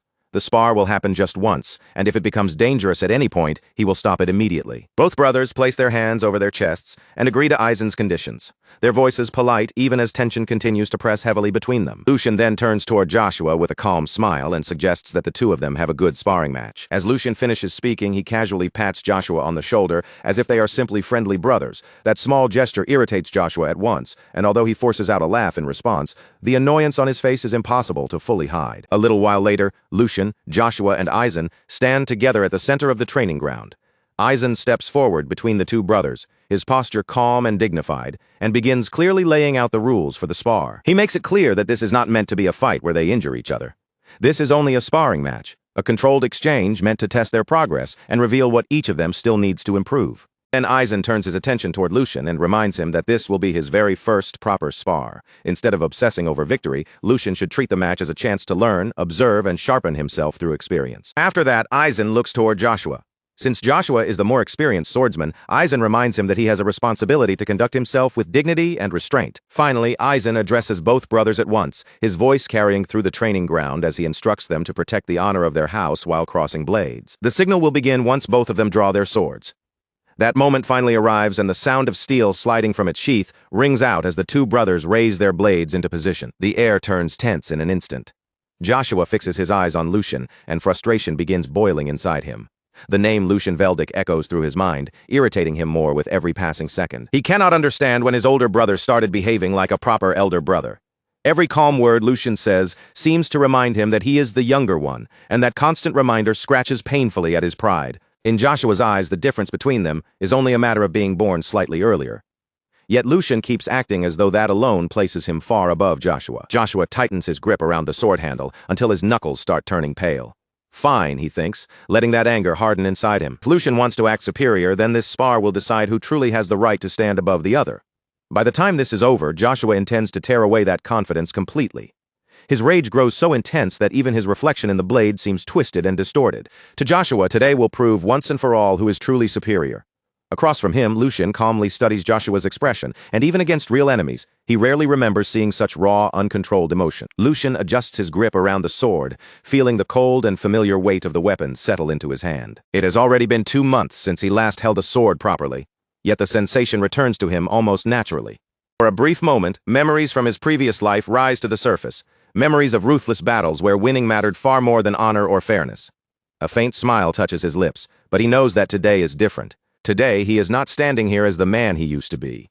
He is standing here as the third young master of House Veldic. His gaze briefly shifts toward Aizen. If Lucian carelessly uses the techniques from his past life, the Sword Saint will certainly notice something strange.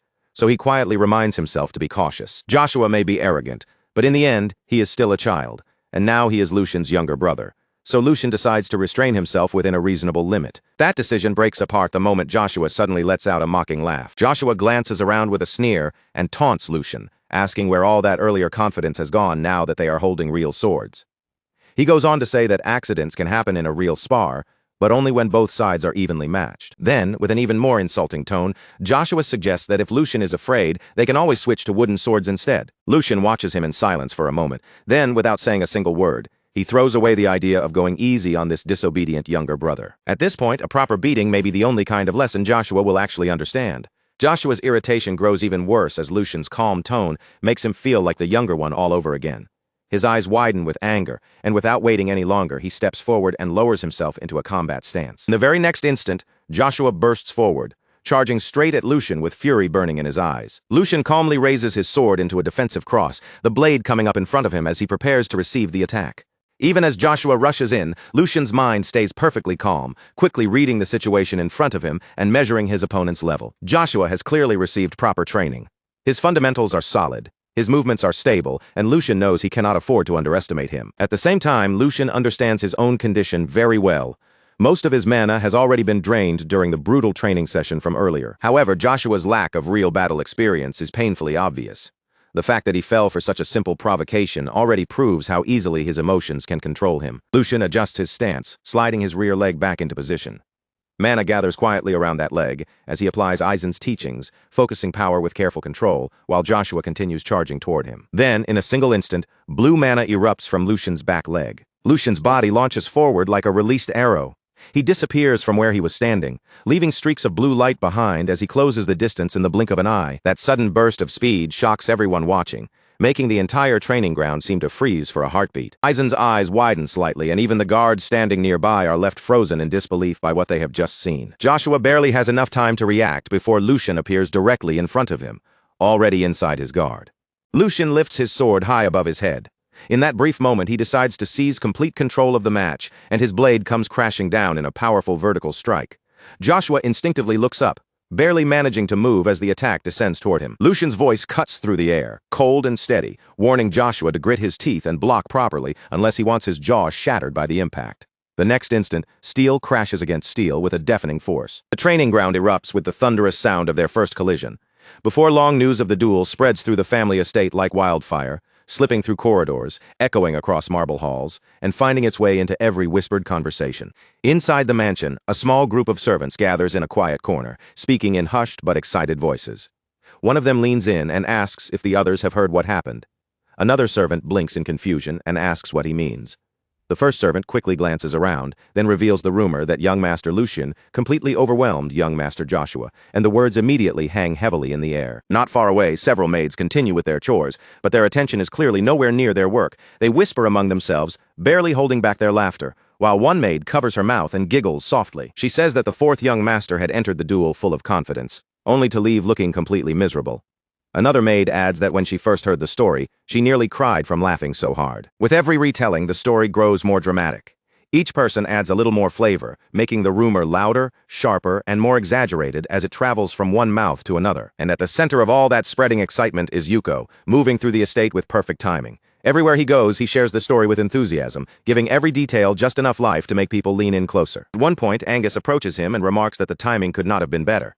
He has already heard whispers that even the Sword Saint acknowledged Lucian's talent. Yuko then leans in closer, lowering his voice as if he is about to reveal a forbidden secret. Since the story has already spread this far, he says, he might as well tell them what really happened, but he warns them that it is strictly confidential, which of course only makes the rumor spread even faster. Soon enough, Angus is retelling the story with even greater excitement, describing how Lucian utterly crushed Joshua and casually took his sword as if it were nothing, leaving everyone who witnessed it completely stunned. Meanwhile, far away from all the noise, gossip, and excited chatter, Lucian stands quietly beside the window in his room. A faint hum slips from his lips as he looks outside, his expression calm and almost indifferent. He knows very well that rumors are swirling through the mansion, and because of that, a subtle smile slowly forms on his face. For rumors like these to spread, today is truly the perfect day. As Lucian stands by the window, his thoughts slowly drift back to the duel. Lucian could still picture Joshua from that moment, looking up at him from below with fear carved all over his face. Only after being cornered did Joshua finally call out to him as his brother, his voice trembling as if that word could save him. Back then, Lucian had lifted his sword high above him, his expression cold, firm, and completely unyielding as he stared down at Joshua. So now Lucian had said sharply, with no warmth in his voice at all, he was finally being treated as Joshua's brother. Only after being driven into a corner did Joshua remember that relationship. And the very next moment, Lucian's blade came crashing down in a powerful vertical strike. Joshua panicked at once, shouting apologies in desperation, and repeatedly calling him Brother Lucian. But by then, Lucian's sword was already falling, and it was far too late to stop it. The strike landed cleanly, cutting straight through Joshua's weapon with overwhelming force. Joshua's blade split apart and shattered into two broken pieces. Lucian slowly lowered his own sword afterward, looking down at Joshua with quiet authority as he warned him never to try something like that again. Next time, Lucian told him the result would be far uglier. Those words alone were enough to break Joshua's remaining courage, and his legs gave out beneath him as he collapsed to his knees, trembling uncontrollably. Lucian looked down at him with a faint, grim smile and told him to learn his place. If Joshua understood, he should nod. And Joshua immediately nodded without the slightest hesitation. He nodded again and again, completely swallowed by fear, as if even a moment of delay might bring Lucian's blade down on him once more. Back in the present, Lucian's gaze slowly moved away from the window and settled on the document resting on the table. He figured that should be enough to keep those troublesome young masters quiet for at least a little while. With the internal tension temporarily handled, Lucian turned his attention toward a far more urgent matter. This time, his focus was on the issue surrounding Marcus Rogrand's house. Not long after, that very document was placed beneath the Duke's hand, while the two of them sat across from each other in the garden. The Duke studied the paper in silence for a moment, his eyes moving across the contents before he finally raised his gaze toward Lucian. He asked if this was the letter Lucian had received from Yuko, his tone calm but carrying the weight of careful attention. Lucian nodded and calmly explained that within a week, Yuko was expected to meet someone from the Logran faction in Vestra territory. At the mention of Vestra, the Duke's brow tightened slightly as he repeated the name with a faint frown. The Duke lightly tapped his finger against the table while thinking it over. Vestra had lost much of its importance over time, but it was still dangerously close to Kalovitz. After a moment, he muttered that the choice of location was absurd. Lucian agreed, explaining that the place had most likely been chosen for that exact reason. Because it had become less important, it could slip past the Duke's attention more easily, making it a perfect blind spot. The Duke fell silent for a short while, then looked straight at Lucian. He asked him to speak honestly and tell him the real reason he had brought this matter forward, reminding Lucian that he had already entrusted the entire affair to him. Lucian answered without hesitation. He needed power. The Duke's eyebrow lifted slightly at that, and he repeated the word back to him. The Duke then asked what kind of power Lucian was talking about. Lucian met his father's gaze directly, his expression steady and unreadable. Lucian explained that catching a beast in a trap did not automatically mean he had the proper tools to finish it off. The meaning behind his words was clear without needing to say much more. The Duke leaned back slightly, understanding Lucian's intent at once. so Lucian had come to the one person who possessed those tools. He studied Lucian carefully before adding that the decision was rational. However, for someone who claimed he wanted to prove himself, it sounded dangerously close to leaning on the Duke's authority instead. Duke then asked whether people would truly view the result as Lucian's achievement if he relied on someone else's power. Lucian remained silent, and the Duke continued speaking in a firm voice. A man earns his reputation by bringing down his prey with his own strength. If he cannot do that, then no matter how successful the result appears, it is still nothing more than a half-finished accomplishment. The Duke reminded Lucian that he had already given him both the authority and the opportunity to resolve this matter on his own. And yet Lucian had chosen the safer path. Suddenly, the Duke's hand struck the table with a sharp sound. He demanded to know if this was truly the best Lucian could do. Lucian lowered his gaze for a brief moment, carefully weighing his answer. Then Lucian lifted his head again, calm and unwavering. If that path guaranteed success, he said, then he would take it without hesitation. His voice did not shake in the slightest. He continued by saying that the royal road the Duke spoke of was only open to those who possessed overwhelming power. Everyone else had no choice but to move through the shadows beneath it. Lucian said that calling reckless bravery courage was nothing more than arrogance. Even if such recklessness succeeded, it would still remain reckless, and if it failed, everything would be lost. He paused for a moment, then added in a thoughtful voice that, to him, the true essence of a hunt was not the kill itself. What mattered most was what the hunter was trying to protect, and what he was reaching out to secure beyond the prey. Lucian gently plucked a nearby flower and held it between his fingers. If he could eliminate the threat completely, he asked, then why should it matter if others dismissed the method as half-baked? That being said, Lucian made it clear that he had no intention of pretending to be some noble saint either. If the person who claimed the credit one day could no longer even draw his bow, then the one destined to inherit that position would already be decided. The Duke listened without interrupting. Then, after a quiet pause, he let out a low chuckle and turned his attention back toward his cup, saying that Lucian's answer was sufficient. He admitted that he could not remember the last time someone had spoken to him like that, and he certainly had not expected such an answer to come from Lucian. A faint smile touched the Duke's lips. The Duke said that it was a good answer. A small sense of relief settled inside Lucian, but before he could relax fully, the Duke continued. A man, the Duke said, must carry conviction in the path he chooses. If he falters just because of a single word, then he will never achieve anything meaningful. Lucian asked if this had been a test, and the Duke confirmed it without hesitation. He had wanted to see whether Lucian would waver when pressured by authority. It was understandable to hesitate when one did not know the answer, he said. But no one would ever follow a person who could not protect his own convictions when it truly mattered. Someone like that was unfit to lead and unworthy of being called a man. Lucian reflected quietly, realizing that he had suspected something like this from the beginning. There were no easy shortcuts when dealing with his father. Even so, Lucian knew this conversation had gone in a favorable direction. When Lucian moved to ask about support for the operation, the Duke cut him off before he could properly continue. The Duke calmly corrected him, telling him to call him father. Then he continued, saying that he would give Lucian the tools he needed. However, sending a large force would draw too much attention, and the Rogrand faction would also be moving. That meant Lucian would have to move with a small elite group, just as the other side would. Lucian nodded in agreement, and requested a few skilled knights from within the family. The Duke looked at him for a moment, then gave his answer. He would lend Lucian the Black Lions. The Duke leaned forward slightly, his voice growing heavier. If Lucian wanted to understand the true burden carried by the one who sat in that seat, then he should go out and experience it for himself. 1 week later, Vestra stood as a hollow remnant of what it had once been. The city had long since lost its purpose, its empty streets buried beneath a heavy silence, while neglected buildings slowly crumbled with time, even though the territory sat dangerously close to Kalavitz. Vestra no longer had any real value left to its name. There were no resources worth protecting, no thriving people, and no reason for anyone to defend its existence. It had once been prepared as a reserve city, but time had swallowed that purpose, leaving it abandoned except for the occasional vanguard passing through. Now the place felt less like a city and more like a graveyard wearing the shape of one. The silence hanging over it was too deep, too unnatural, and that unsettling stillness made it the perfect stage for schemes that needed to stay hidden. As Lucian and Yuko walked through the deserted streets, their footsteps echoed faintly against the cracked stone beneath them. Lucian's eyes moved calmly across the ruined surroundings, and he quickly noticed that there was not a single person in sight. Something about the emptiness felt wrong. It was too quiet, even for a forgotten place like Vestra. Sensing the unease in Lucian's gaze, Yuko explained, without waiting to be asked, that Vestra had lost its strategic importance long ago, and that was precisely why this location had been chosen. No attention, no interference, and no one passing through at the wrong moment. In other words, it was the ideal place to set a trap. As they kept moving forward through the lifeless streets, Yuko finally could not hold back the question that had been weighing on him. He turned his eyes toward Lucian, his voice edged with sharp curiosity, and asked how Lucian had managed to uncover the plan with such terrifying accuracy. Lucian paused for a brief moment, then let out a small, amused laugh. He casually pointed out that even Hans had known nothing about it, which meant all of Yuko's careful secrecy had been meaningless in front of him. But Lucian did not continue with a proper explanation. Instead, he brushed the question aside as if the details were not important right now. He said he would reveal the answer later. For the moment, there were far more important things to concentrate on, and before anything else, they needed to focus on the prey walking into their trap. Lucian's gaze shifted forward, calm but razor-sharp, as he asked whether the preparations had been completed properly.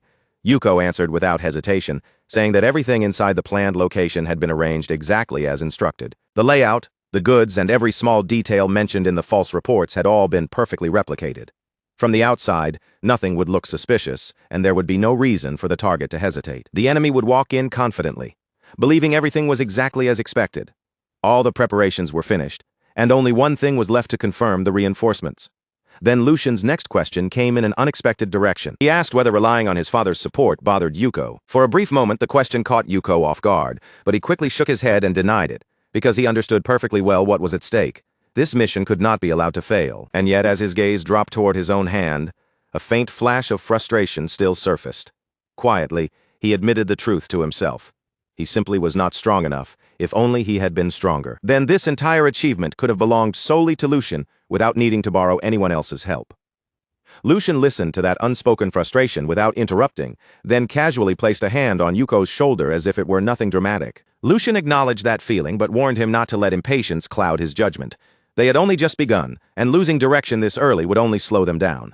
Growth did not happen overnight, and Yuko still had a long road ahead of him. Then, in the most casual tone possible, Lucian added that he had assumed Yuko was already around 30. The air instantly froze. Yuko's expression barely changed, but the atmosphere around him shifted sharply as he flatly corrected him. He was 23. A short, awkward silence followed. Lucian stood there visibly embarrassed, while Yuko stared straight ahead with a blank face and pointed out that 30 was still far away. Their age difference, he added, was not even that significant. Lucian awkwardly tried to smooth over his words, but Yuko immediately cut him off, making it clear that any further explanation would only make the situation worse. The strange tension lingered for a moment before Lucian quietly let the subject go, turning his attention back to their surroundings as his senses sharpened. The appointed meeting time was drawing closer, but there was still no sign of the reinforcements. Then, without warning, a voice sliced through the silence and called out to the third young master. Lucian and Yuko reacted instantly, their bodies turning toward the sound at almost the same time. Yuko drew his sword in one smooth, practiced motion, pivoting toward the voice with full intent to strike. But before he could actually launch the attack, the situation had already changed. A man appeared within reach before Yuko could move any farther, and with nothing but his bare hand, he caught the blade. The motion was flawless, almost unreal, and the pressure radiating from him was overwhelming. In a cold, detached voice, the man remarked that Yuko was far too slow. Yuko froze in shock the moment he heard it. He tried to pull his sword back, but the blade would not move at all. The grip holding it was absolute and unshakable, and for the first time, Yuko clearly felt what complete suppression truly meant. No matter how much strength he put into his arms, he could not make the sword budge even slightly. The realization struck him hard. He was being overpowered with terrifying ease. Before the tension could rise any further, Lucian calmly stepped in. His voice remained steady as he assured Yuko that the man standing before them was not an enemy. Yuko hesitated for a moment, then slowly lowered his guard. Confusion still lingered in his eyes, but Lucian had already stepped forward. Lucian's gaze was sharp and unyielding as he questioned the man's intention. The killing aura surrounding him was impossible to ignore, and an approach like that demanded a proper explanation. Then, almost casually, Lucian identified him with a single phrase. He was one of the Black Lions. The moment those words left Lucian's mouth, the atmosphere changed completely. Yuko took a step back as understanding finally dawned on him. These were the reinforcements Lucian had mentioned, the Black Lions, the hidden force of the Veldic family. They were warriors who operated from the shadows, mobilized only under direct authority, as if they existed to answer a silent command from the family's true power. One after another, more figures emerged from the surroundings, appearing without a sound as if they had been part of the ruins all along. Within seconds, they had formed a complete perimeter around Lucian and Yuko. Every one of them carried a presence that was perfectly controlled, yet terrifying enough to make the air feel heavier. An older man stepped forward from among them, his posture composed and his bearing clearly marking him as their captain. Placing one hand over his chest, he greeted Lucian respectfully as the third young master. He explained that the brief clash from earlier had only been a test, meant to evaluate their reactions and readiness. There had never been any true hostility behind the move, only a cold and efficient way to measure them. Lucian observed the Black Lions carefully, his mind remaining sharp. Even in his previous life, their existence had always been uncertain, spoken of only in whispers like ghost stories. But now that they stood right in front of him, There was no room left for doubt. He had not sensed them at all before they chose to reveal themselves, and even now, while they were standing nearby, their presence remained almost perfectly concealed. Their auras were completely suppressed, impossible to read from any angle. Each one of them was a monster hidden beneath absolute control. Lucian quietly acknowledged just how overwhelming this level of support truly was. His father had not merely sent ordinary reinforcements. It sent something far more dangerous. Something that could change the entire weight of the operation. Some time passed, and they gathered inside a ruined house that had been repurposed as their temporary base. Lucian sat calmly while the Black Lions stood around him. Every one of them focused on his words. Yuko remained nearby as well, still processing the overwhelming scene he had just witnessed. Lucian began explaining the mission with quiet clarity. House Logren had already taken the bait and was on its way, which meant the trap had worked exactly as planned. From this point on, the objective was simple. Capture the leader alive, and eliminate everyone else if necessary. Lucian's tone stayed calm, but the meaning behind his words was absolute, leaving no room for mercy. The enemy had crossed the line first, so whatever happened next would be nothing more than the consequence of their own actions. After laying out the plan, Lucian entrusted the rest of the operation to the captain and gave him full authority to act as needed. The captain watched Lucian closely as he listened. At first, he had assumed this mission was merely an easy achievement being handed to the young master. But now he understood that assumption had been wrong. Lucian was not depending on luck or hiding behind protection. He was calculating every step, observing the strength of the people around him, and preparing for every possible outcome before the enemy even appeared. There wasn't a trace of hesitation in him, not even the smallest flicker of doubt. This wasn't the clumsy reaction of someone acting on impulse. Every movement, every choice, carried the calm precision of someone who had everything under control. A thin smile slowly appeared on the captain's face as he understood exactly what he was seeing. This was not just a simple order being carried out. Something new was beginning to move in the shadows, and a fresh power was quietly taking form. Without wasting even a breath, he accepted the command. And as the sun slowly sank beyond the horizon, staining the edges of the sky with the last light of day, the final phase finally began. A carriage crept into the dead city of Vestra at a slow, heavy pace, its wheels grinding against the abandoned streets and disturbing the silence that had swallowed the place for far too long. The carriage door opened, and a young noble stepped down from inside. The moment his shoes touched the ground, he raised a hand to his face, covering his nose with obvious disgust. Even the air around him seemed to offend him. His brows tightened, his lips curled, and his entire expression twisted as if simply breathing in this place was an insult. A maid hurried forward at once, moving with practiced speed, as she presented him with a handkerchief. He snatched it up and pressed it firmly over his nose and mouth. The trip here had clearly already put him in a foul mood, and the sight of the city only made his irritation worse. In his eyes, Vestra was nothing more than a rotten, forgotten wasteland, a place so lowly it barely deserved even a glance from him. Had it not been for his father's direct orders, he would never have lowered himself by stepping into a place like this. Even so, his goal was simple. He planned to finish the matter quickly, turn around, and leave as soon as possible. But he had no idea what was already waiting for him. From deep within the shadows, unseen eyes had long since fixed on his every move. Not a single gesture escaped their notice. Every step he took was measured. Every movement silently followed. The trap had been prepared long before his carriage ever arrived, and now he had walked right into the center of it. The fourth son of House Logren, Philip Logren, had finally arrived, and with that, the hunt had truly begun. Lucian moved forward with quick but carefully controlled steps, then bent his posture into a deep, respectful bow as he spoke with almost exaggerated humility. "Oh, my lord, please forgive me. I have committed a terrible discourtesy by failing to recognize such a noble presence the moment you arrived." His voice carried the perfect blend of panic, urgency, and fear, all shaped to match the harmless image he wanted them to see. But before he could draw any closer, one of the knights reacted sharply. The man raised his sword in a single cold motion, aiming the blade directly at Lucian's chest. His voice came out flat and merciless. "Take one more step and I'll cut you down. State your identity now." Lucian instantly recoiled, his shoulders shrinking as though the threat alone had crushed him. His face tightened with fear, and his voice began to shake as the words spilled out in a clumsy rush. "Please forgive me, Sir Knight. I was only sent here on Boss Hugo's orders. I am nothing more than a guide, just a miserable, low-born wretch. I would never dare cause trouble for my lord." A heavy pause followed, hanging in the air for a moment before the young master finally spoke. Philip Logren's voice was filled with open contempt. "Put your sword away. It's beneath you to even waste words on something like this." The knight paused for only a brief second before lowering his weapon and obeying. Lucian immediately dipped his head even deeper, as if he had just been spared by overwhelming mercy. "Thank you for your mercy, my lord," Lucian said in a soft, trembling voice. Then, without losing another moment, he turned and began guiding the group forward, exactly along the route he had prepared from the very beginning. Yet behind that frightened, submissive appearance, his mind remained sharp, cold, and completely different from the act he was putting on. So this was an even bigger catch than expected. That arrogant way of speaking, and that complete lack of caution, even after stepping into hostile ground, made it obvious. There was no doubt about it. This spoiled young man had to be one of the Marques's own sons. Someone raised that high would never even imagine that danger could be waiting for him in a place like this. As Lucian continued walking ahead of them, he quietly took in everything around him. There were fewer guards than he had expected, roughly a dozen in total, and they were not ordinary soldiers either. At the very least, they had the training of apprentice knights. They were disciplined, but if the situation unfolded the right way, they still would not be enough to pose a serious threat. Lucian's eyes shifted ever so slightly. He absorbed each detail without turning his head too much or giving away what he was doing.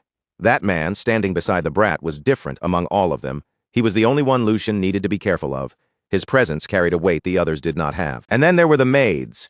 He had actually brought maids into a place like this? Lucian almost found it absurd. Just how careless could this noble brat possibly be? Why have you stopped? Philip's irritated voice suddenly cut through Lucian's thoughts like a blade. Lucian immediately started walking again, lowering his head slightly as he answered in a nervous, apologetic tone. Forgive me, my lord. It is my first time standing so close to someone of your noble stature. I must have become nervous without even realizing it. Philip clicked his tongue, his annoyance plain on his face. Pathetic. Lucian kept his head lowered, never breaking the timid image he had created. But for one brief moment, his gaze slipped backward. His eyes landed on one of the maids, and something about her face made his thoughts hesitate. That face. Why did it feel so familiar? For a moment, the thought lingered in his mind. But then he rejected it just as quickly. No, that could not be it. It was only a resemblance. Nothing more than that. Lucian pushed the thought away before it could distract him any further and continued forward, forcing those unnecessary doubts to the side. Before long, they finally arrived at the main location, the place where everything had been prepared. The moment they stepped inside, Philip's expression crumpled with even stronger disgust. This place is even worse on the inside. The smell alone is unbearable. That commoner, Hugo, did he misuse the funds from my house? Was the outside only made to look acceptable? A calm voice answered without the slightest hesitation. What truly matters is what lies inside, wouldn't you agree? Philip's gaze snapped sharply toward the one who had spoken. And you are? The man stepped forward by a small measure, then offered a polite bow with steady composure. Hugo, the one in charge of this place. I greet you, my lord. The item required especially careful handling, so our preparations took slightly longer than expected. Philip narrowed his eyes and studied Hugo closely, suspicion clearly visible in his stare. Since you have shown yourself, I assume you have not done anything foolish. Hugo gave a quiet chuckle, completely unshaken by the accusation.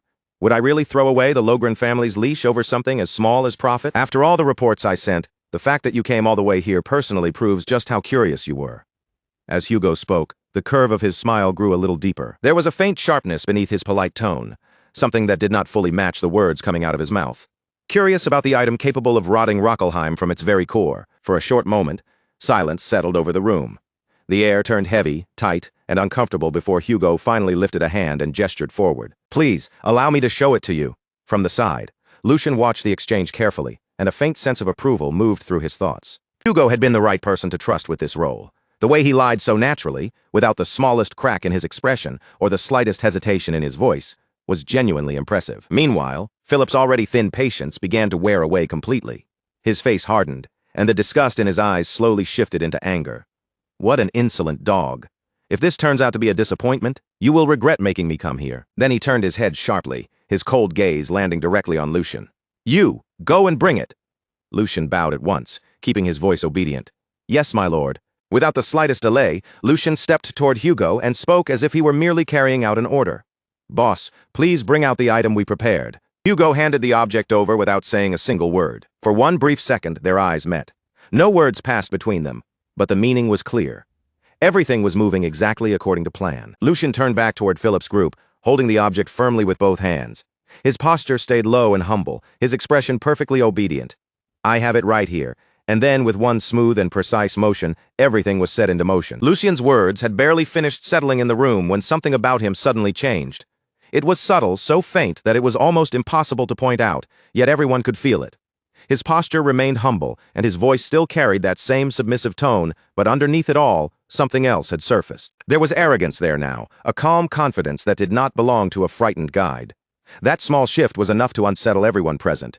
The knights stiffened by instinct. their fingers tightening around their weapons, while even Philip felt a strange, creeping dread coil deep inside his chest. And before anyone in the room could fully understand what was happening, Lucian moved. "I'll make sure it's delivered." In the very next instant, he hurled the object straight toward them, and the entire situation exploded at once. "You bastard! What do you think you're doing?" Philip's voice broke into a furious shout, but panic was already tangled inside his anger. "Have you lost your mind? Do you even know what that thing is?" But the moment had already passed beyond anyone's control. As the object cut through the air, something struck it mid-flight with flawless timing. The hit was so fast, so clean, and so precise that it was almost impossible to see with the naked eye. The item shattered instantly. From within, an overwhelming burst of light detonated outward, flooding the entire space in one violent surge and swallowing everything within reach. The guards reacted purely on instinct, throwing themselves in front of Philip and forming a protective wall around him.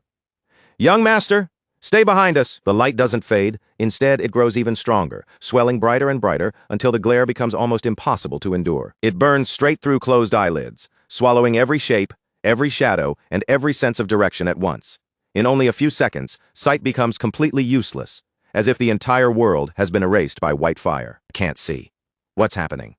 Panicked voices rise from every direction, crashing over one another as confusion spreads through the room. But no one can understand what is unfolding around them, because the chaos has already swallowed every trace of order. In the middle of that blinding confusion, Philip drops his body lower, desperately trying to steady himself and figure out where he is.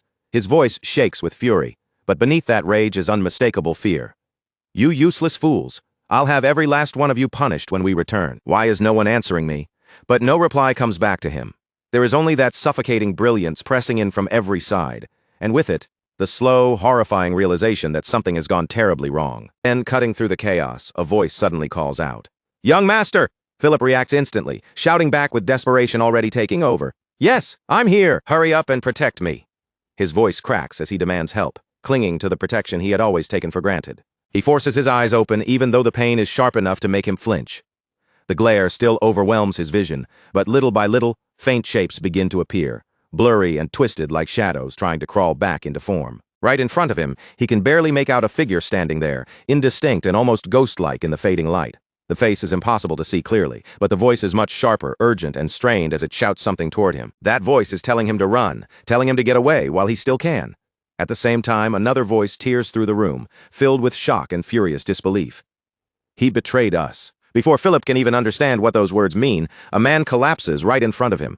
The heavy thud of the body hitting the floor sends a cold jolt of terror straight through him. His breath catches in his throat, and his thoughts begin spiraling wildly, but he has no time to gather himself or react. All around him, one guard after another begins to fall. In the blinding aftermath of the light, movement is impossible to follow, but death is clearly moving through the chaos with frightening speed and absolute certainty. The members of the Black Lion group strike with brutal precision, cutting down the disoriented knights before they can recover their sight or raise their blades properly. Philip's mind races, and broken pieces of understanding begin forcing their way through his panic. A flash magic stone, tool that releases blinding light the instant it takes an impact. It is rare, costly, and difficult to handle, but for stealing someone's sight in a single moment, there is almost nothing more perfect. Even so, to wipe out all of the Marquess's guards within that tiny opening should have been impossible.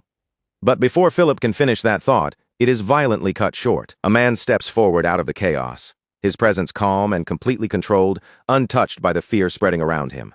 His voice remains steady, carrying a quiet authority. "All threats have been neutralized. I will escort the women and the one in charge to Kelheim." Not far away, Lucian stands silently, his expression unreadable and his gaze distant. In that stillness, his thoughts turn inward, and his father's words echo through his mind with a heavy clarity. "The weight of the seat you occupy. Bear it yourself."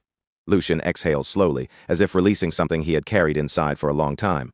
"I think I finally understand." On the other side, Philip has lost the last scraps of composure he had left. He staggers backward, his legs giving out beneath him until he collapses onto his knees, his voice shaking uncontrollably as fear swallows his pride. Don't come any closer. I said stay back." Even now, he desperately clings to the authority of his name. "Do you even know who I am? I am the fourth son of Logren, a noble." A knight steps forward, his expression cold and completely unmoved. "Your fate will be decided by His Highness, Grand Duke Valdic. Submit quietly." Philip freezes in place, and the name strikes him like a physical blow. "What?" His voice crumbles as the realization begins to sink in. "House Valdic?" His eyes dart wildly around the room before finally locking onto Lucian. His voice drops into a trembling whisper, every word dragged out by disbelief. "Then don't tell me. The one disguised as a commoner is a son of House Valdic? Panic surges through him all at once. If that is true, then allowing himself to be captured is no longer an option. He whips around desperately and screams at the top of his lungs. "What are you all doing? Guards outside! Get in here and protect me! Are they all dead too?" Lucian steps forward with complete calm, his voice steady and almost indifferent. It's over. There are no more threats. But then he suddenly stops. In the middle of speaking, his eyes widen, and his gaze snaps sharply toward one of the maids. At that exact moment, Philip, still clinging to the last pieces of control he has left, shouts in desperation, "I grant you permission to take up the sword. You should be able to handle this." And then the maid moves. At first, it looks like nothing more than a single step, but there is something wrong with it. Something far too composed, far too deliberate for an ordinary servant. Lucian watches her without blinking as she walks toward the fallen weapon. His thoughts begin to spiral, and the realization crashes into him all at once. That face, that resemblance he noticed earlier, that faint sense of familiarity he had tried so hard to dismiss. And now, even the atmosphere around her changes the very moment her hand reaches the blade. Lucian's voice sinks into a whisper. It is barely audible, yet filled with disbelief. This can't be. His eyes remain fixed on her as the truth settles over him, undeniable and overwhelming. Sword Demon. Felix. Is it really you? Then Philip Logren suddenly breaks away from the Black Lion group and rushes straight toward Felix, stumbling in his panic as he tries to reach him. The moment he gets close, he begins pleading desperately. "Get me out of here. If you do, I'll do whatever you want. I'll make sure you're no longer insulted for the lowly blood of your mother," as Philip says it. His voice is frantic, spilling out promises without dignity or restraint, practically collapses in front of Felix, trembling as he begs for his life. Then he continues in a panicked voice, "Say something. Isn't protecting me the whole reason you exist?" Felix, the sword demon, answers him coldly. "Shut your mouth if you want to live." His body steadies as he prepares himself for battle, his attention already shifting toward the enemy ahead. Then, with unmistakable irritation in his voice, Felix adds one more cutting sentence. "I'm sick and tired of your stupidity, young master." The words land coldly, without even the slightest attempt to soften them. Watching this unfold, the white-haired knight speaks with a strange mixture of disdain and respect. Unbelievable. To think you would hide behind a woman without even a shred of dignity. Still, I commend your will to fight. His eyes remain fixed ahead, but his voice carries a warning edge. However, do not throw your life away. Do not mistake foolish bravado for courage. This is a mercy I offer to a child and a woman. Then the white-haired knight turns his gaze forward, focusing entirely on Felix as the air between them grows heavy. At that moment, an overwhelming and terrifying energy begins surging from Felix's body, pressing into the room like a storm about to break. Sensing that power, the knight mutters quietly, "So, that is your choice. Very well." In the next instant, the white-haired knight launches forward with incredible speed, closing the distance between them almost before anyone can react. Their swords collide in a sharp, ringing clash, the impact cutting through the room like metal striking lightning. The knight's blade flashes dangerously close to Felix's eyes, stopping just short as the deadly exchange begins. Yet even with the knight's blade flashing so close, Felix does not show the slightest trace of fear. His eyes remain steady, and his body refuses to shrink back. With clean, precise footwork and control so perfect, it almost looks effortless. Felix shifts his stance at the exact right moment. He catches the attack and deflects it smoothly, guiding the force away from his body instead of trying to take it head-on. A faint smile begins to form on Felix's face as he pushes the white-haired knight's strike off its path. He turns the blade aside with complete composure, as though he had already seen the attack coming from the start. And in that very instant, Felix launches a sudden counterattack straight toward the white-haired knight, catching him off guard. For the first time, even the knight's expression shifts with visible surprise, and before that surprise can fully settle, the next exchange begins. A thin spray of blood flickers through the air as their clash grows even fiercer, the battle sharpening with every movement. Then the sword demon drops from above with a powerful descending strike, cutting down with terrifying force, yet somehow still emerging from the exchange completely unharmed. Watching everything unfold, Lucian is left stunned. His thoughts race as he follows each movement, realizing that Felix's reactions are so fast, they almost border on foresight, and his movements are strange, free, and completely unbound by ordinary swordsmanship. There is no mistaking it. As Lucian continues to watch, his gaze falls on Felix's stance, and in that instant, something buried deep in his memory suddenly stirs. Fragments of the past rise back to the surface, and realization slowly dawns on him. This is the sword demon, Felix. Even back then, Lucian remembers clearly, Felix carried a kind of grace and presence that never truly fit the rough, bloody world of mercenaries. Brief flashes from those old days passed through Lucian's mind one after another, each one confirming the same thought. Felix had always been different from everyone around him. That slender frame, those delicate features, and that sharp, unforgettable presence had always made Felix impossible to overlook. Then the moment snaps back to the present. The panicked young master pushes forward again, desperately trying to hide behind Felix and use him as a shield. At the same time, Lucian finally puts every piece together in his mind. Now he understands. The illegitimate child, Felicia, left her family behind and lived in disguise as a man named Felix. The focus returns to the white-haired knight, who steadies himself after the exchange and looks at Felix with a much more serious expression. If my defense had been even a moment slower, my head would already be rolling on the ground. I still have a long way to go. I underestimated her without even noticing the hidden fangs beneath the surface. His tone changes as he speaks, his pride giving way to a colder, sharper resolve. Then he declares with rising intensity, "I will swallow my pride and treat you as a true enemy." In that moment, a terrifying surge of energy begins pouring from the white-haired knight, and his presence grows heavier with every passing second. Across from him, Felix continues facing the knight head-on. But even he cannot hide the trembling in his body under that crushing pressure. Deep down, Felix accepts the harsh truth in front of him. This opponent is a master several levels above him, someone he cannot defeat with his current strength. He can no longer rely on a lucky opening or a sudden surprise. And worse than that, there is another swordsman of the same caliber waiting upstairs. His gaze instinctively shifts upward toward the leader above, and the weight of the situation becomes even clearer. Beyond those two, there is still someone who surpasses them entirely. There is no realistic chance of surviving this. For one brief moment, the outcome feels absolute and inescapable. And yet, instead of falling into fear, a calm resolve settles inside Felix. If this is the final strike he is allowed to make, then he will put everything into it and leave behind no regrets. That thought fixed in his heart, Felix steadies his breathing, tightens his grip on the sword, and prepares himself for what may be his final attack. From above, the leader watches with sharp interest, and his voice cuts through the tension with clear admiration.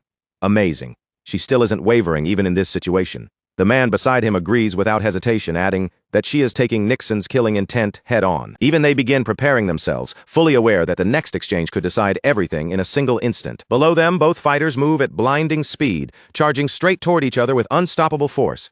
Their movements become so fast that the eye can barely follow them, leaving only flashes of motion and the sharp pressure of their killing intent. In the next instant, their swords collide, and a violent surge of energy bursts outward, rippling through the area around them. Every eye nearby locks onto the two of them, unable to look away as the clash becomes more intense by the second. When their blades meet fully, the sheer force of the impact causes the surrounding energy to spike even higher, shaking the very air around them. And just as the battle reaches its most dangerous point, Lucian suddenly shouts with everything he has, his voice echoing across the battlefield. "Stop! Both of you, stop!" The moment Lucian's voice rings out, both Felix and the white-haired knight freeze for a brief instant. The pressure of their clash fades as they instinctively pull back from one another, creating distance between their blades. Lucian steps forward and finally reveals himself clearly as the young master in command. Both fighters withdraw slightly, acknowledging his presence, while his expression remains firm and filled with authority. With restrained anger tightening his voice, Lucian declares, "That's enough. I will not tolerate any more bloodshed." But the white-haired knight is still burning with frustration. He immediately protests, his voice sharp as he addresses Lucian. "Third young master, you gave us full discretion. If she is left alive, she will grow into a major threat to Valdek." His concern is obvious, but so is his unwillingness to accept the sudden order to stop. Lucian's gaze hardens, and he answers without hesitation, his tone carrying command. "Black Lion, have you forgotten who gave you that authority?" His words carry a weight that leaves no room for argument. "I fully understand your concerns. However, if this continues, someone will certainly die." Lucian steps forward and formally declares his identity, his presence taking control of the entire scene. "I am the third young master of House Valdek, Lucian Valdek. As the one in charge of this mission, I have a proposal for you, Felicia." His eyes settle directly on Felix, now fully acknowledging her true identity. "Let us settle this matter with a duel between the two of us. If I lose, I will allow you to leave this place safely. However, if you are the one who loses, you will lay down your sword and surrender peacefully." Lucian stands perfectly still after making the offer, his presence calm and unwavering, as if the suffocating tension pressing down on the room has no power over him at all. Across from him, Felicia hesitates, clearly caught off guard by his sudden declaration. Her brows draw together and confusion flickers in her eyes as she tries to understand what he is truly aiming for. "A duel with you, young master? What exactly are you saying?" she asks carefully, her voice cautious but steady as she searches for the meaning behind his words.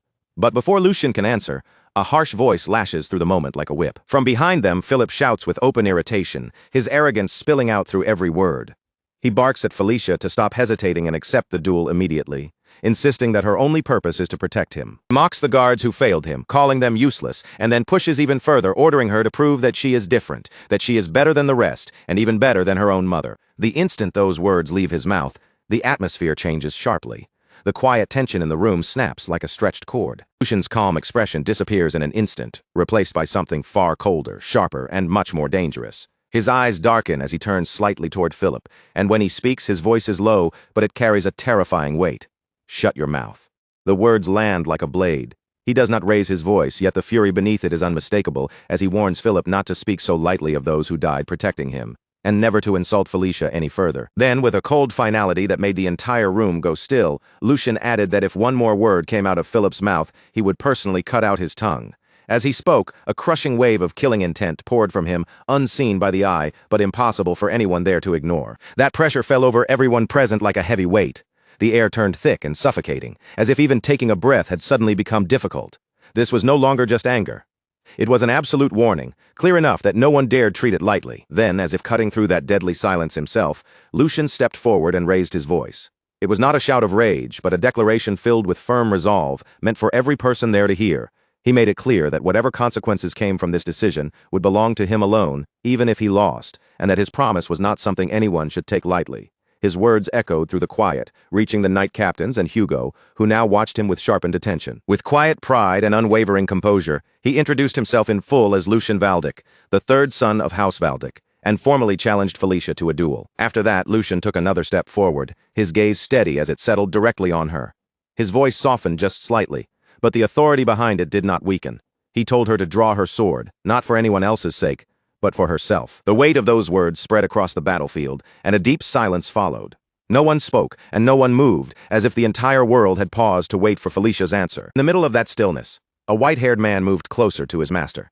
His expression was tense with concern, and when he lowered his voice, there was clear unease in every word. He questioned Raymond, asking whether they truly intended to stand back and simply watch this unfold. He admitted that when he had crossed swords with Felicia earlier, he had not been fighting with full intent to kill. His goal had only been to subdue her, but even under those conditions, she had not merely blocked his strike. She had managed to wound him, he continued, explaining that while her swordsmanship clearly lacked the polish of formal training, that weakness did not make her harmless. Her raw talent, sharp instincts, and frightening perception more than made up for what she lacked in discipline. In his eyes, that natural ability made her shortcomings almost meaningless. He paused and looked between Lucian and Felicia, his concern growing even deeper. Judging by the third young master's current level, he believed there was no realistic path to victory. Lucian's courage was admirable, and his decisiveness deserved respect. But courage alone did not decide a sword fight.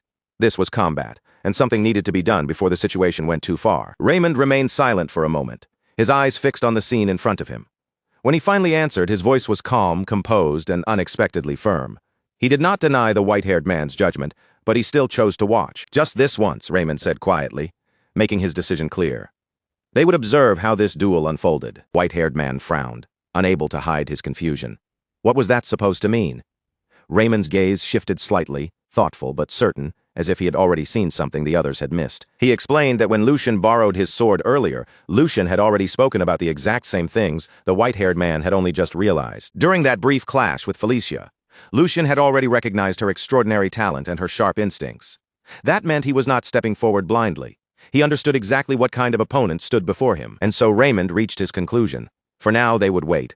They would watch without interfering. They would see what kind of outcome the third young master was trying to create, and what role Felicia would have in that outcome.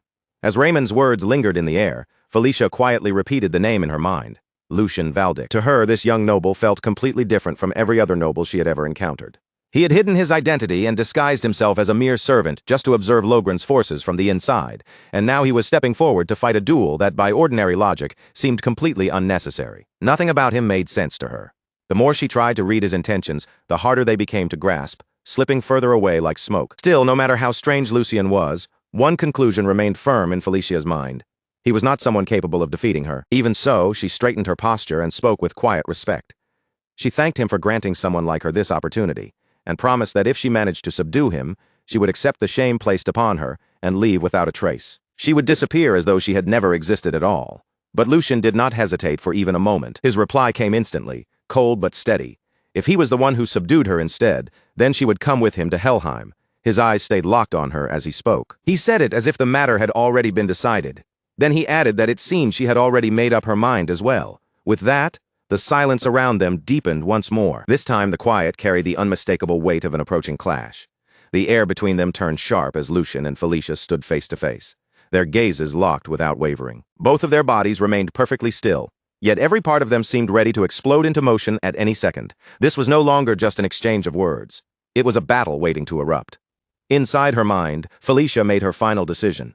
She did not want to leave any unnecessary wounds on him. She would neutralize him in a single strike. Her eyes sharpened and a cold glint flashed through them as her focus reached its peak. In the very next instant, Felicia moved. Her figure blurred forward with incredible speed, crossing the distance between them in the space of a heartbeat. Her blade sliced through the air in a clean, decisive arc as she launched a precise attack straight toward Lucian. But Lucian reacted just as quickly. With perfect timing, he raised his sword and met her strike head-on, stopping the attack before it could reach him. A flicker of surprise flashed through Felicia's eyes. He blocked her attack.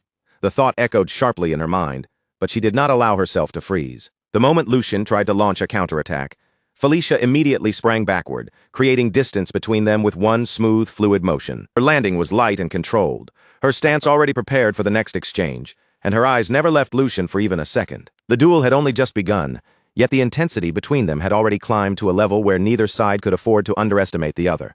As the clash continued, a sharp and unsettling thought echoed through Felicia's mind. His breathing and reaction speed should not have been able to keep up with her movements at all, so how had he managed to block her sword? The question stayed with her, refusing to disappear, and doubt slowly began to creep in. But before she could reach an answer, her eyes widened slightly. In the next moment, Lucian was already right in front of her, closing the distance with terrifying precision. His sword came down without hesitation. Caught off guard, Felicia barely managed to lift her blade in time, struggling to block the strike. The impact sent a sharp jolt through both of her arms, forcing her to tighten her grip and steady herself. From that point on, the duel began escalating at a frightening pace. Their swords collided again and again in a relentless exchange, each impact ringing sharply through the air. Every clash seemed ready to scatter sparks, and despite Felicia's skill, she found herself being driven backward step by step. Every movement of Lucian's blade carried pressure, forcing her into a defensive position she had never expected to take against him. Amid the storm of clashing steel, Lucian's calm voice cut through with chilling clarity. He told her that the reason she was being pushed back was because she was exhausted after overusing her mana during the clash with the Black Lions. And even if she was conserving some strength just in case, the difference between them right now was still painfully clear. Before she could fully process what he had said, Lucian launched a powerful and lethal strike. The force behind the blow was overwhelming, far beyond what Felicia had expected from him. She gritted her teeth and fought to hold her ground, her body straining under the pressure as she blocked the attack. Then Lucian spoke again, his tone steady and almost chilling in its certainty. He told her that he knew her better than she knew herself. Her habits, her weaknesses, and even the flow of her sword's path were all clear to him. His words carried a weight that went far beyond simple confidence. It felt as though he was not merely fighting her, but reading her, predicting her, and taking control of the rhythm of the battle itself.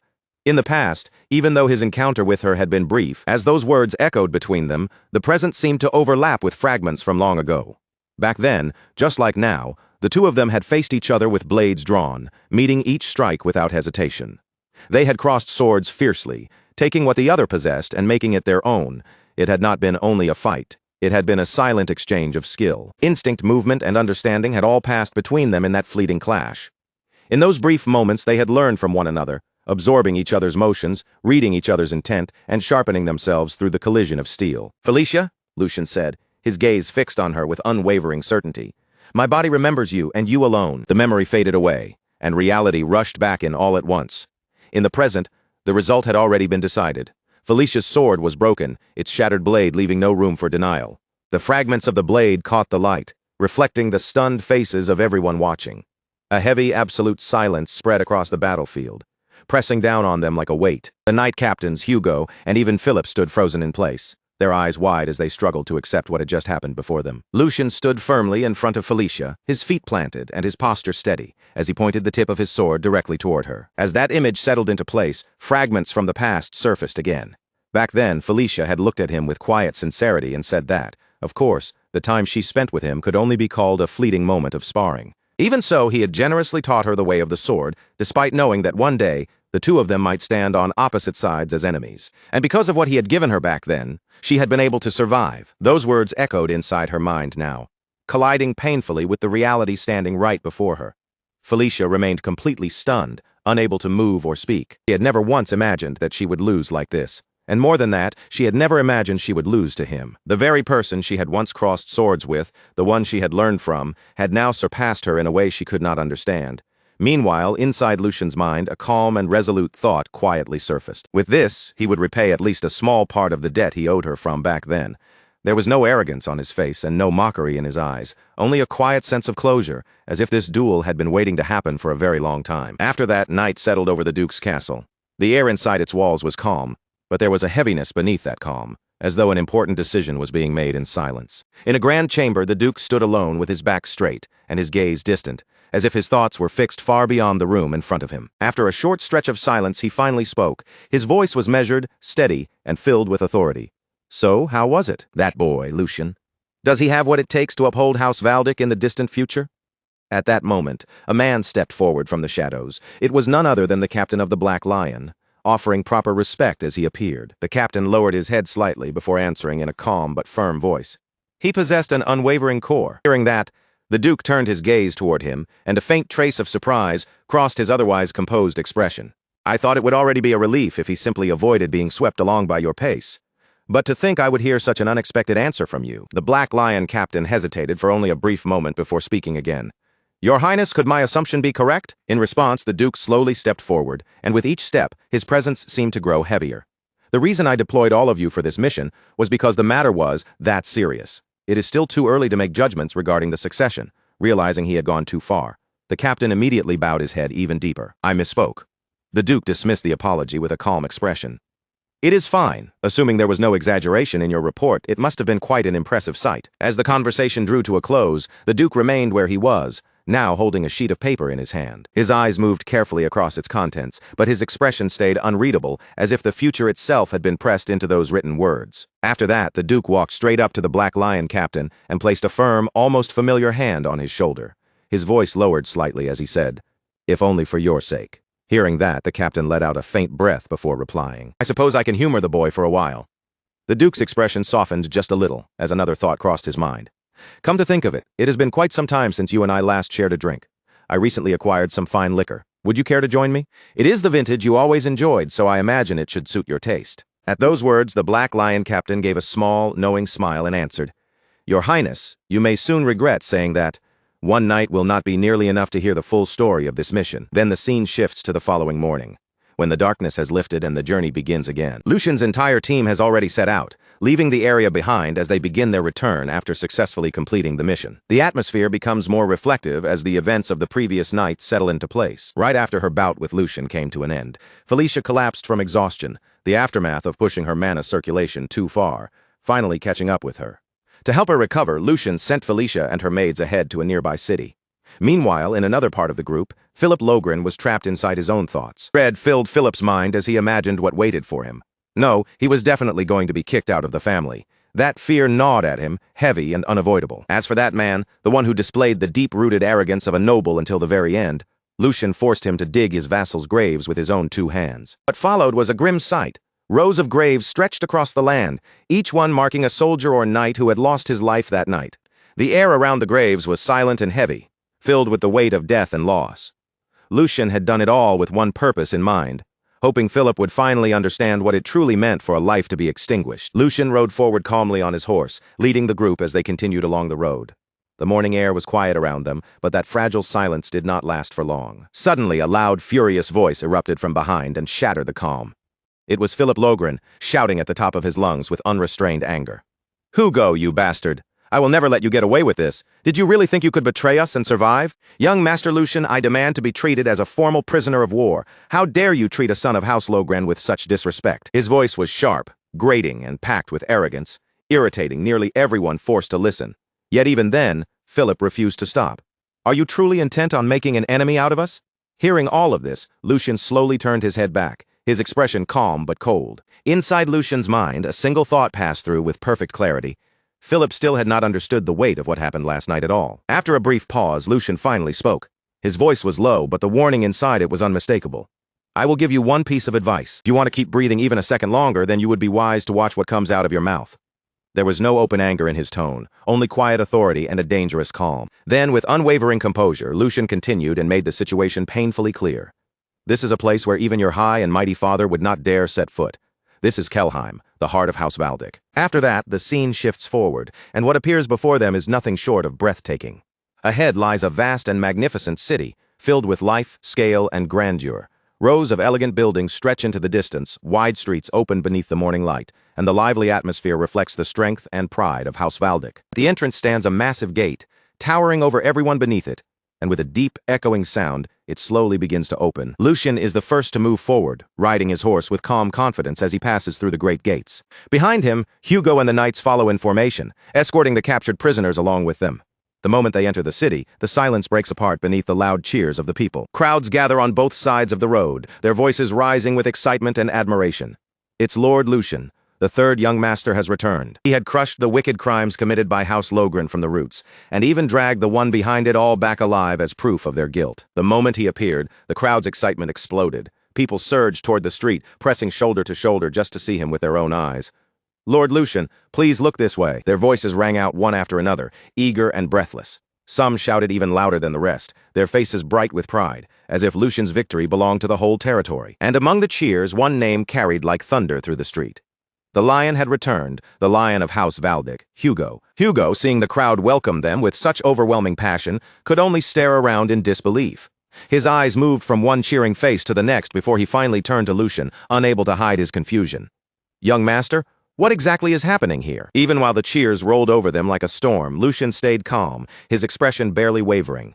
In a low, composed voice, he answered, I did send a letter asking for a chance to reveal House Logren's atrocities, but it seems Father chose to support us far more openly than I expected. Then Lucian looked toward Hugo and spoke with quiet certainty. Stand tall and accept this welcome. This is the first great achievement you have earned. Those words struck Hugo deeper than any cheer from the crowd.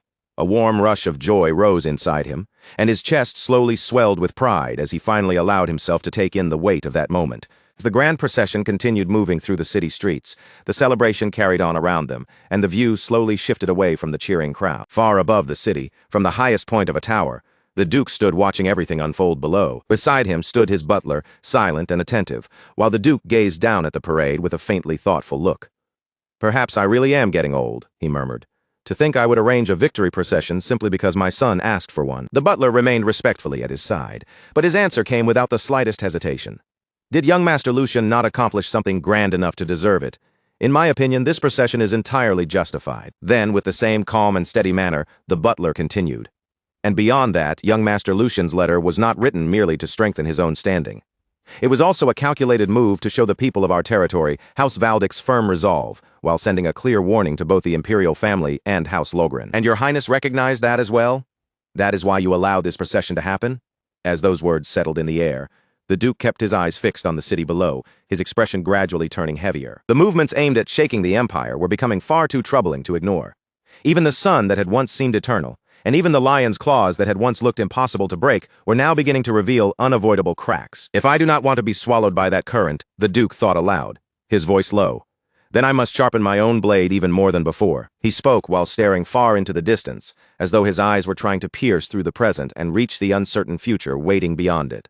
With that quiet heaviness lingering in the air, the moment slowly faded. The view then moved away from the tower and shifted to Lucian's room. The instant Lucian returned, he dropped straight onto his bed without even trying to sit properly.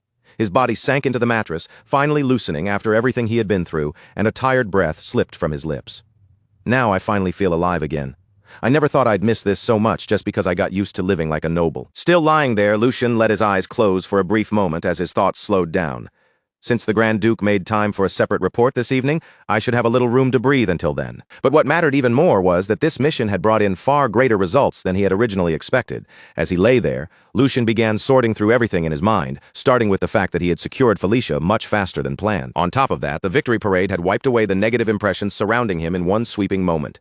It had also given Hugo a powerful reason to keep moving forward. And beyond all of that, Lucian had even managed to build a connection with the Black Lions. All of those separate gains, which had seemed scattered at first, were now beginning to line up one by one. Together, they formed a single stepping stone beneath his feet, just enough to bring him one careful step closer to the seat of power that had once felt impossibly far away. As that thought passed through his mind, Lucian suddenly remembered his former life, when he had lived as a mercenary instead of a noble son. A faint, almost amused smile tugged at his face as he imagined the old days. If those guys could see me now, he muttered under his breath, they'd probably be horrified. After resting there for another moment, Lucian suddenly pushed himself up from the bed. The softness in his eyes disappeared, replaced once again by a sharp, focused gleam. That's enough thinking things over. Now then, should I start preparing my next move? His mind began turning again, immediately. already reaching past the present and calculating what had to come next. With a slight edge of calculation in his voice, Lucian murmured to himself, "First, I need to figure out exactly what I'm going to squeeze out of the Grand Duke. That comes first." After that, the scene shifted again, this time to an elegant dining room where the Grand Duke and Lucian sat down for dinner across from one another. The room was calm and refined, with a quiet dignity hanging over the table. Yet beneath that polished atmosphere, there was a clear sense that this was not an ordinary meal. As they faced each other, the Grand Duke spoke in a composed, authoritative voice and praised Lucian for the mission he had completed. He told Lucian that he had been blessed with remarkable luck on his very first assignment. After carefully comparing and verifying the information, they had confirmed that the child Lucian captured alive truly was the offspring of the Marquis family. According to the Grand Duke, there could be no stronger evidence than that. Recognizing the success, the Grand Duke gave a simple but weighty commendation. "Good work, Lucian." Lucian lowered himself with humility and replied that his father was giving him too much honor, because this outcome had only been possible thanks to the Grand Duke lending him the sharp blade known as the Black Lion's. But the conversation soon moved to a more troubling matter, and Lucian's expression turned more serious as he asked what would happen to Philip Logren. He pointed out that after seeing his own child die in such a manner, it was hard to believe the Marquis would simply sit quietly and do nothing. The Grand Duke, however, did not appear shaken in the slightest. He simply remained calm and answered that they would have to wait and see. To him, Bernhard Logren was the kind of man who resembled a snake, cold, calculating, and perfectly capable of weighing even his own child against the benefit of his family. In the Grand Duke's eyes, as long as there was still one child left to continue the family line, the Marquis would not be foolish enough to move recklessly. Then he quietly dismissed Lucian's concern, telling him there was no need to burden himself with what came after this. Lucian had already done far more than enough for his part. With that matter set aside, the Grand Duke changed the subject and asked Lucian what he wanted as a reward for completing the mission so successfully. He noted that Lucian had gone out of his way to send a letter, which meant he must have wanted something more specific than a simple celebratory procession. Hearing this, Lucian gave a small, somewhat awkward smile and admitted that being asked so directly made him feel a little uncomfortable. Still, since the subject had already been brought up, he decided to make his request as humbly as he could. Before speaking, though, he paused for a moment in his own thoughts, wondering if he should truly say it out loud. Then, gathering his resolve, he began. For Hugo, who made a great contribution this time. But before he could finish, the Grand Duke cut him off with a single sharp word. "Impossible." The interruption came so suddenly that Lucian froze, completely caught off guard. Lucian looked at his father in confusion, visibly shaken by how quickly he had been stopped. "Father, I haven't even finished speaking yet." But the Grand Duke had already seen straight through him, and without hesitation, he said Lucian had been about to ask for Hugo to receive a knighthood. Was he wrong? The Grand Duke's expression did not change at all as he gave his answer in a firm, immovable tone. He acknowledged that Hugo had contributed this time, but made it clear that this single achievement could not erase everything else. Hugo's previous connection to the Marquis family was not something they could simply overlook. If Lucian had not stepped in and captured him, the Grand Duke said, Hugo would have continued down that path with them without hesitation. Lucian immediately pushed back, keeping his voice controlled even as urgency entered his words. He argued that this was only a hypothetical judgment, and what mattered now was the reality in front of them. Hugo had chosen to cooperate, and he had played a major role in making the mission succeed. But before Lucian could press the point any further, the Grand Duke cut him off again. Calling his name in a sharp tone, he told him that was enough. There was no room for argument in the Grand Duke's voice as he explained that a knight must forge his own honor and pile up merits so undeniable that no one could question them. Then, fixing his gaze directly on Lucian, he asked whether Lucian truly believed Hugo already possessed those qualifications. At that question, Lucian fell silent. A faint trace of disappointment passed over his face, though he managed to keep his composure. Deep down, he had expected this answer from the beginning, but hearing the rejection spoken so bluntly still left a sting in his chest. Inwardly, he admitted that the answer really was no. Meanwhile, the Grand Duke continued in the same measured, practical tone and offered other possibilities. If Hugo wanted wealth, he could be rewarded with chests filled with gold coins. If needed, the Grand Duke could even prepare an entirely new identity for him. But making Hugo a knight was impossible, at least for the time being. The Grand Duke made it clear that the timing simply was not right. Lucian, realizing there was no room to push any further, quietly lowered his expectations and swallowed his disappointment. In his heart, he apologized to Hugo, thinking they would have no choice but to wait for another chance later. On the outside, Lucian gave a calm nod and accepted his father's judgment. He admitted that the Grand Duke was right, and that perhaps he had been too impatient in making such a request. Seeing that Lucian had backed down, the Grand Duke told him to ask for something else instead, something more reasonable this time. Lucian stayed silent for a short moment, as if carefully choosing his next words. Then he lifted his gaze again and said that, in that case, he had one very small request to make. Then, with a smile that looked just a little too bold to be called innocent, Lucian made his request. Please allow Felicia to meet the Sword Saint. The instant those words left Lucian's mouth, even the Grand Duke was caught completely off guard. For the first time during their conversation, his steady composure visibly cracked, and he stared back in genuine surprise, as if asking Lucian to repeat what he had just said. Before the heavy silence in the dining room could settle completely, the view suddenly shifted away from them. The next place was entirely different, a guarded prisoner camp where the air felt colder and much more tense. Outside, 2 guards stood watch near the entrance, while inside the room, Felicia sat quietly by herself. Felicia slowly looked around the space, taking in every detail with cautious eyes. The more she observed it, the more certain she became that this was not an ordinary prison. If anything, the place seemed more like a special holding facility prepared for nobles. And what confused her even more than the room itself was the way she had been treated since arriving there. She was supposed to be nothing more than a maid, yet she had been placed in a facility like this. Not only that, she had been given proper meals and even medical care for her condition. No matter how much she thought about it, Felicia could not understand their real purpose. Why would they go this far for someone like her? But after thinking for a while, the tension in her face softened just a little. Perhaps, she told herself, this might actually be better than the fate she had expected. As she sat there in the quiet room, her eyelids slowly lowered and her expression became calmer as her thoughts drifted inward. In that stillness, memories of her past rose up one by one. With a feeling that was both exhausted and strangely relieved, Felicia admitted to herself that at the very least, she had finally escaped from that hellish place in the end. She remained seated in silence, her hands resting quietly as her thoughts continued to flow, almost like she was whispering one last wish only to herself. She thought that before she died, it would be nice if she could hold a sword one final time. And if she allowed herself to be just a little greedier, even for a single moment, then there was something more she wanted. As that desire formed in her heart, the quiet room seemed to give way to a vivid memory, the intense sparring match she had once shared with Lucian. The sharp clash of their blades, the fast footwork, the pressure in the air, and the tension of each exchange all returned to her mind as clearly as if she were standing there again. Seeing that moment replay inside her memories, Felicia quietly admitted what she truly wanted. She wanted another chance to cross swords with him, just one more time. But almost as soon as that thought appeared, she rejected it herself. She called it absurd, as if such a wish could never possibly come true. Then, right at that moment, a voice suddenly broke through the silence from outside. According to the physician, the voice said, her mana control was still unstable. The voice continued, and by then it was clearly Lucian speaking. In the same calm tone, he added that she was also suffering from severe malnutrition and fatigue. His voice stayed measured, but his words went straight to the point as he asked whether her body felt any better now, and whether she was well enough to hold a sword again. The question struck Felicia so suddenly that her eyes widened in surprise. Completely caught off guard, Felicia stared at him in confusion. Before anything else, she asked what he even meant by saying she could hold a sword again. Lucian looked at her with his usual composed expression and answered with a question of his own. Did she truly intend to stay in this place forever?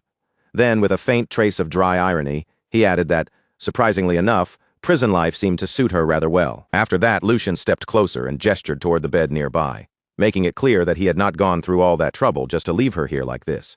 Dropping any roundabout wording, he spoke to her directly and asked if she really did not want to let her talent with the sword bloom in this place. Lucian stated firmly that he had no intention of letting her remain as some ordinary sword fighter. Then, without softening the weight of his words, he revealed what he had planned for her. He intended to recommend Felicia as a disciple of the Sword Saint. The moment those words reached her ears, Felicia froze in place, utterly stunned. Her disbelief showed immediately on her face. She looked at Lucian sharply and asked if he was making fun of her. To Felicia, the very idea sounded ridiculous. So ridiculous that it felt almost cruel to even say out loud. She pointed out that even becoming a sword fighter was already an unbelievable thing for someone like her, a mere maid and a woman, but becoming the disciple of the Sword Saint was far beyond that. In her eyes, it was a dream so unreasonable that it barely made sense. Frustration finally spilled out, and her voice grew firm, almost trembling from the emotions she had been holding back. She declared that her status might be low, but she was not such a fool that she failed to understand her own place. Seeing her react so strongly, Lucian quietly realized that he may have rushed things too much. Inwardly, he admitted that he had been a little too hasty, and that Felicia's response was only natural. After all, even though she carried the blood of the Marquis, she had been born an illegitimate child, and a woman on top of that. Because of that, she had never even been allowed to hold a sword, much less receive proper training in how to wield one. Instead of being given a chance, she had been surrounded by envy, jealousy, and constant persecution from her own siblings. Those circumstances eventually gave birth to the person later known as the Sword Demon, Felix, the one who abandoned House Logren. Bringing his thoughts back to the present, Lucian faced Felicia again and spoke in a calmer voice. He told her that he understood why she could not trust him and that she did not have to give him an answer right away. She could take as much time as she needed to think it through. Felicia looked at him with clear confusion in her eyes and asked what exactly he meant by that. Lucian answered without hesitation, explaining that he was leaving the choice entirely in her hands. He even told her that if she wished, she could leave as soon as today. But before ending the conversation, Lucian left her with one final thought. She should never give up on the sword. He told her that the moment she held a sword in her hand was when she became her truest self. Those words remained in the air long after he spoke them. Felicia, shaken by what she had just heard, repeated those words softly to herself. Was she truly her real self when she held a sword, even though her own blood relatives had been the ones to take that right away from her? Then, raising her voice just a little, Felicia turned back to Lucian and asked something far more personal. Did she really have the right to do that? Was it truly okay for her to live only for the sword, without being tied down by anything else? Lucian met her question head-on, and there was not even the slightest hesitation in his eyes. He told her that if this was what her own will desired, then he swore it would become reality, staking that promise on the name of Lucian Valdic. That moment the view briefly slipped into the past. Lucian was speaking casually with Felix, asking what kind of dream he had. While other people might talk about living comfortably or proudly showing off their success, Lucian did not think Felix wanted anything like that. Lucian even offered a few possibilities, asking if Felix wanted to become a knight captain someday, or perhaps earn a noble title for himself. Felix's answer was different. He admitted that he had never thought about it too deeply before, yet if there was one thing he truly wanted, it was simple: to devote himself completely to the sword without being bound by anything. For him, that alone would be enough. After that memory faded, the view shifted to the training grounds, where Lucian walked forward with Felicia and Hugo at his side. As they continued ahead, Lucian noticed the Grand Duke standing in front of them with his butler beside him, almost as if they had been waiting there from the start. Slightly surprised by the sight, Lucian spoke first and asked what had brought him there. The Grand Duke answered calmly, saying that he had come to see the preparations involving the Sword Saint. Then he added, as if the answer should have been obvious, "Did you really think I would miss such an important event?" His presence alone made the atmosphere feel heavier. When his gaze shifted toward Hugo and Felicia, both of them immediately lowered their heads and bowed respectfully. With their posture straight and their voices careful, Hugo and Felicia greeted him together. "Greetings to His Excellency, the Archduke." The Grand Duke's eyes rested on Hugo for a moment, studying him in silence before he spoke again. His voice was calm, but there was no softness in it. "So you are Hugo. I heard you performed quite well during the recent incident. However, the merit you earned is still buried beneath the weight of the mistakes you made in the past." Hugo accepted those words without even trying to defend himself. He lowered his head even deeper and answered with complete respect. "That is undeniable, Your Excellency. It was my mistake." The Grand Duke continued, his gaze unwavering. "And yet, even knowing that, your master still insisted that you be made a knight." At that moment, Lucian tried to step in, as if he wanted to stop the conversation before it went any further.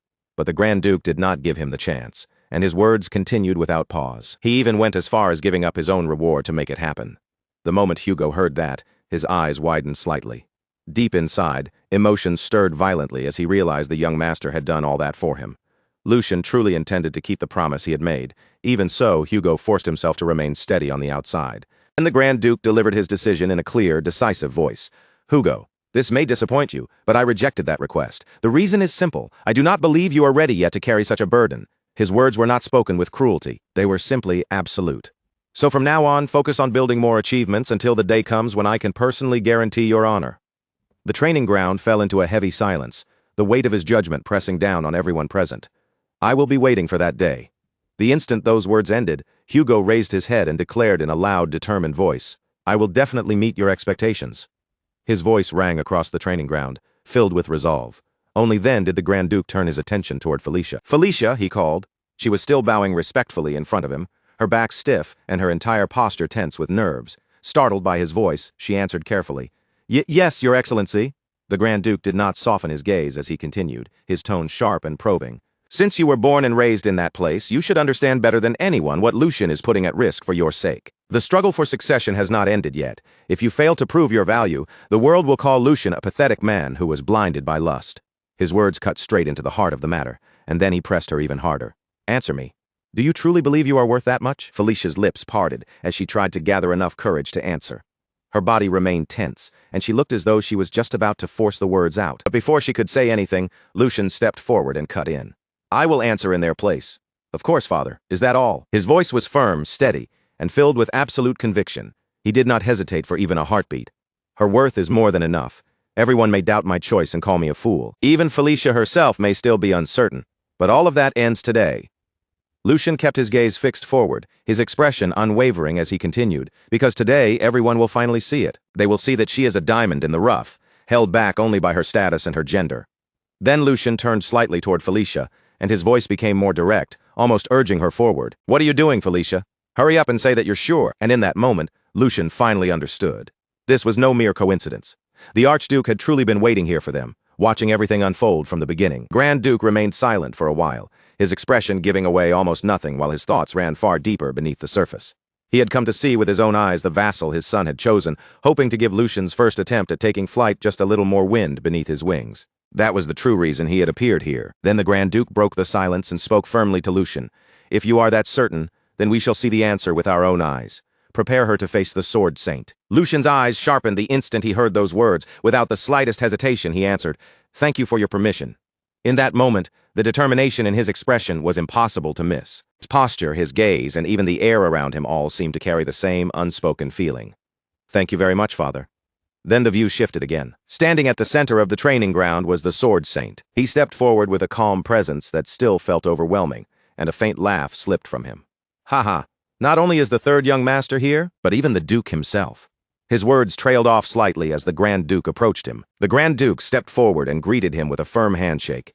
"In any case, this is an important event for our family. As a gentleman, I simply could not suppress my curiosity. My lord, please do not concern yourself with my son's reputation.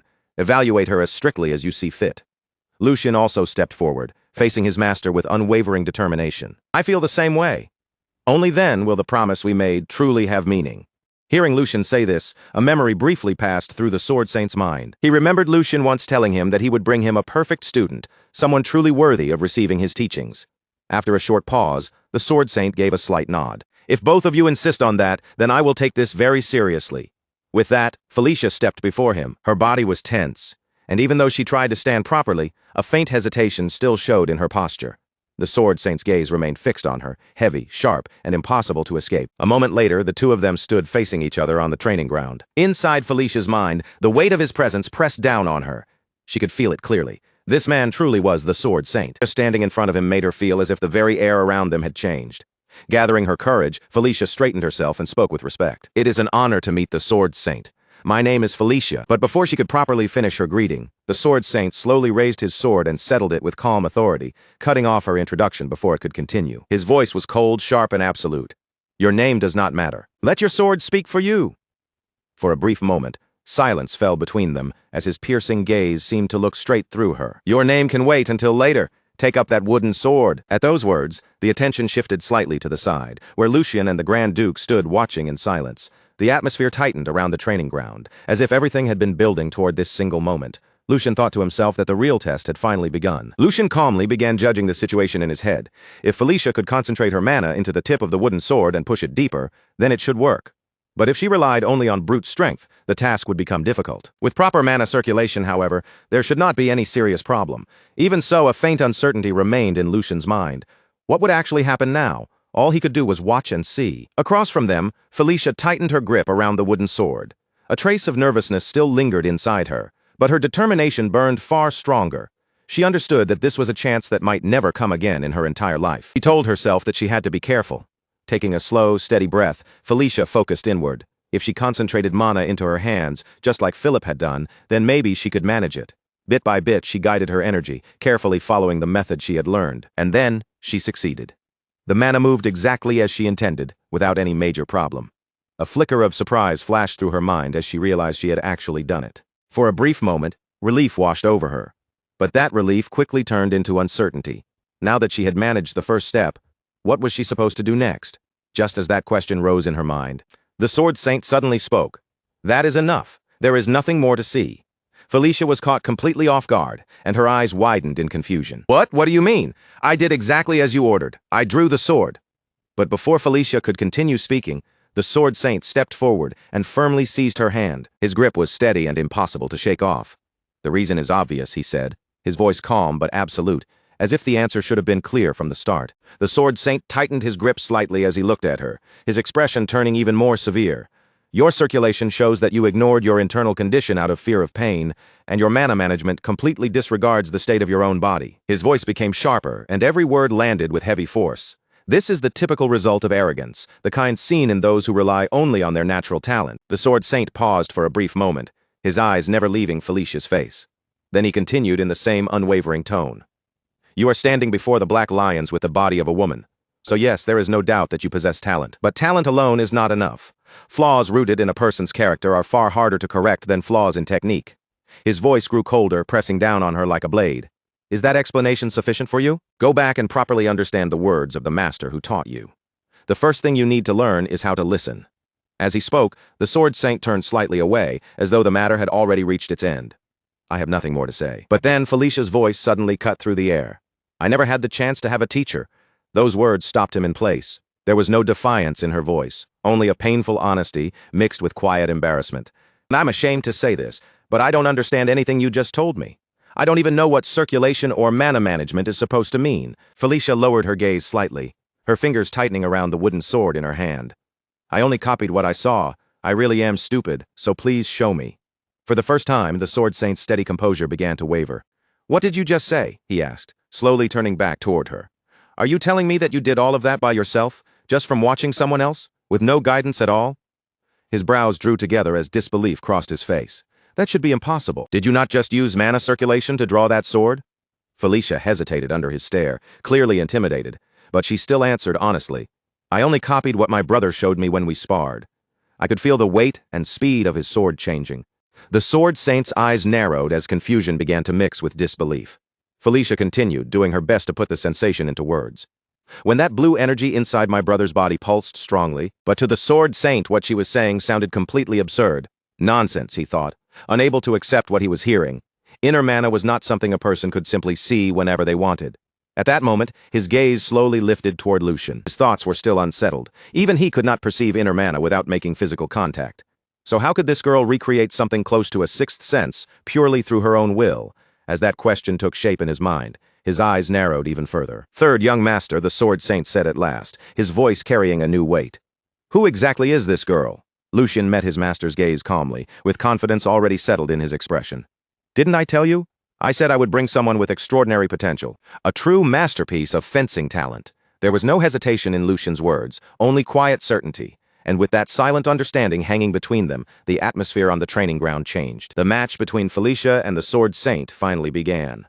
Felicia was the first to move, launching herself forward with startling speed. She circled around the sword saint in rapid bursts, her eyes searching every angle for even the smallest opening. Her movements were sharp, desperate, and relentless. Every step she took carried urgency and determination. But at the center of it all, the sword saint remained completely still, calm and unmoved, as if her speed meant nothing to him. Then, for one brief instant, Felicia saw a gap. She did not waste even a heartbeat. Felicia lunged straight toward that opening, driving forward with everything she had in a single decisive strike. But in the very next moment, her attack came to an abrupt stop. The sword saint blocked her strike with effortless precision, not even bothering to look directly at her as he stopped the blow. Your movements are filled with openings, he said coldly. Your blade is dull and your resolve is even weaker. Only then did he turn his gaze toward her, his eyes sharp enough to cut. Was that all your despair was worth? Felicia clenched her teeth, frustration surging up inside her chest, no matter how many times she attacked, and no matter how carefully she tried to aim for the slightest weakness. Every single strike was intercepted and erased as if it had never posed any threat at all. It felt as though the sword saint could read every movement before her body even made it.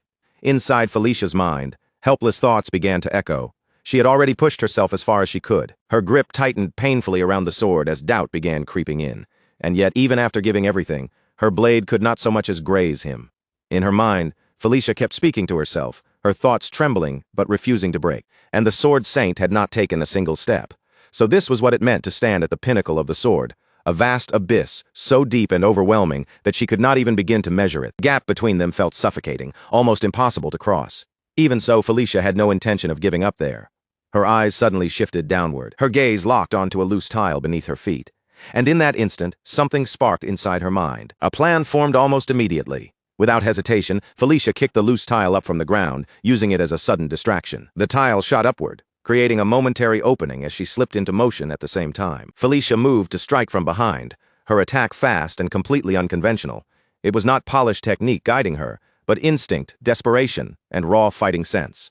Watching her attempt unfold, the sword saint spoke again, and this time there was the faintest trace of interest in his voice. A fighting spirit that refuses to die even after crashing into a wall, unorthodox ideas as well. Free from the weight of experience, he paused briefly, as if silently acknowledging the persistence she was showing. But you are not finished yet, Felicia. For one fleeting moment her plan seemed to work. Let it all out, he continued, every bit of resentment you have held inside until now. Then, using only a single finger as though it were a sharpened blade, the Sword Saint sliced through the flying tile and cut it cleanly into two separate pieces. The movement was so effortless that it almost did not look real. Even after seeing that, Felicia did not stop. She forced herself forward, refusing to back away, her body still moving under that crushing pressure.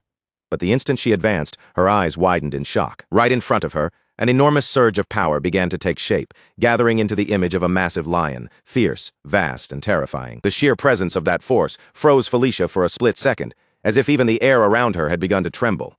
Then, without warning, a hand reached toward her sword. The sudden movement startled her, and a sharp flicker of fear rose in her chest. But even with that fear pressing against her, Felicia forced her body to react. She gripped her weapon with all her strength and struck forward with everything she had left. At the same time, the Sword Saint stood before her like an unmoving wall, his entire body radiating overwhelming energy. A faint smile appeared on his face as that power continued to surge outward, spreading through the training ground like a storm that had finally been unleashed. Then, just as abruptly as it had erupted, everything fell silent. Fierce energy faded away, the air grew still again, and the training ground returned to calm as if nothing had happened.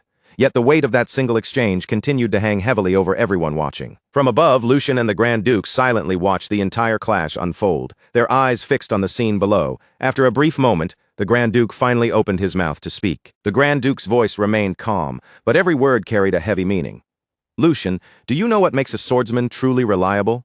He did not wait for Lucian to answer, as if the answer had already been carved into his heart long ago. "It is someone who has engraved the cost of relentless training deep into their very soul. Someone who has polished the fundamentals through endless, tedious repetition and gained experience on battlefields where even one small mistake can mean death. It is a cruel and unforgiving road," the Grand Duke continued, his gaze steady. "But that very road is the root of what makes a true swordsman." Lucian listened without interrupting, his expression calm, even as his thoughts moved quietly beneath the surface. That was exactly why, until now, his father had only kept people like that by his side. People tempered by hardship, discipline, and blood. Then the Grand Duke's tone shifted ever so slightly, as though he was now speaking of something that existed outside ordinary rules. "However, in this world, there are also people who can leap over that mountain of effort, in a single bound." His eyes sharpened as he looked down toward the training ground below. People who shine so fiercely that they resemble a blazing sun. They possess talent so overwhelming that the world itself has no choice but to acknowledge them. Like a rising tide, they can swallow everything in their path. For a brief moment, his words hung heavily in the air. Just like that girl, the view returned to the ground below where Felicia stood frozen in place. Her sword still firmly caught in the Sword Saint's grasp. Even after she had poured everything she had into that strike, the Sword Saint held it effortlessly, as though her blade carried no weight at all. From above, the Grand Duke's voice echoed down with quiet certainty. "You made the right decision, Lucian." Lucian kept his eyes fixed on Felicia below and answered in a steady voice filled with conviction. "If you had not trusted her, father, if you had not given her this chance, that light would have gone out before anyone ever saw it." There was no doubt in Lucian's words. Talent was not truly rare in this world. More often, it simply stayed buried in the dark because no one ever gave it a chance to shine. Back on the training ground, the stillness around Felicia deepened. Despite the force of their clash, not even the faintest scratch could be seen on the Sword Saint's hand. And yet his thoughts were no longer dismissive. That unwavering gaze of hers, that way she refused to break, it was clear to him now. She had been born for the sword. No matter what trials had tried to crush her, that truth had not disappeared. The Sword Saint's eyes narrowed slightly as his realization grew deeper. More importantly, she could actually see it. She could see beyond the limits of common sense, toward the endless path of the sword stretching far into the unknown. Standing calmly before her, the Sword Saint finally loosened his grip. Then he looked at Felicia with an expression completely different from the cold one he had worn before. "Tell me your name once more." His voice was no longer dismissive. This time, it carried the weight of acknowledgement. "Today, you proved your courage with your sword. From this moment onward, no one here will doubt the name you speak. Say it with pride." Felicia stood frozen for a brief second, overwhelmed by how suddenly his attitude had changed. Then she steadied herself, lowered her voice just slightly, and answered with firm resolve. "Then I will say it again, Sword Saint. My name is Felicia." She paused for a moment before continuing, her voice quieter but still clear. "I have no surname from my mother's side, and House Logren, the family of my father, refused to grant me theirs. Felicia is the only name I have." The Sword Saint listened in silence, then gave a slow nod, as if all the pieces had finally fallen into place. "I see. So that is how it was." He looked at her with a faint trace of approval in his eyes. "You held your ground very well, then." With firm clarity, he spoke the name that would change everything. "Felicia Brittner, from today onward, that will be your name." Felicia's eyes widened slightly. The Sword Saint continued without hesitation. From this day forward, I will take you in as my adopted daughter. I will teach you everything from swordsmanship to noble etiquette. His tone remained steady, but there was not the slightest uncertainty in it. It will be exhausting. Not a single moment of it will be easy. Are you prepared to endure that? Felicia did not hesitate. She immediately dropped to her knees before him. The sword saint gently placed one hand on her shoulder, and when he spoke again, his voice lowered with a rare sincerity. Felicia, I am a stubborn old man. I judged your character too quickly, and I spoke too lightly. He paused for a moment, openly admitting his own faults. There will likely be days when my pride and rigid beliefs clash against your free spirit. Then he looked directly into her eyes. When that happens, will you convince me with your sword? A faint smile touched the sword saint's face as he continued. I too will do my best to accept your sincerity through the blade. Our paths until now have been different, but our hearts beat for the same sword. His hand tightened slightly on her shoulder, as if sealing the bond between them. So, from this moment on, let us walk that path together. His voice carried both finality and the warmth of a new beginning. Felicia Brittner. After that, the night swallowed the scene, and rumors began to spread, as they always did, starting from the places closest to the source. In a dark and secluded area, a man urgently handed a letter to another person. His face was tight with tension as he spoke in a low, serious voice. Deliver this to the elders of the family. The future of House Toledo depends on it, so make sure it reaches them as quickly as possible. The man receiving the letter looked confused by the sudden urgency. Clutching the message in his hand, he immediately asked, My lord, what exactly do you mean by this? The other man answered slowly, his voice heavy with concern. I heard that the sword saint has finally taken a disciple. Until now, he has always remained neutral in every succession dispute, but the will of his disciple cannot possibly remain neutral forever. If the child backed by the sword saint chooses to support one side, then the balance within House Valdic will only be a matter of time before it is overturned. He paused briefly, and when he continued, his voice had grown colder. If the ship we boarded, the one named Geordie, can no longer carry House Toledo to greater heights, then it would be wiser to abandon it before it sinks completely. Instead, we should move toward the one who has recently built great merit and brought the Sword Saint's disciple onto his ship. That man is Lucian Valdic. The instant Lucian's name was spoken, the view shifted again without pause. This time, the scene moved into a room inside the Valdic mansion. Inside the luxurious chamber, the Grand Duke sat calmly, his presence steady and imposing. Nearby, his butler stood respectfully as he delivered his report. As your grace predicted, the butler said in a composed tone, not only have the elders continued sending letters of concern, but the maternal relatives of the young masters have also begun sending letters of their own. The head butler continued, and this time worry could be heard beneath his controlled voice. I have already taken measures on my end, but they are not the sort of people who will simply stand aside and watch. Would it not be better to act before these sparks spread any further? Even after hearing those concerns, the Grand Duke remained perfectly calm.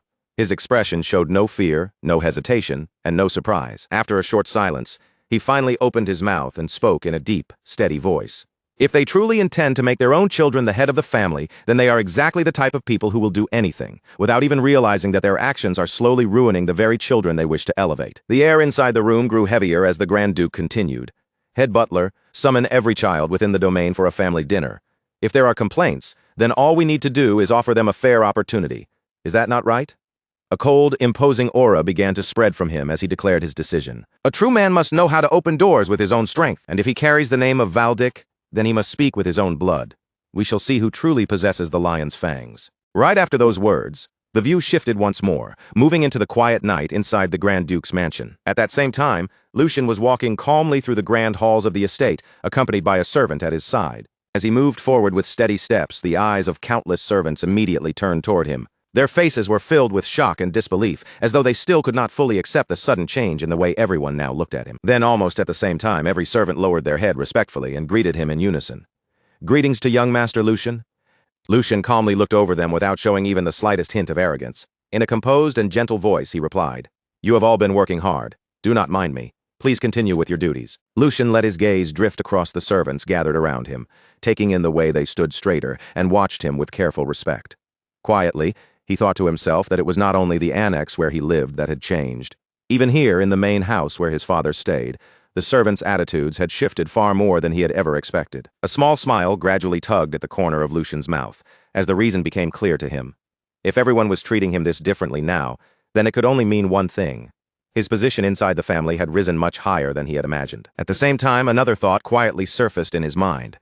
Until now, Lucian had believed that becoming a direct disciple by his own strength would already be enough to call a massive success. But the way he was being welcomed and respected right now was on an entirely different level, far beyond what that achievement alone should have brought him. And now that Felicia had actually met the Sword Saint, Lucian could not help but wonder what kind of terrifying existence she might grow into later.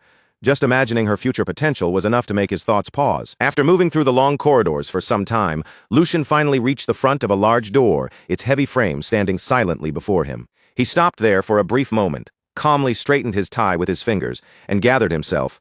Then another thought passed through his mind. Well then, it was about time he started handling the work that belonged to him as well. Without showing even the slightest hesitation, Lucian reached forward and pushed the door open. As soon as the door swung open, the mood inside the room came into view at once. The fourth young master was seated there, and beside him sat the second young master, Geordie. Both of their faces looked dark, stiff, and deeply displeased, making the pressure in the room obvious from just one glance. Lucian looked directly toward Geordie and calmly thought to himself that their expressions alone already said everything. Just as he expected, every one of them was wearing a long face. But even with that sour atmosphere waiting for him, Lucian did not look nervous in the slightest. He simply walked forward at a steady pace, heading toward his seat with his expression composed from beginning to end. Once he sat down, Lucian slowly looked around at everyone present, then opened his mouth with a polite smile. He said it was wonderful to see everyone gathered together like this after such a long time. Then, with that same pleasant look on his face, he added that it was truly a shame. Brothers found it so difficult to even look at one another these days. After that, his gaze settled on Geordie, as he asked if that was not right, Brother Geordie. Geordie's response came immediately. His face remained cold as he stared straight at Lucian, and his voice sharpened with warning. He said Lucian seemed rather pleased with himself because of everything that had happened recently. Then Geordie pressed further, asking whether Lucian truly believed luck would keep following him forever. Nothing had really changed, he warned, so Lucian would be wise to watch how he behaved. But instead of shrinking back under that warning, Lucian suddenly lifted his hands and began clapping softly, as if Geordie's words had genuinely moved him. A faint smile settled on Lucian's face as he replied that, as expected, the only person who truly cared enough to look out for him was his brother. He even asked how Geordie had known he had been feeling a little too excited lately. His tone sounded polite and harmless on the surface, but every word carried a thin layer of mockery hidden underneath. Lucian continued in the same calm voice, saying he completely understood Brother Geordie. Even if Geordie's words sounded harsh, Lucian knew everything he did was ultimately for his sake. As Lucian kept speaking without leaving Geordie room to cut in, the air in the room began to grow colder by the second. He then brought up the incident at the training grounds, saying that Geordie had decisively cut ties with Sir Henwhatever and had shown everyone the true dignity and judgment that a noble lord ought to possess. And that was not all. Lucian continued smoothly, mentioning the money that had been embezzled by the former headmaid, Jenny. Geordie had not only generously compensated her, but had even gone so far as to provide her with an additional allowance afterward. With that gentle smile still on his face, Lucian asked how he could possibly fail to understand such kindness from his brother. Then, as though a fresh thought had only just occurred to him, his eyes shifted slightly. Lucian suddenly spoke again with an innocent expression, saying that now that he thought about it, he wondered how Jenny was doing these days after all. He had stopped right before she died. The instant those words came out of Lucian's mouth, Geordie's face contorted with fury. The anger he had been desperately holding back finally burst out, and he slammed forward in rage. Geordie shouted Lucian's name, demanding how he dared say something like that. Meanwhile, the fourth young master sat silently and watched the entire exchange unfold right in front of him. Seeing Geordie being completely pushed around by Lucian's words, irritation rose in his chest. If second brother was just going to be dragged down this helplessly, then he should have simply kept his mouth shut. The fourth young master continued watching the situation deteriorate, and the frustration on his face became harder and harder to hide. Inside his mind, he angrily thought that Geordie was only helping Lucian build even more momentum at this point. He could not just sit there and allow that to continue. Unable to hold himself back any longer, he abruptly rose from his seat and shouted toward Lucian. He argued that second brother had only been telling Lucian to restrain himself in case his excitement caused him to make a mistake. Then he demanded to know whether Lucian really needed to answer Geordie with such sarcastic mockery. The fourth young master then ordered Lucian to admit his mistake to Geordie immediately. After speaking those words, he felt as though he had just stepped in and done something extremely important. In his own mind, he even believed he had successfully intervened and eased the tension. He thought he had only been trying to lighten the mood. But before that thought could even fully settle, Lucian's cold voice sliced through the room like a blade. Lucian said this was exactly why being nice to people was never worth it. The moment those words struck the air, the fourth young master's whole body went rigid. Cold sweat began sliding down his face, as Lucian slowly turned his furious gaze toward him. In a dangerously calm tone, Lucian said he had known they should have had a much deeper physical conversation that day. Then he told him to look at himself, because he still clearly had not come to his senses. The pressure filling the room became suffocating as Lucian continued. He asked whether the fourth young master truly could not read the atmosphere at all. Just because Lucian had let things pass, since he was the youngest, did he now think he could do whatever he pleased? Lucian then asked if he really wanted to be shown what true terror looked like. The moment the fourth young master heard those words, all the confidence he had shown a second earlier vanished. Fear spread clearly across his face, and he instinctively shrank back in his seat before nervously muttering, "Be brother." At that very moment, the door to the room suddenly opened. Before anyone could properly react, a heavy voice rolled into the room from the doorway. The voice said it seemed all of them possessed an excessive amount of vigor, so much that they could not even control it properly. The Grand Duke slowly stepped into the room, and with his arrival came an overwhelming presence that immediately pressed down on everyone inside. The moment he appeared, all three young masters straightened their posture at once and bowed respectfully, greeting their father in unison. The Grand Duke calmly swept his gaze across the room before speaking again. He remarked that seeing all of them raising their voices even during a rare family dinner was quite something. Then, without a hint of warmth in his expression, he added that yes, such vigor was certainly necessary. And then, still wearing the same unreadable look, he continued by saying that he had already been planning to send all of them to the battlefield anyway. The instant those words were spoken, the faces of all three young masters froze in place. Shock washed over them completely, because none of them had imagined those words would come from the Grand Duke's mouth at that moment. A short while later, everyone had taken their seats around the grand dinner table, but the atmosphere remained heavy and tense. Candlelight flickered across the polished silverware and reflected faintly on the faces of the nobles gathered there, yet not a single person dared to speak first. At the head of the table, the Grand Duke calmly looked over the young masters before finally breaking the silence. He asked if they were all aware of the Empire Liberation Alliance. The moment that name left his mouth, the mood around the table turned even more serious. The Grand Duke continued in a cold, steady voice, explaining that they were remnants of former vassal states. They were rebels who had gathered together across different regions with the goal of breaking free from the Empire's rule. He explained that they had been stirring up local rebellions and spreading unrest wherever they appeared. They had even gone so far as to assassinate nobles without hesitation. To the Empire, they were like a thorn buried under a fingernail, small enough to seem minor at first, yet far too painful and dangerous to ignore. Everyone at the table listened in complete silence while the Grand Duke continued laying out the situation. A few months earlier, traces of the Alliance's activity had been discovered in the border region of Bornholm. Because of that, he had dispatched the firstborn, Tristan, to crush the rebellious movement before it could spread any further. Since then, countless clashes had taken place, both large and small. However, none of them had yet been serious enough to throw the entire region into complete chaos. As the Grand Duke spoke, the expressions of the three young masters slowly became stiffer. Among them, the second and fourth young masters looked especially uneasy, as if they had already begun to sense that this matter was far more dangerous than it sounded at first. Even so, the Grand Duke's face did not shift in the slightest. His expression stayed as cold and unmoving as stone, giving away nothing of what he was truly thinking. Then his voice dropped a little deeper as he said that recently, however, he had received a report that could no longer be ignored. The entire table went utterly silent.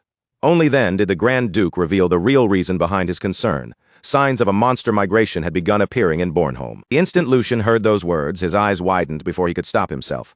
A cold shiver ran straight down his spine as the meaning settled in. A monster migration. Just repeating those words in his mind was enough to make his unease rise. This situation was far more dangerous than he had first imagined. A monster migration was no ordinary disturbance. It was a disaster that happened when one species of monster multiplied far beyond normal limits. Once their numbers grew too large for their established territory, they would abandon their usual habitats and move together in enormous swarms, searching for food, prey, and new land.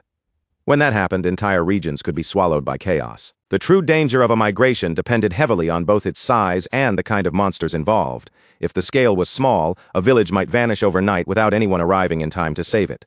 But if the outbreak was worse, then whole cities and border territories could be crushed beneath endless waves of monsters. Even seasoned knights and battle-hardened soldiers feared monster migrations, because once the movement began, stopping it was never simple. And now the first signs of that kind of catastrophe had appeared again. The worst monster migration ever recorded had been so devastating that it wiped an entire castle and 10 surrounding villages completely off the map. Thousands of people had died during that disaster, and the devastated land remained abandoned for years afterward, left behind with only fear and the lingering traces of monsters. After letting that grim weight settle over everyone at the table, the Grand Duke spoke again in a calm yet commanding voice, saying it was still too early to conclude that this was a full-scale monster migration. Everyone's attention immediately returned to him. He explained that the migration cycle usually occurred only once every 50 years. The previous outbreak in Bornholm had been suppressed just 20 years ago, so by ordinary logic, another migration should not be happening this soon. Lucian quietly listened to his father's explanation, then narrowed his eyes as the situation became clearer in his mind.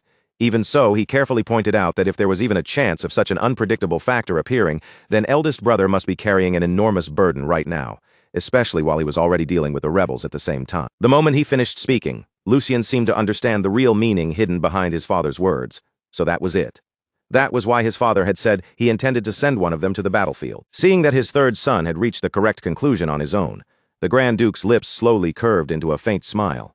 Then he gave a simple reply, saying that Lucien was exactly right. The Grand Duke then said one of them would have to go and clear away the dark clouds gathering over that land.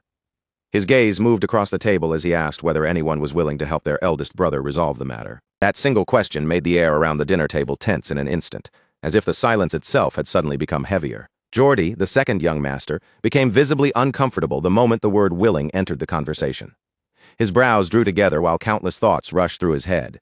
Volunteer, the word sounded nice, but he knew very well that this was not truly a choice. In his mind, Geordie knew there was no way any of them could actually take command away from eldest brother when Tristan already controlled the battlefield.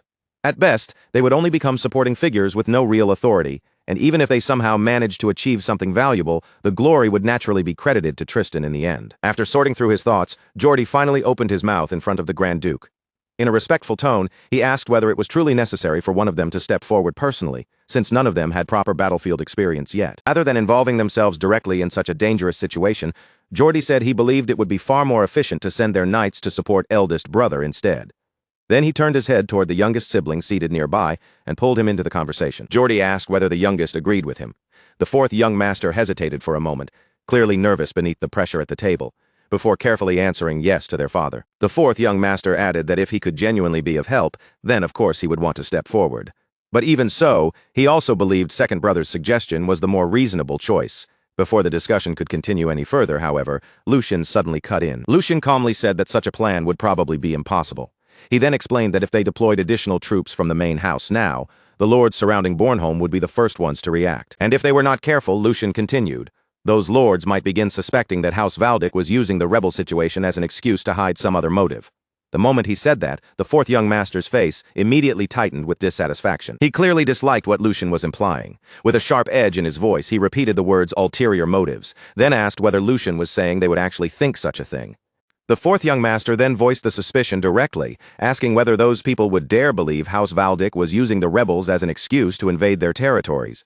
His tone was filled with disbelief and irritation. How could they look at House Valdic and harbor such absurd doubts, even if they spread those ridiculous complaints? Would a simple warning from their side not be enough? He saw no reason for them to walk on eggshells around people like that. Lucien, however, remained perfectly calm. In an even voice, he admitted that the fourth young master was not entirely wrong. However, he said they still had to consider every possible outcome. As he spoke, his gaze became slightly sharper. Then Lucien asked what would happen if His Majesty the Emperor himself came to hold those same suspicions, even for a brief moment. And beyond that, what if the Marquis's faction seized this chance to twist the situation and use it for their own benefit? Those words made the atmosphere around the table grow heavy all at once. The Grand Duke slowly nodded in agreement, then firmly stated that Lucien was correct. He explained that even with the strong relationship their house shared with the imperial family, any large-scale movement of troops would inevitably make others uneasy. Furthermore, if the noble faction chose to use the situation against them politically, His Majesty would certainly be placed in a difficult position. The Grand Duke then folded his hands together, his sharp eyes sweeping over each of his sons. In a deep voice that echoed quietly through the dining hall, he asked what they suggested they should do now.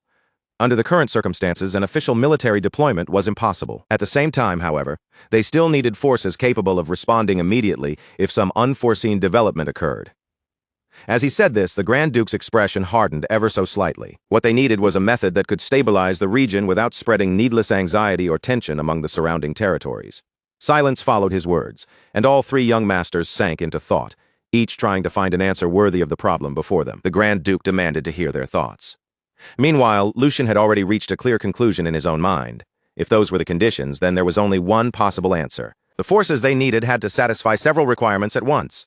They had to be people with genuine combat experience, people who would move regardless of politics or personal interest as long as the pay and conditions were good enough. More importantly, they had to be natives of the region itself. They needed an armed force that could act without provoking unnecessary suspicion or controversy from the surrounding territories. And among all the options available, only one group fit those requirements perfectly. Lucien said they had to make use of Bornholm's mercenaries. His eyes narrowed slightly as he continued organizing the plan in his head. Even if the goal was only to gather those unruly groups together and keep them from scattering in every direction, the blood of House Valdic would still be necessary. Lucian's voice rang clearly through the dining hall as he volunteered for the position. Unlike the others, there was not even a trace of hesitation on his face. If anything, he almost seemed excited by the opportunity before him. The Grand Duke silently observed his third son for a moment. Then, 1 week later, the scene shifted to a large ship cutting through the cold waters on its way toward Bornholm. Sea wind roared around the vessel, waves crashed hard against its sides, and Lucian stood quietly on the deck beside Hugo throughout the long journey. Even during the voyage, Lucian remained lost in thought. As the cold wind brushed past him, he calmly reflected that the only thing truly capable of making mercenaries move was money. But Lucian also knew that money alone was never enough to truly bind people like them in place. A faint smirk appeared on his face as memories from both this life and his previous life surfaced one after another. Mercenaries were the kind of people who changed their words whenever the situation demanded it, then tossed aside yesterday's contract as casually as if it had become today's joke. That was the breed of people known as mercenaries, and Lucian understood their nature far better than most nobles ever could. After all, he had once been a mercenary himself. Even knowing that, he could not help but feel impressed by the brutal simplicity of their way of thinking. For mercenaries, survival came before absolutely everything else. To them, abandoning even their own employer the moment a situation turned hopeless was not considered shameful. In fact, that kind of cold judgment was often seen as the mark of a proper mercenary. Lucian's gaze drifted toward the distant horizon beyond the rolling waves. Of course, dealing with difficult personalities was nothing new to him. Managing a mercenary group itself was not the true problem here. Then his eyes narrowed slightly. There was only one reason his father had sent him all the way to Bornholm, and the image of one particular man immediately surfaced in his mind. First young master, Tristan Valdic. The moment Lucian thought of his eldest brother, his expression twisted with open annoyance. That bastard had absolutely no flexibility whatsoever. Painful memories from his previous life began rising in his mind one after another. From the guards' uniforms to the exact timing of their breaks, Tristan was the type of person who enforced every single rule with merciless precision. Even the smallest violation was enough to bring immediate disciplinary punishment.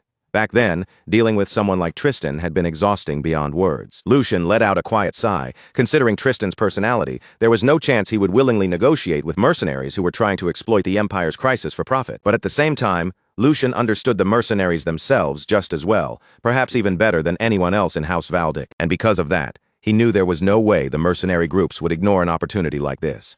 With the situation shifting, political instability spreading, the threat of monsters growing, and desperate nobles willing to pay fortunes for hired blades, Bornholm had become exactly the kind of place mercenaries would swarm toward. For anyone who knew how to read the situation, Bornholm had become the perfect battlefield to make a profit from. In the end, Lucian's amusement only grew as the thought settled in. To him, this entire crisis looked less like a disaster and more like a banquet prepared just for him. A strange grin slowly spread across Lucian's face, and a sharp excitement flickered in his eyes. It had been a long time since he had been given a proper chance to show what he could really do. Just wait for me, he thought, aiming that grin toward the unseen mercenaries. You mercenary bastards! Standing nearby, Hugo quietly stared at his master with a deeply puzzled look, unable to understand the sudden change in Lucian's mood. What in the world had gotten into him all of a sudden? Not long after that, the ship finally reached the port and slowly came to a stop. As Lucian stepped down from the vessel and onto the port, a familiar figure was already waiting there to greet him with proper respect. Lucian immediately recognized the man before him as Sir Raymond, captain of the Black Lions. With a composed expression, he thanked him, saying that thanks to him, the journey had been extremely comfortable. Lucian gave a small nod, then said he had heard Sir Raymond had voluntarily applied to accompany this mission as well.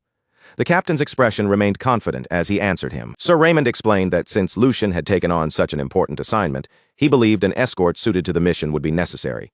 Then he moved on to the current situation, saying that the members who had previously carried out the Vestra mission with Lucian had already arrived ahead of them. Those members were currently gathering information and assessing the situation in the area, so they would meet up with Lucian later at the designated rendezvous point. After giving that report, Sir Raymond respectfully asked whether Lucian would like to head directly to the first young master for the time being. Lucian answered with a light smile, telling him yes, and asking him to lead the way. But before they could move any farther, sudden shouts erupted from the nearby streets, cutting sharply through the air. Someone yelled that the bastards from the Empire Liberation Alliance were there and ordered the soldiers not to let them escape.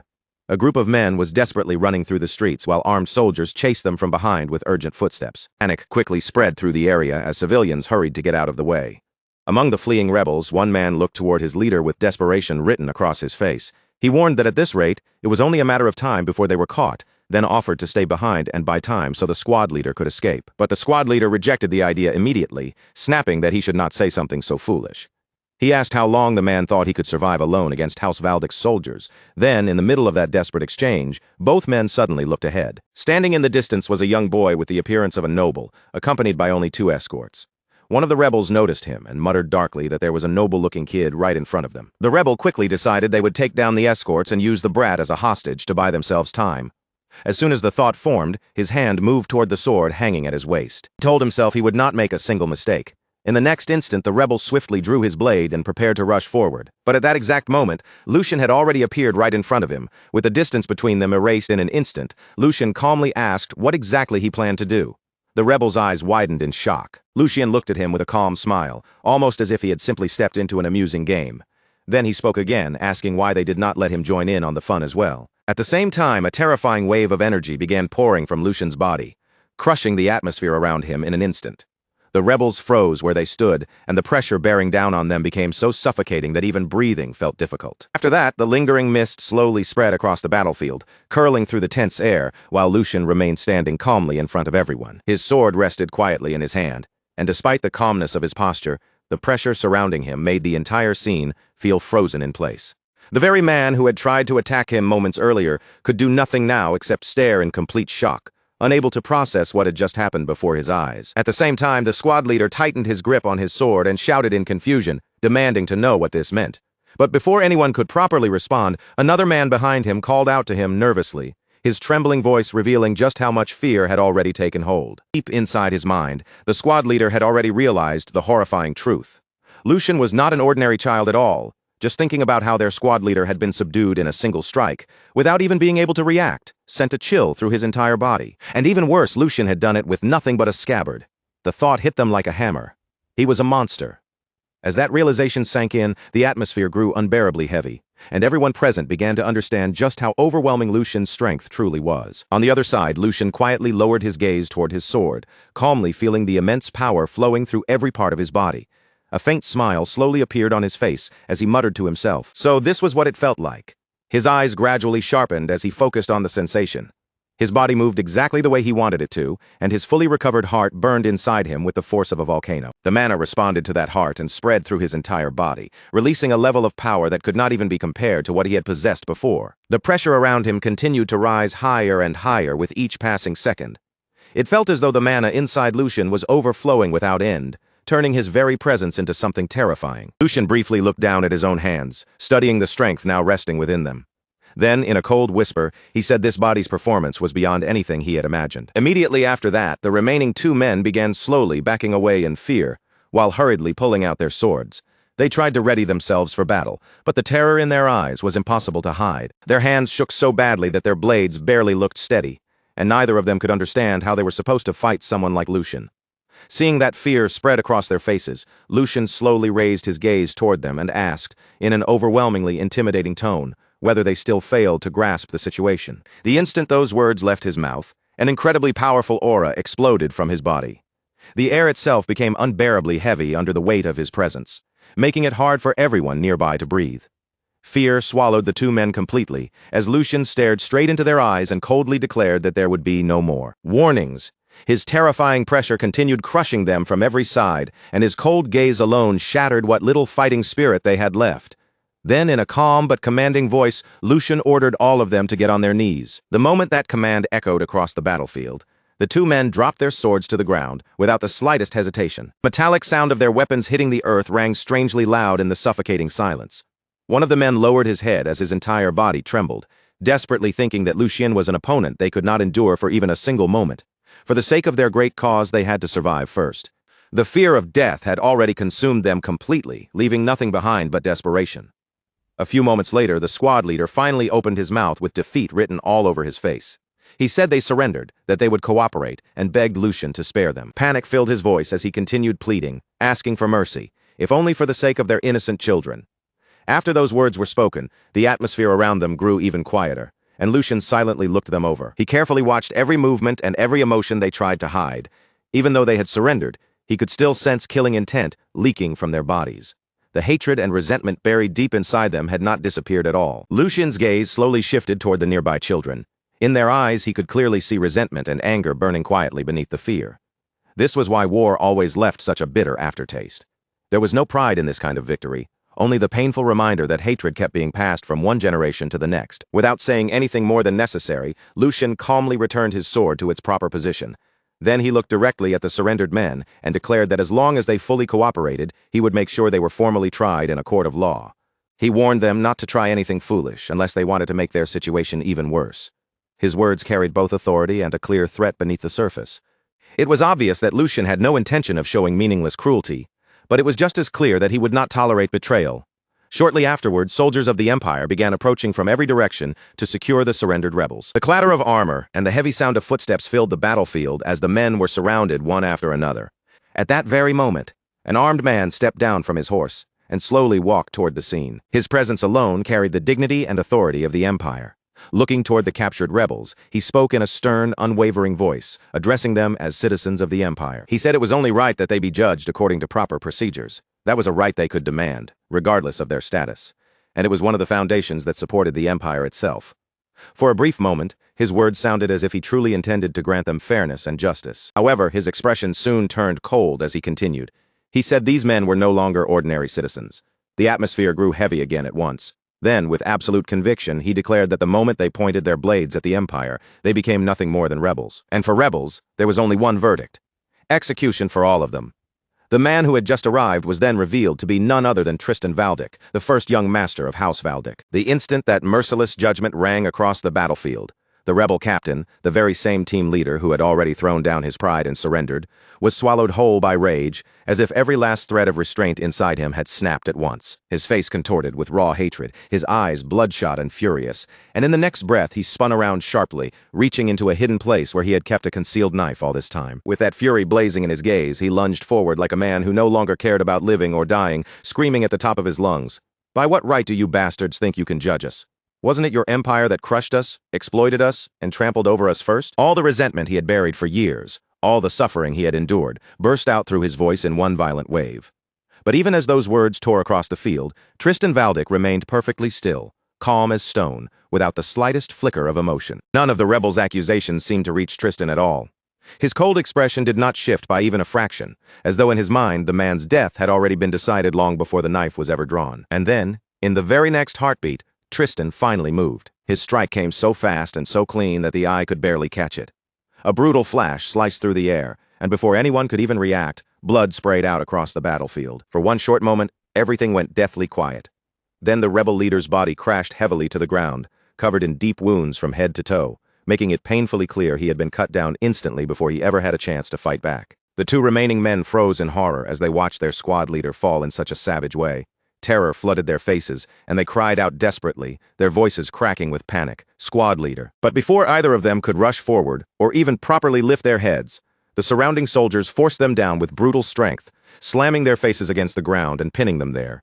A suffocating silence settled over the battlefield, thick with fear and the weight of what had just happened. After that, Tristan turned away from the corpse and slowly approached his younger brother, Lucian. In a voice as cold as the blade he had just used, he said, "Lucian, burn this clearly into your mind.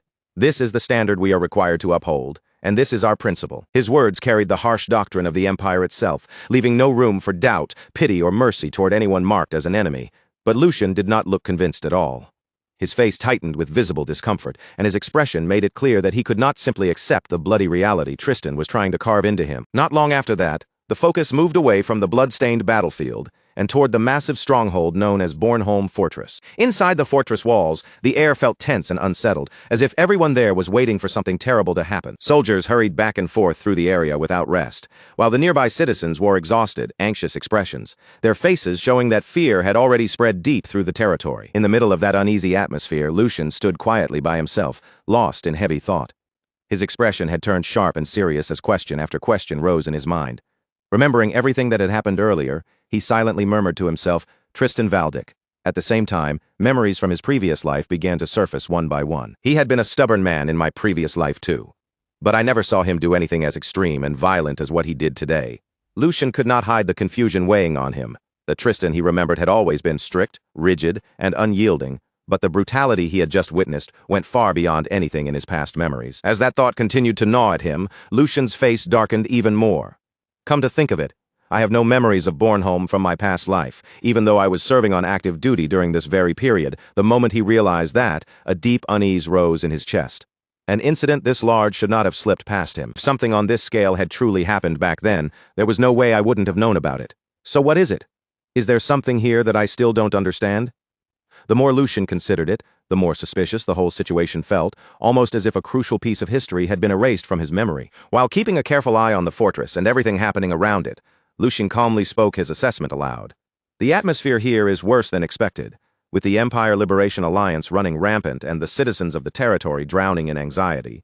This situation seems far more serious than the reports made it sound. His sharp gaze continued moving across the surroundings, checking the soldiers, the empty spaces, and the exposed pathways before he added, "This is not just a simple manpower shortage. Isn't the security perimeter practically empty?"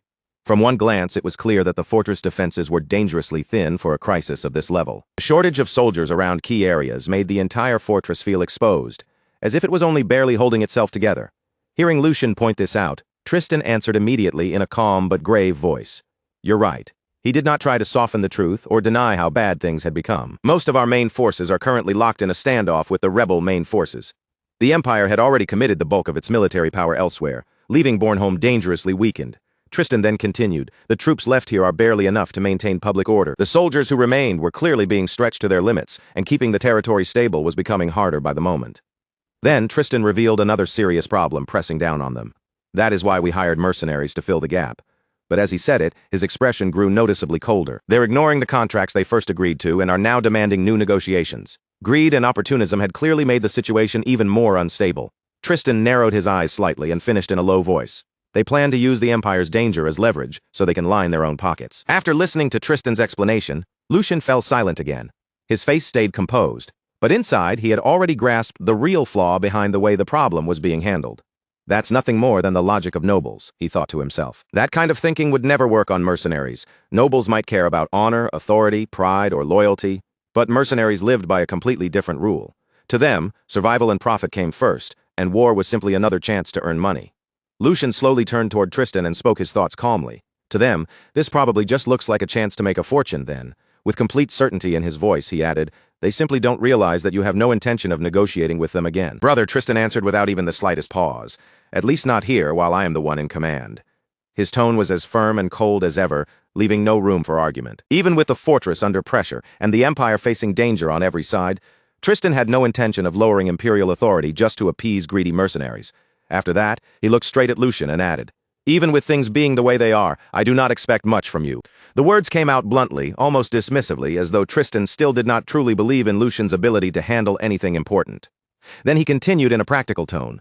"You were probably half forced into coming down here anyway." It was obvious that he assumed Lucian had only appeared because of political pressure or their father's orders. Tristan then laid out the simple role he expected Lucian to take. "Just keep watch over the mercenaries and make sure they don't run away if things take a turn for the worse." The Empire's situation was already unstable enough, and if the mercenaries abandoned their posts in the middle of battle, the fortress could collapse into total disorder. Tristan continued, "As long as you are nominally in command, they will not be able to act too recklessly. That is all I am asking from you." In Tristan's eyes, Lucian's presence was mainly useful as a symbol of authority, something that could keep the mercenaries restrained by name alone. But after hearing everything, Lucian simply looked back at his older brother with steady eyes and replied, "You seem to be mistaken about something, eldest brother." Tristan's eyes narrowed slightly. "Mistaken?" Lucian did not flinch as he began to explain. "First, I was not forced to come here. I volunteered to go." The moment those words left his mouth, the air between the brothers shifted, because there was no hesitation or uncertainty in his voice at all. Then Lucian continued in the same calm tone. "Second, I know how to resolve this situation." At that very moment, he took out an official letter and held it forward, the document carrying a weight of authority that could not be ignored. Looking directly at Tristan, Lucian declared, "Since Father has delegated full authority over the mercenaries to me, from this moment onward, their negotiations and control fall under my jurisdiction." His calm confidence made it clear that he had not come unprepared, and that his plan had already been set in motion before this conversation ever began. Then, with absolute assurance, Lucian finished, "So please, put your mind at ease." Immediately after that, the focus shifted again, and Lucian's silent thoughts rose clearly within him. His eyes sharpened with determination, and one firm conviction echoed through his mind. "Because I will definitely resolve this." After that, the scene moved to a completely different place, where a large group of mercenaries had gathered together and were spending the night in loud celebration. Food and drinks were scattered everywhere. Cups clinked together one after another, and the mood around them grew louder, roadier, and more cheerful with every passing moment. At the center of the gathering, a red-haired mercenary lifted his drink high into the air and shouted with a broad grin, "Eat and drink as much as you want, because we can squeeze plenty of money out of that noble lord." The moment he said that, the mercenaries around him burst into roaring laughter and excited cheers.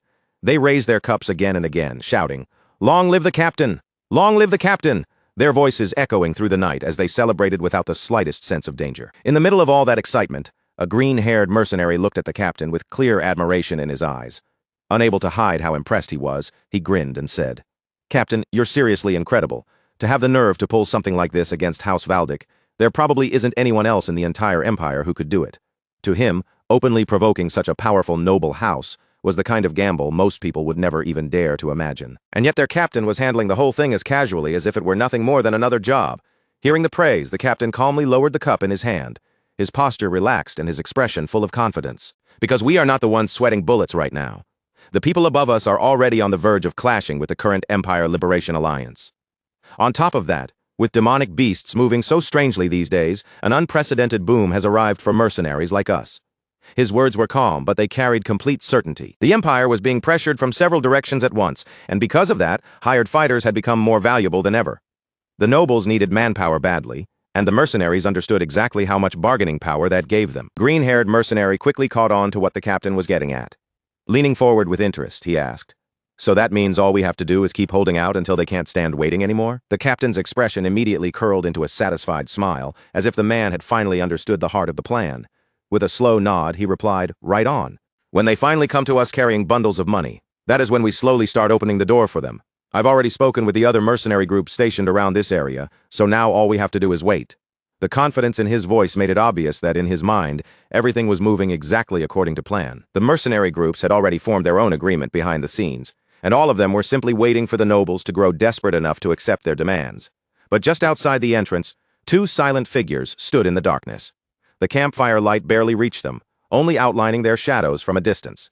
Those two figures were none other than Lucian and the captain of the Black Lion. A moment later, the green-haired mercenary suddenly sensed that something was off and turned his head with a puzzled look. His gaze shifted toward the entrance, but before he could even speak, a slow, deliberate clapping sound rang out through the noisy gathering. The cheerful mood instantly began to fade as several mercenaries turned toward the source of the sound. One of them frowned, narrowing his eyes at the entrance as he muttered, "What's with that crazy bastard? There are some guys at the door I've never seen before." The sudden appearance of strangers immediately put the entire group on guard. Before the mercenaries could make their next move, the newcomer calmly stepped into the light, ignoring every suspicious stare aimed at him. Lucian walked into the gathering with the relaxed confidence of someone entering his own hall. His face remained perfectly composed as his eyes settled directly on the mercenary captain. Then, in a calm voice that almost sounded approving, he said, "For all your rough appearances, you actually have a pretty good sense for business. If I were leading a mercenary group, I might have chosen the same method. Anyone who commands people should understand how to grab an opportunity when it appears in front of them. But that only applies before a contract has been finalized." As he spoke, Lucian moved until he was standing directly in front of the captain. There was not even the smallest trace of fear in his posture. His words may have sounded like praise at first, but every mercenary there could feel the hidden blade beneath them. Without looking away from the captain for even a second, Lucian continued, "Once you've already accepted the money, you should at least pretend to do the work. Red Blade Sven." The moment that name left Lucian's mouth, the captain's expression changed at once. The relaxed look he had been wearing began to vanish. For one brief instant, the smile slipped from his face completely, and what replaced it was a far sharper, far more serious expression. Around him, the mood shifted just as quickly. The other mercenaries tightened their hands around their weapons almost immediately. Swords, axes, and spears were quietly brought within reach, each man preparing himself in case the situation turned into a fight. The festive air that had filled the camp only moments earlier disappeared without a trace. In its place came a tense silence, so heavy it felt like one wrong word could make the whole place erupt. But instead of flaring up in anger, the captain suddenly smiled. That grin slowly widened across his face, as if Lucian's arrival had amused him more than threatened him. Looking around at his men, he spread both arms wide and said, "Everyone, show your respect. It looks like House Valdic has brought us bundles of money. Thank you, noble lord." His voice was thick with mockery, and the mercenaries around him immediately understood the joke, breaking into low laughter among themselves. The captain went on with that same sarcastic cheer, saying, "Thanks to you, we'll be eating well tonight. If only there were more noble lords as generous as you, life would be wonderful." But throughout every mocking word, Lucian remained completely calm. He did not cut him off, and he did not react to the ridicule being thrown at him. Instead, he simply stood there in silence, watching Captain Sven and carefully taking in the mercenaries gathered around him. That steady composure only made the air feel even heavier, as though Lucian was calmly waiting for the perfect moment to act. Meanwhile, Captain Sven kept his mocking smile fixed in place, acting less like a man facing someone he had cheated and more like a host greeting an honored guest. He spoke again in a casual tone. "It's going to be a long discussion, so why don't you wet your whistle first?" On the surface, he sounded friendly, but every person there could feel the hostility hiding beneath those words. What had begun as a celebration had now turned into a direct confrontation. Captain Sven's smile stayed firmly on his face as he continued speaking, pretending to keep the mood light and friendly. He spread his hands slightly, like an innocent man caught up in some unfortunate misunderstanding, and said, "If there has been some kind of misunderstanding, shouldn't we clear it up? I've been waiting anxiously for your arrival." The words were polite, but the mocking edge behind them was impossible to hide. He clearly had no intention of treating Lucien seriously. Lucian, however, did not show the slightest sign of being provoked. His expression stayed calm and steady as he answered in a clear voice, "A misunderstanding between House Valdic and you? There is only a contract between us, so there should be no reason for things to become complicated, especially when you have already taken half of the advance payment." His answer was direct and left almost no room for excuses. To Lucian, this was not a matter of hurt feelings, confusion, or negotiation. It was a simple agreement the mercenaries had accepted, and now they were trying to avoid fulfilling it. Hearing that, Captain Sven gave a scoffing laugh and leaned back in his seat. With a dismissive look on his face, he replied, "You mean that little pocket change? I thought it was just charity handed to poor, lowly commoners, because for a dangerous mission like clashing with rebel forces, that amount was far too pathetic." As soon as he finished speaking, the mercenaries around him burst into loud laughter. His subordinates immediately joined in, treating the advance payment like some ridiculous joke. Captain Sven kept mocking the amount and added, "Shouldn't it at least be enough to cover our meals?"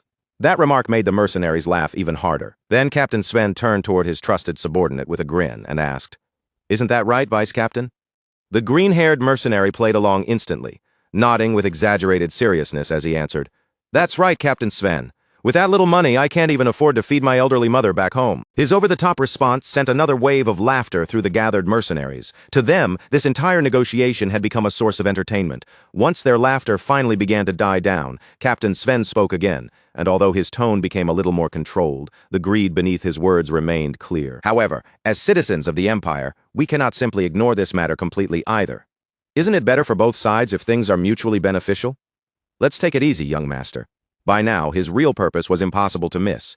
He had no interest in honoring the original agreement. Instead, he was trying to use the Empire's desperate situation to pressure House Valdic into paying even more. Lucien quietly watched Captain Sven and the mercenaries around him for a few moments, his gaze calm as he measured the greed filling the room. Their arrogance, their confidence, and the way they openly laughed at the contract made their intentions perfectly clear. Then, without showing even the faintest trace of anger, Lucien calmly reached into his belongings and took out a heavy bag filled with money. The moment that bag appeared, every eye in the camp was drawn to it. Holding it in one hand, Lucien looked straight at Captain Sven and said, "If that is how it is, then there is no need to talk in circles. Problems that can be solved with money are the easiest ones to handle." As soon as he finished speaking, Lucien loosened his fingers and let a single coin slip from his hand. Clink. The sharp metallic sound rang clearly through the gathering as it struck the ground, and in an instant Captain Sven and all his men looked down at it. Their eyes fixed on the coin, and the mocking expressions that had covered their faces only moments earlier slowly began to fade. The camp, which had been filled with laughter and ridicule, fell into an odd silence. Lucien looked at them calmly and said, "Captain, isn't this a Wilhelm the Great Birth commemorative coin? Just one of these is worth well over hundreds of gold coins. Can you really be satisfied with only that much?" His voice stayed even and composed, as if he were merely discussing something ordinary. His words hit the mercenaries immediately. They stared at the coin in disbelief, unable to take their eyes off it. Before anyone could respond, Lucien casually dropped another coin to the ground. Then another. One by one, the priceless coins fell, each sharp clink sounding like it was striking directly against the mercenaries' greed. As the coins scattered across the dirt, Lucien continued in that same calm voice. "You should make sure you are properly compensated for risking your lives."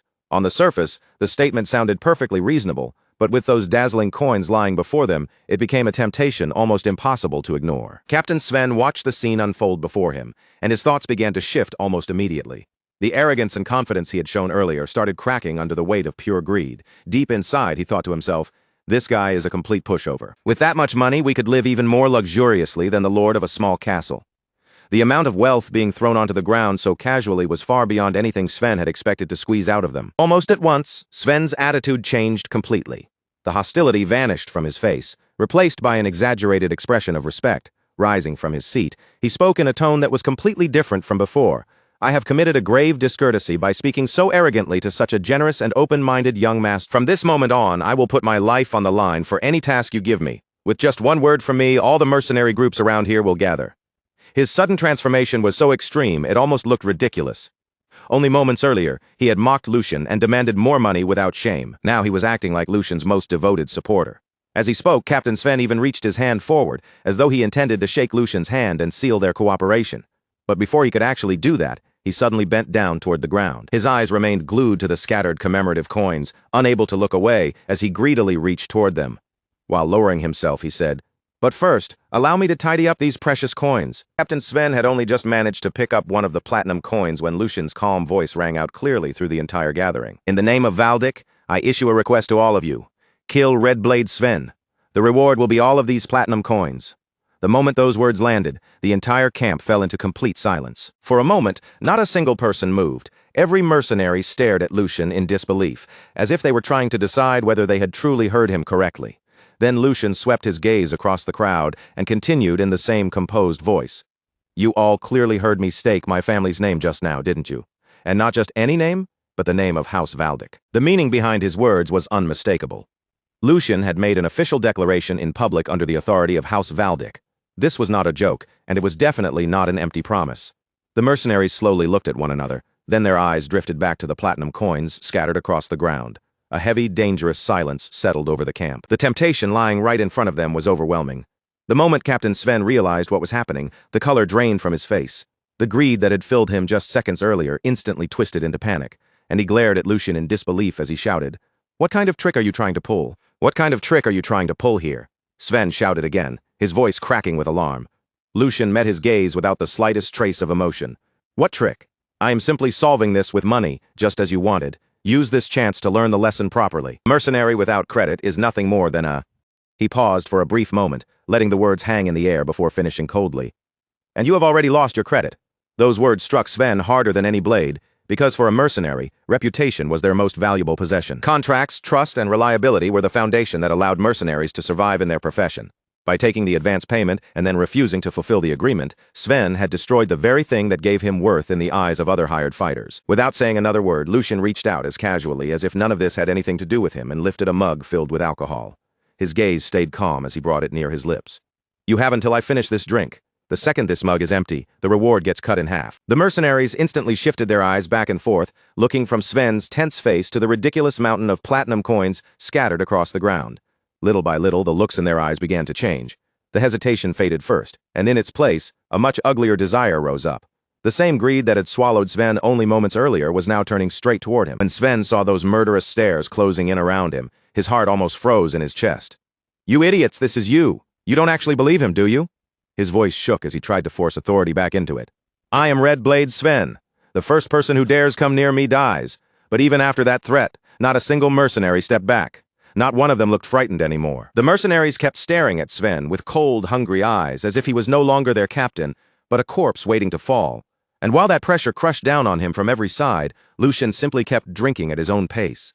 That calm, indifferent sight finally drove Sven into complete panic. Sven spun back toward Lucian, his pride breaking apart, as he shouted in desperation, "Young master, please withdraw your request. Half. No, I'll work for only a third of this money."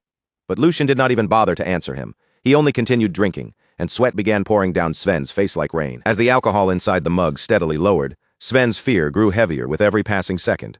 The more Lucian drank, the closer Sven felt death creeping toward his back. At last, unable to withstand the pressure any longer, he rushed toward Lucian and cried out, "I was wrong, please forgive me." All of Sven's earlier arrogance had vanished without a trace. The proud mercenary captain now looked desperate enough to throw away anything. "I'll become your loyal dog right now," he pleaded. But Lucian only tilted the mug and calmly swallowed the final drop. After emptying the drink, Lucian set the mug down with a quiet, steady motion. Then he looked at Sven and said calmly, "There's a reason you're in that position." The instant those words left his mouth, a blade suddenly flashed through the air. Sven's eyes shot wide open in shock. He whipped around at once, and only then did he see the attacker standing right behind him. It was none other than his own vice-captain, the green-haired mercenary who had served under him. Sven's face twisted in disbelief. "How dare you betray me?" Sven roared, unable to accept what was happening, but the green-haired mercenary stared back at him without the slightest remorse and said, "You climbed into your position the exact same way. This time I simply struck first, eh? A cold smile slowly spread across his face. You've worked hard all this time, Captain? In the very next instant, he ended it. His attack landed cleanly, and Captain Sven's body lost its strength before collapsing to the ground. Sven's lifeless body slammed against the floor with a heavy thud. The feared leader of the mercenary group had not died in battle against some powerful enemy.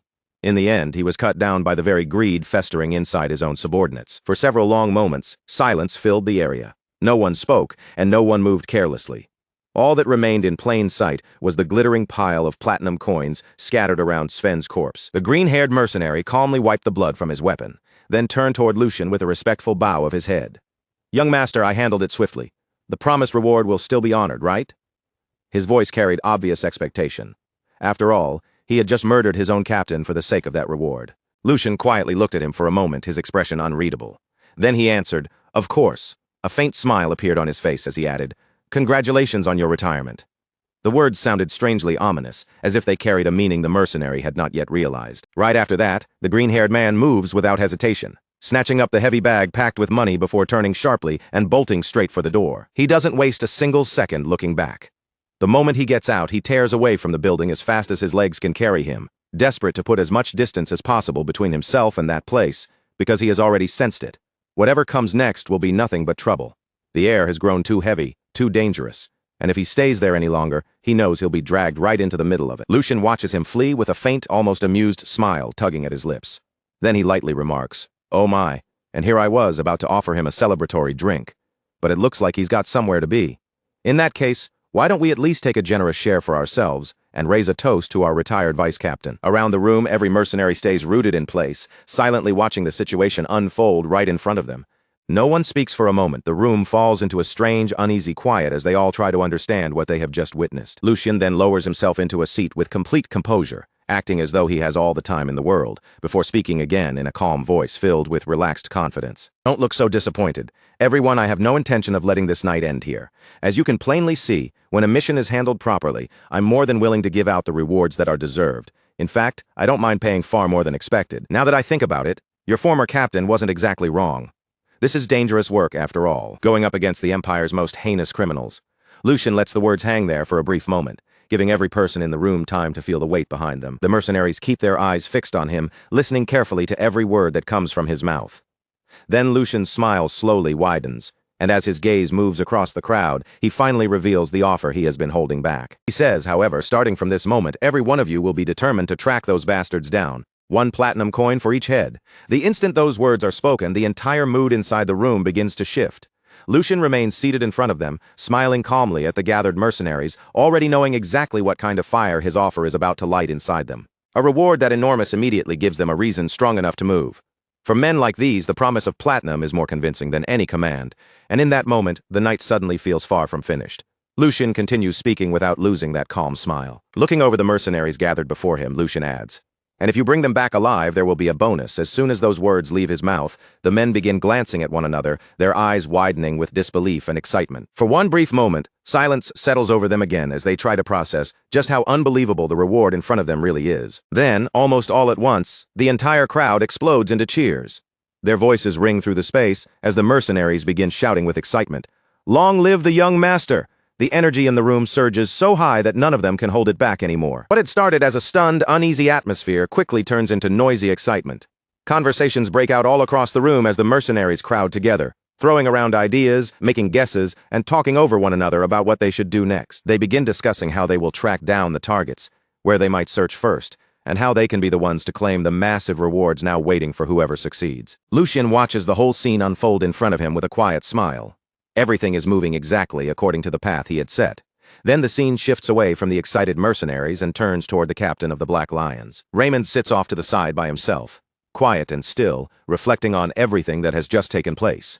As he turns the events over in his mind, an earlier memory slowly rises to the surface, a conversation he had with Lucian before they ever arrived at the hideout. Back then, before heading to the enemy's hideout, Lucian had spoken to him directly and said, "Sir Raymond, before we go there, I have one request.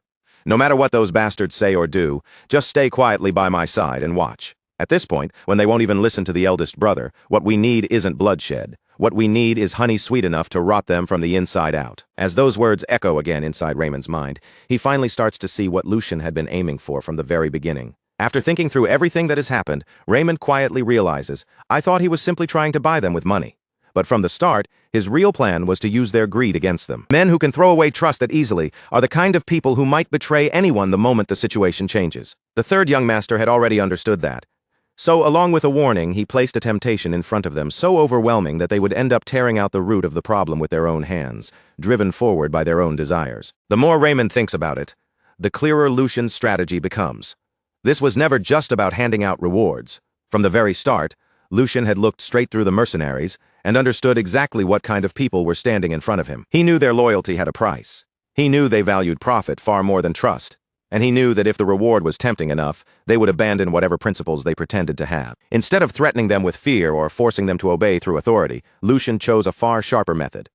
He placed a reward before them so irresistible that their own greed would become the force pushing them forward. With that single move, he transformed them into willing hunters. They would chase the targets with far more hunger and determination than any direct order could ever create.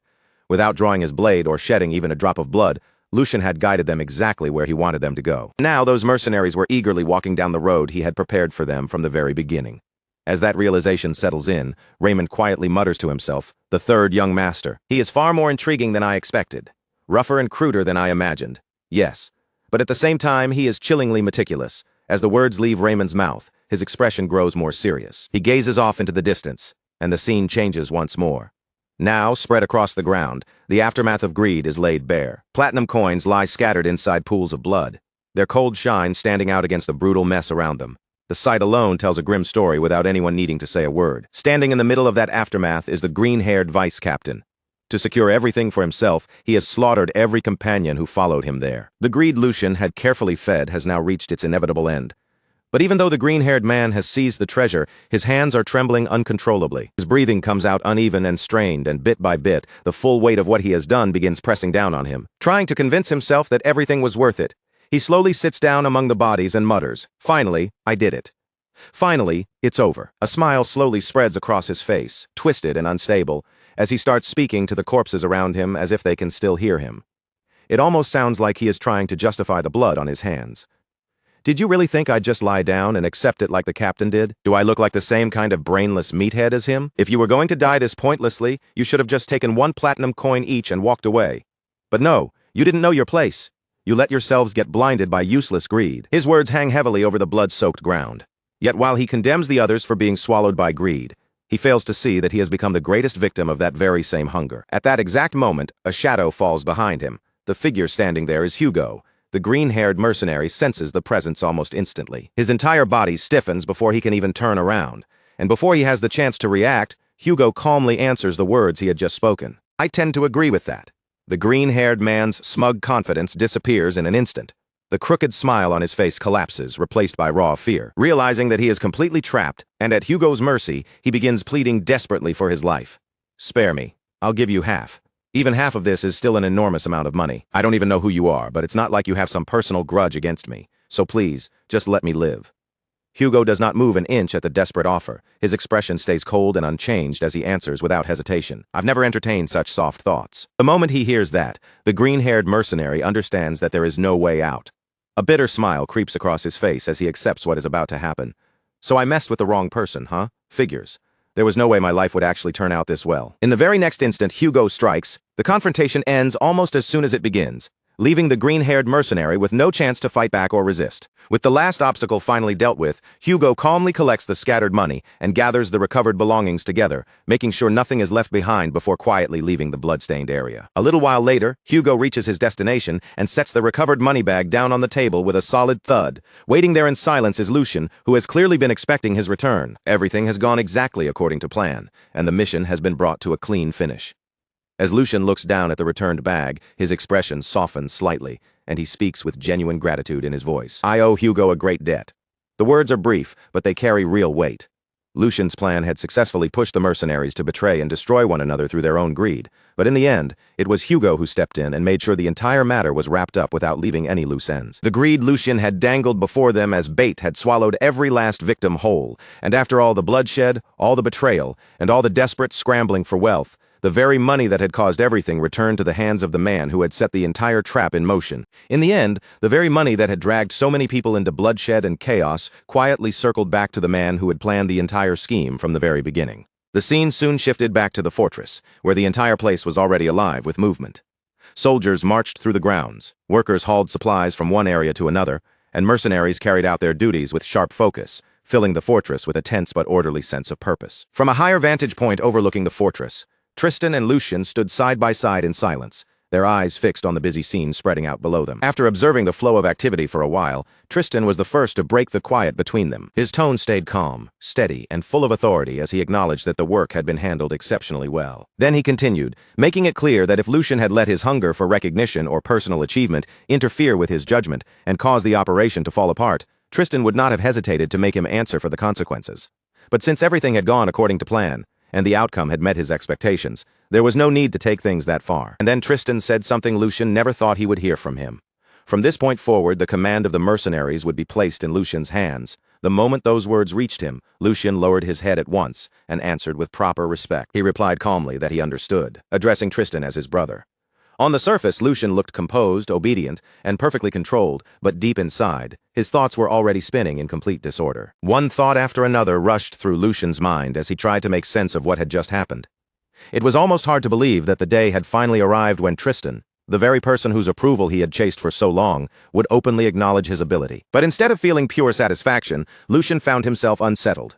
He could not help wondering if Tristan truly believed that giving up part of his own achievements was acceptable, as long as it eventually led to an even greater gain. The more Lucian thought about it, the stranger the whole situation felt.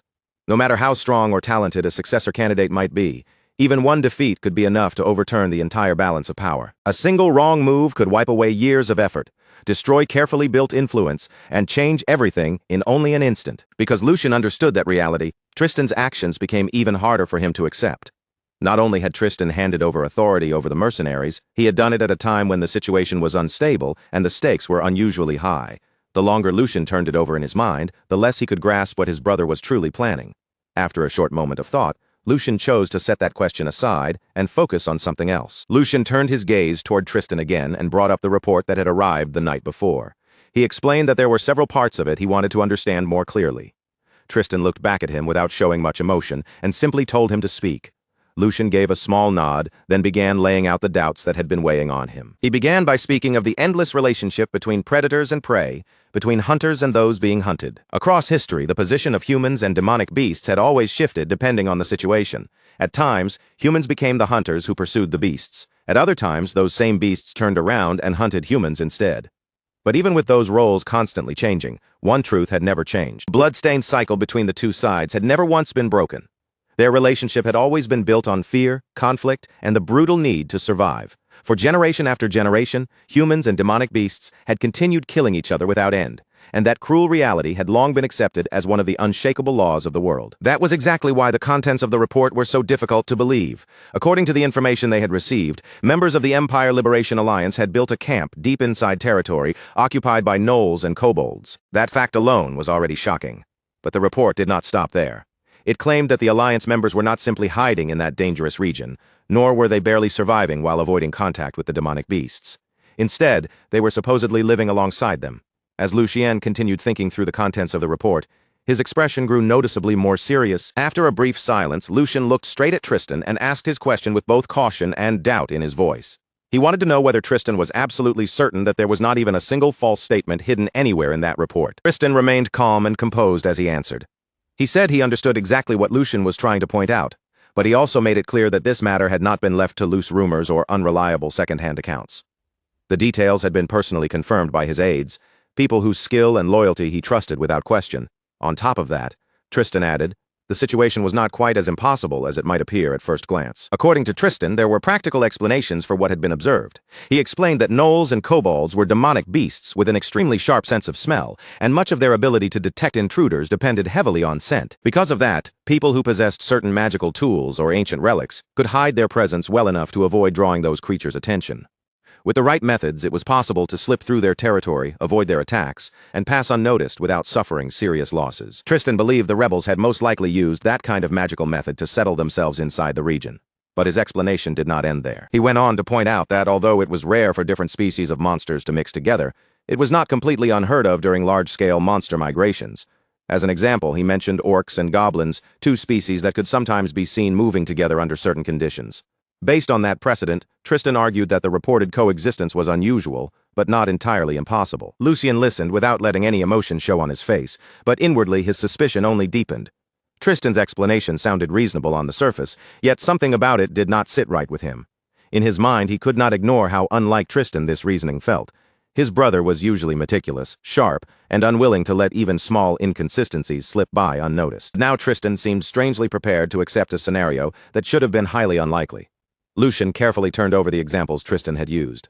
Orcs and goblins might be different species, but the relationship between them was very specific. Their groups often operated under a clear master and servant structure, which allowed them to move and function together. Even then, those cases were exceptions, not the standard rule. What the report described was something entirely different. Gnolls and kobolds did not share that kind of relationship at all. They held completely different places in the natural order and belonged to separate food chains. Their instincts, habits, and ways of surviving were fundamentally incompatible. In reality, coexistence between them should not have been possible. If those two groups crossed paths in the wild, they would not calmly ignore each other or live side by side. They would attack, tear into each other, and try to kill one another immediately. The more Lucien thought about it, the more certain he became that something important was being overlooked. At last, he gave voice to his thoughts. He said that putting those two species together was no different from placing a starving predator next to a defenseless human child. Anyone could see how that would end. No matter what precautions were taken, creatures like that could never truly be kept in the same cage. Their very nature made peaceful coexistence impossible. And as Lucien said those words aloud, his mind began moving toward a completely different conclusion. If ordinary explanations could not account for what was happening, then perhaps the answer had to be something far from ordinary. His eyes narrowed just slightly as a new possibility rose in his thoughts, one with consequences that could reach far beyond this single report.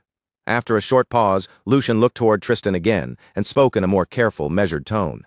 In that case, there was another possibility they could not afford to ignore. If creatures that should have been natural enemies were somehow living together without ripping each other apart, then perhaps there was a force behind them that could control or influence their instincts, a force powerful enough to twist the natural order itself. With that possibility pressing on his mind, Lucien finally asked the question that had been forming inside him. Could mages be involved in this rebellion? The moment that suspicion appeared, the true weight behind Lucien's words became clear. Magic was not simply another kind of strength. It was a forbidden art that rejected the natural order and forcibly bent the causality of the world. It was a power that stood outside the ordinary laws that governed life, nature, and reality itself. Only an extremely small number of people were even capable of understanding its principles. Those born with extraordinary spiritual sensitivity, along with a rare ability to perceive the flow of natural energy, could grasp the hidden chances and principles needed to wield magic. And the power held by a true mage was terrifying beyond normal imagination. Once a mage reached a certain level of mastery, they became a living disaster, powerful enough to destroy an entire castle on their own. Their presence alone could shift the course of wars, overturn military plans, and bring ruin to entire regions. 300 years earlier, mages had thrown the empire into one of the darkest eras in its history. A rebellion led by them had pushed the empire all the way to the edge of destruction, nearly collapsing the very foundations of imperial rule under the chaos they unleashed. Only after enormous sacrifice and desperate struggle had the empire finally managed to crush that uprising and survive. From that day onward, the empire never forgot just how dangerous mages could be. For 3 full centuries, mages had been officially treated as enemies of the state, no different from the leaders of subversive plots against the empire itself. Their very existence was seen as a direct threat to imperial stability.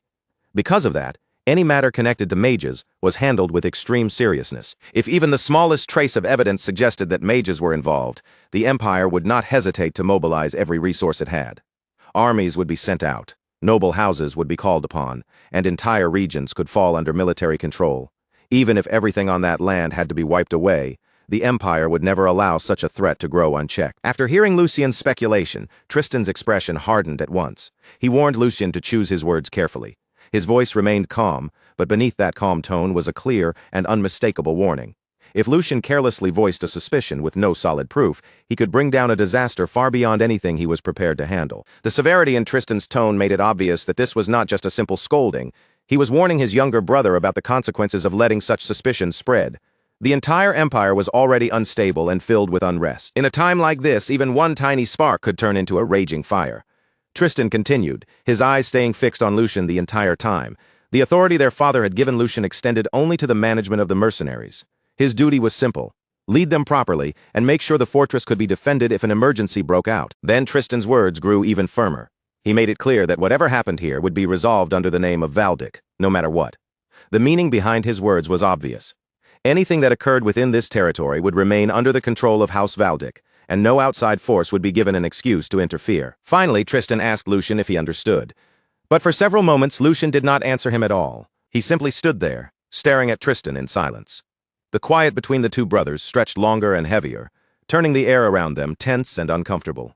Neither one looked away. Lucian's eyes studied Tristan's face carefully, as if he were searching for something hidden behind that calm expression and those controlled words. Then, after a long pause, Lucian finally lowered his gaze, admitted that he had spoken out of turn, and addressed Tristan respectfully as his brother. His tone carried apology and obedience as he said that, since this was his first deployment, his eagerness had likely gotten the better of him. A faint smile touched his face, though the thoughts behind it remained impossible to read. After all, he added, there was no way a mage would appear in a place like this. His words sounded like an admission of fault, but deep inside, Lucian's doubts had not fully disappeared. And before Tristan could push the conversation any further, Lucian smoothly changed the subject and prepared to leave. Then I'll go deal with the riffraff myself. By riffraff, Lucian meant the mercenaries who had now fallen under his command, the same troublesome men who were infamous for stirring up chaos the moment discipline slipped even a little. As you already know, with mercenaries like them, there is no telling when or where they might suddenly cause another problem. After leaving those words behind, Lucian turned away without hesitation and began to leave. The scene shifted once more, moving far away from the fortress walls and into a place that felt far darker and more dangerous. Deep in the wilderness stood a dense forest, where the trees pressed so tightly together that even the moonlight could barely slip through the tangled canopy above. Most of the ground below was drowned in thick shadows. The forest was wrapped in an unsettling silence, the kind so still that even the smallest sound felt unnatural. Yet despite that quiet, there was a constant, chilling sensation that something was watching from every direction, as if countless hidden eyes were staring out from the darkness. And only a few moments later, those hidden eyes finally began to show themselves. One pair of glowing eyes appeared between the trees, then another, then more emerged from behind bushes and twisted roots, spreading through the darkness one after another. Some shone a bloody red, others burned yellow, and a few glimmered with an unnatural green light. As faint moonlight slowly revealed more of the forest, it became clear that this entire area was crawling with monsters. Gnolls, kobolds, and all kinds of demonic beasts lurked between the trees, their shapes half hidden in the shadows, and their presence alone enough to make any normal person run for their life. But in the middle of that terrifying forest, one man was carefully making his way forward, slipping past the monsters, as though he had walked this path many times before. Even so, the tension in his body made it obvious that he was far from calm. Cold sweat rolled down his forehead as he moved step by step through the darkness, watching every shadow around him. He clicked his tongue softly, then muttered under his breath that no matter how many times he came here, this place still made him feel like his heart was about to stop. Even after coming here again and again, walking through a forest filled with demonic beasts was enough to make anyone feel like death was brushing against their back. Before long, he reached the appointed meeting spot. Standing there in the gloom, he recited the familiar phrase. When lightning strikes down from the heavens, it shall punish the sinners seated upon the throne. I am squad leader 2, Kron, and I request an audience with a comrade, after his voice faded into the forest. Nothing happened for several tense moments. Then, from within the thick shadows nearby, another figure quietly stepped into view. The newcomer looked Kron over carefully, his gaze sharp even in the darkness before finally speaking. Squad leader Kron. Why have you come here in the middle of the night, when our cause is already standing right before its decisive moment? This is exactly the kind of time when one careless move could ruin everything. Kron immediately stepped closer, his expression tense. That is precisely why I came here, comrade. Our cause is starting to go wrong even now, while we are standing here. The other man's face darkened at once, his eyes narrowing. Going wrong? What exactly are you talking about? Tell me everything, and leave nothing out. Kron did not waste a second. He explained that Lucian of House Valdic, the young noble who had only recently been appointed, had already become a serious obstacle to their plans. According to Kron, Lucian had solved the mercenary sabotage problem in a single night, and because of that unexpected achievement, everything had changed. Security across the entire fortress had tightened far more than before. The patrols were harder to avoid, the defenses were sharper, and because of that, their reconnaissance missions and intelligence gathering had become more and more difficult. And what made the situation even worse was this. Rumors were now spreading that Squad 4 had been completely wiped out because of Lucian's actions. As Kron continued, his hand tightened into a fist. That brat is far too unusual to be treated as nothing more than some ordinary child. Comrade, I believe we should change our plan and move forward with much more caution. The other man remained silent for a moment, listening without interrupting. Then, instead of answering directly, he asked a different question. Are you truly certain about this? I mean, joining hands with that man. As he said those words, more of the surrounding forest came into view, and the darkness around them seemed to grow even heavier. All around them, countless demonic beasts could be seen crouching among the trees, watching in silence from the shadows with their glowing eyes fixed on the meeting. Kron understood at once exactly who the other man was talking about. Even if they are only low-level demonic beasts, using magic to subjugate creatures like this is far from normal. I do not believe he is someone we can truly trust. The other man gave a slow nod, as if he had already thought the same thing many times. I understand your concern, comrade. To be honest, I do not trust either of them myself. His eyes shifted toward the monsters gathered around them, lingering on the beasts hidden between the trees. However, the reality is that Valdic's elite forces have already arrived. With only our own strength, we can no longer handle the situation properly. As long as our objectives still point in the same direction, then whether we like it or not, we have no choice but to use one another. A faint smile slowly crept across his face, thin and unsettling in the dim forest light. And that is exactly why the plan must remain unchanged. Kron frowned as soon as he heard that. What do you mean by that? The mysterious man's smile widened even further, and the look in his eyes grew colder, because this is not a setback. This is a golden opportunity. A dangerous gleam flashed through his gaze as he spoke. A golden opportunity to get rid of Valdic's 2 lion cubs at the exact same time. But the moment those words left his mouth, a completely new voice suddenly echoed through the forest, cutting straight into their secret conversation. The voice was calm and casual, almost relaxed, yet the instant it rang out, it sent a chill down everyone's spine. I thought this might be simple, but of course it would not be that easy. There was even a faint trace of amusement in that voice. Bad feelings really never miss their mark. Both men froze where they stood. Kron's eyes shot wide open in shock, and he spun toward the direction of the voice almost immediately. How in the world did someone get here? Panic spread across Kron's face as he looked around the dark forest. I was extremely careful to make sure no one followed me. Even the other man could no longer keep his composure. How did he get past the gnolls and kobolds guarding this place? His voice quickly filled with anger. You bastard! Stop hiding like a rat and show yourself! For a brief moment, the forest sank back into silence, with only the monster's eyes glowing in the darkness. Then, from behind a massive tree, a figure slowly stepped out into the open. Moonlight slipped through the branches and fell across his face, revealing Lucian. Somehow, he had infiltrated the very heart of the enemy's secret meeting place without alerting the countless monsters guarding the area. Even while standing surrounded by enemies and demonic beasts, his expression stayed completely relaxed. You do not need to rush me. Lucian continued walking forward as if he were taking a casual stroll, not stepping into a deadly trap. I have business with you people as well. His eyes moved across the 2 men standing before him, calm but sharp. Though I suppose there is no need to waste time talking to both of you. A cold smile touched his face. First come, first served. One person should be enough. At that exact moment, an intense aura began pouring out from Lucian's body. The energy gathered and took the shape of a wolf around him, looming with a terrifying pressure that made the air itself feel heavier. At the same time, Lucian lifted his arm and pointed his dagger straight ahead. At the very same moment, he slowly raised his dagger and pointed the sharp blade straight ahead, his posture steady and completely fearless. By then, the fight between Lucian and the squad leader had already erupted into full force, the atmosphere around them instantly turning tense and violent. Right from the opening exchange, Lucian kept giving ground step by step, sliding backward, while the squad leader aggressively pushed toward him with one brutal attack after another. Even so, every single strike the squad leader threw out was intercepted flawlessly by Lucian, who mirrored his movements with astonishing accuracy and composure. As the battle dragged on, the pressure between the 2 fighters intensified rapidly, neither side willing to yield even a single step. Their weapons crashed against each other again and again, sharp sparks bursting through the air with every collision, while the squad leader continued pressing forward relentlessly. Before long, however, the squad leader began paying the price for underestimating Lucian, as small wounds slowly started appearing across his body. Thin cuts opened around his neck and along different parts of his body. None of them were fatal, but they were more than enough to infuriate him. The moment he noticed his own blood dripping down, the expression on his face immediately darkened with rage and humiliation. His attacks instantly became faster and far more savage than before, but that exact moment was precisely what Lucian had been waiting for all along. The instant the squad leader pushed himself too far and overextended during his assault, Lucian's eyes flashed sharply. In a blur of movement, Lucian shot forward like lightning itself, so fast it was nearly impossible to follow with the naked eye. Then, in one devastating motion, he unleashed a deadly strike without the slightest hesitation. The blade flashed through the air and severed the squad leader's hands instantly. Agonizing pain exploded through the man as a loud scream escaped his mouth, and for a brief second, he completely lost his composure. Lucian had no intention of wasting that opening. The moment the squad leader faltered, he surged forward immediately without slowing down. Before the man could recover even slightly, Lucian followed with another attack. Within mere seconds, the battle ended completely as the squad leader collapsed lifelessly onto the ground. Not far away, Karan watched the entire fight unfold with his own eyes, and disbelief spread across his face. Squad Leader 1, one of their strongest fighters, had been utterly overwhelmed from start to finish. This makes no sense. Who exactly is this man?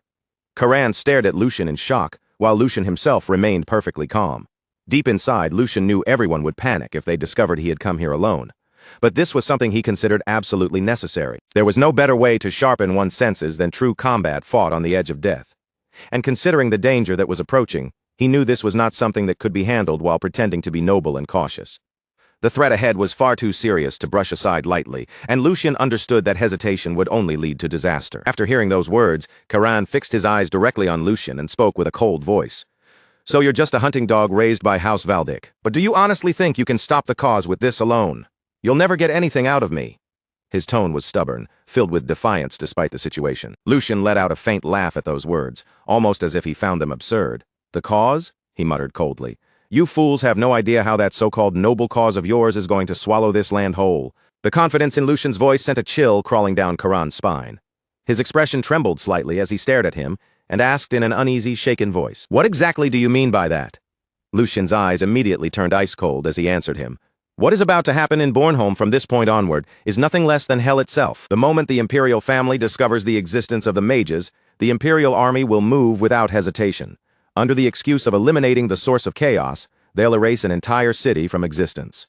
Lucian kept staring directly at Karan as he continued speaking, his voice remaining steady the entire time. Every word carried crushing weight despite his calm tone. The Empire's hatred toward mages goes far beyond anything you can imagine.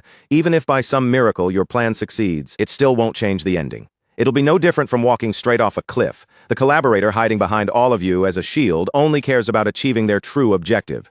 And once that black mage gets what they want, every single one of you will disappear without leaving behind even a trace. Those are beings feared even by other mages. Do you really think a monster like that is truly cooperating with you? Lucian's voice grew colder. To them, you're nothing more than prey waiting to be devoured. After those words, the surrounding air itself seemed to grow unbearably heavy, yet Karan still refused to retreat. Karan glared fiercely at Lucian while clenching his fist tightly. "You're trying to deceive me with smooth words," he shot back. "I'll admit I'm surprised you even discovered the existence of the mage, but we're nothing like your empire. We only joined hands with a mage for the sake of liberation. We haven't fallen so low that we'd rely on something as disgusting as a black mage." Even while saying those words, however, a trace of hesitation quietly hid beneath Karan's confidence. Lucian noticed it immediately the moment it surfaced. Lucian slowly stepped forward, his cold gaze locking directly onto Karan's eyes. "Stop looking away and face reality," he said sharply, his voice cutting through the silence like a blade. "Those totem magic circles, do you honestly believe methods like that are enough to control demonic beasts on such a massive scale? Magic is not omnipotent. Every miracle, every mystery, every impossible power comes with a price, and when that power is connected to life itself," Lucian's expression darkened further, "the cost becomes unimaginably enormous." He continued speaking without pause, his eyes fixed firmly on Karan. "If you still can't believe it, then think carefully. If such an easy solution truly existed, why did all of you have to suffer and spill so much blood until now? Why struggle for so many years? Why sacrifice so much? If finding a single mage could solve everything so easily, then none of this would have been necessary from the very beginning." Those questions struck Karan heavily. The words pierced through him like invisible arrows, forcing him to confront doubts he had desperately tried to bury deep inside his mind. Lucian continued relentlessly. "I can guarantee it, that bastard approached you first. They came claiming your goals aligned with theirs. They offered you power. They whispered exactly the things you wanted most to hear. They promised you the strength needed to achieve your dreams." For the first time, Karan's confidence visibly shook. Lucian narrowed his eyes and delivered the final blow to his beliefs. "That bastard didn't choose you because they respected you. And they certainly didn't choose you because they believed in your cause. They chose you because you were useful." Lucian's voice became mercilessly cold.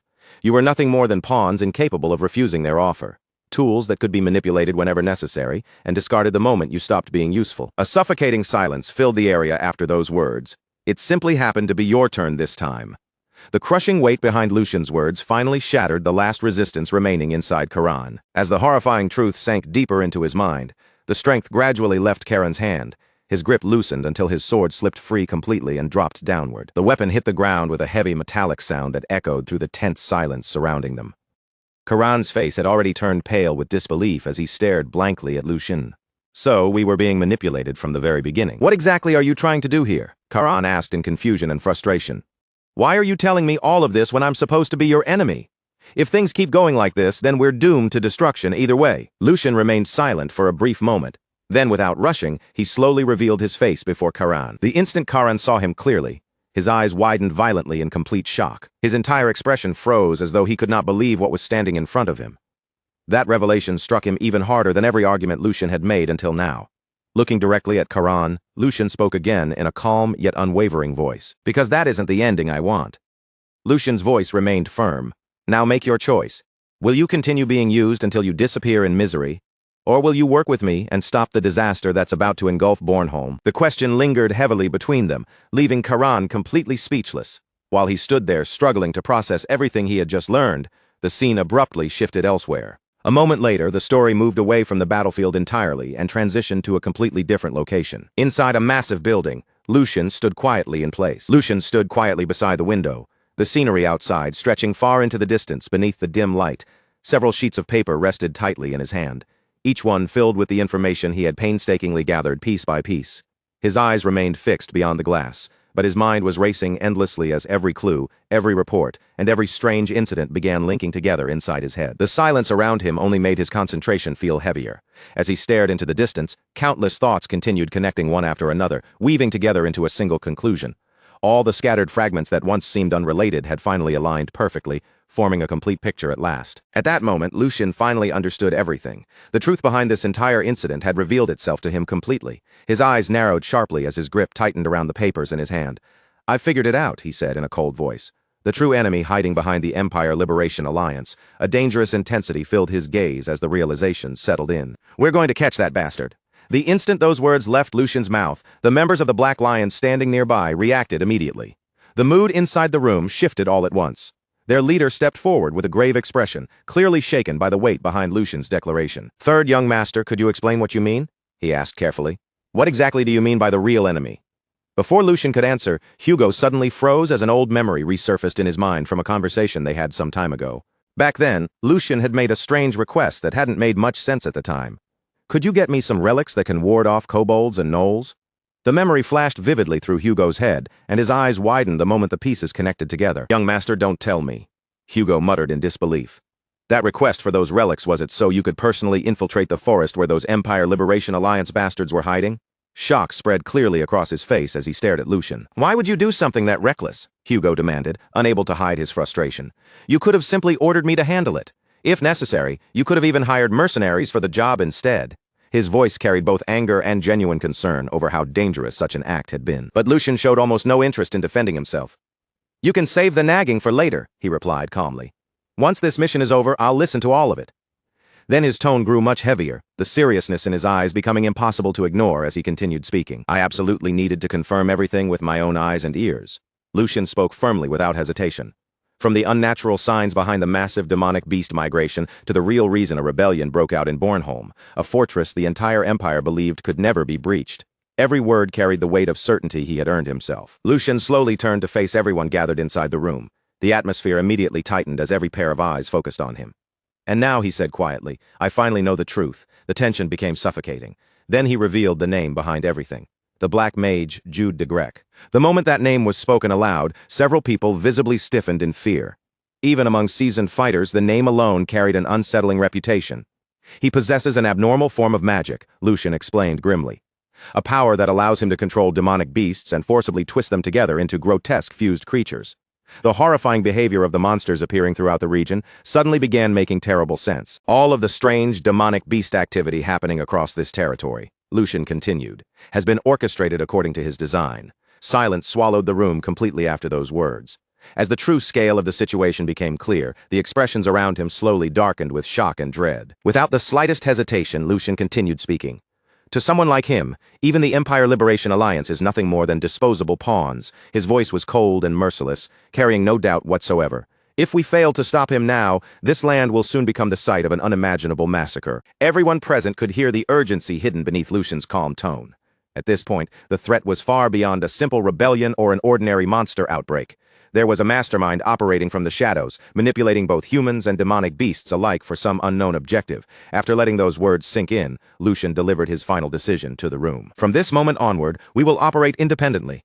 The members of the Black Lions exchanged uneasy glances with one another, but Lucian's expression never changed in the slightest. Then he added something even more shocking. Even if it means making an enemy out of Brother Tristan. The room instantly fell dead silent.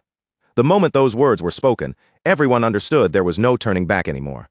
The hunt for the Black Mage Jude de Grec had officially begun, and no matter who tried to stand in his way, Lucian was fully prepared to challenge them all in order to stop the catastrophe rapidly drawing closer. He refused to allow Bornholm to descend into bloodshed and collapse into ruin beyond salvation. The story shifts once more, this time plunging deep into a pitch-black forest where the night hangs heavy and still. Beneath the vast, silent sky, a lone hooded figure stands completely by himself among the trees. His gaze never leaves a single star burning above the dense canopy. He studies that distant light with unnerving focus, watching every flicker and every subtle change, as though the fate of something far greater rests within it. That star is meant to determine the final fate of Bornholm. Yet instead of fading away as it should, its glow only grows stronger with each passing moment. Slowly lowering his eyes, Yu looks down at the strange mark deeply carved into the center of his palm. A sour, bitter expression settles across Yu's face as he silently reflects on his situation. If he had never entered that binding contract with the old man, Jude de Grec, he would have abandoned this cursed place without hesitation long ago. From the very beginning, Yu knew getting involved in this matter had been a mistake. He should never have allowed himself to become tangled in something this dangerous. An overwhelming sense of dread slowly tightens around his heart. Yu begins wondering whether the situation has truly become as disastrous as it appears, and whether there is even one remaining path that could let him escape alive. Grinding his teeth in frustration, Yu curses the day he became involved with the Empire Liberation Alliance. No matter how desperately he tries to avoid trouble, fate always seems determined to drag him straight into another disaster. As he stares into the darkness, one final thought crosses his mind. The people currently working beside him have no idea what they have really done. None of them realize that they signed a contract with a black mage. To those fools, one mage may seem no different from another, but the truth is far more sinister than they understand. Black mages are the closest thing this world has ever known to pure evil. As that thought settles in his mind, Yu's attention shifts toward a lonely house hidden between the trees. Then, from somewhere inside that dark and isolated house, terrified cries suddenly tear through the silence of the forest. Inside, a young girl desperately begs a man for only a single sip of water. Tears stream down her face as she explains that her little brother is slowly losing consciousness. Nearby, the boy shivers helplessly against the cold, weakly whispering that he is freezing. They are only innocent children, yet the man begins walking toward them with a terrifying purpose in his eyes. Seeing that there is no one else left to protect him, the older sister throws herself in front of her brother. She cries out apology after apology, begging the man to spare the little boy's life. She pleads with him to take her instead, insisting that he can do anything he wants to her as long as her younger brother is allowed to live. Her desperate sobs fill the house and echo through the empty rooms, but none of her cries change the man's heart. Without even the faintest trace of mercy, the cold-hearted man kills both children with horrifying precision, leaving the room drenched in silence. When everything finally becomes still, he calmly kneels beside their lifeless bodies. A small crimson orb begins rising from them, glowing faintly in the darkness, and he reaches out to collect it. Fresh blood completely covers his hands. Dark red mana pulses around his body as he stares down at the crimson orb without a shred of emotion. In a low, indifferent voice, he remarks that the quality of this harvest is acceptable, but it is still nowhere close to being enough. Even after harvesting every child throughout the entire mountain valley, this pitiful little orb is all he has gained. Without the slightest hesitation, he swallows the crimson sphere whole. The moment it vanishes into his body, a violent wave of dark red energy explodes outward and wraps around him like a raging aura. His laughter bursts through the forest, loud, twisted, and completely insane. With sickening pride, he declares that true progress has always required sacrifice. And now, at last, the time they have been waiting for is drawing near. The beginning of an event powerful enough to shake the foundations of the entire world is almost upon them.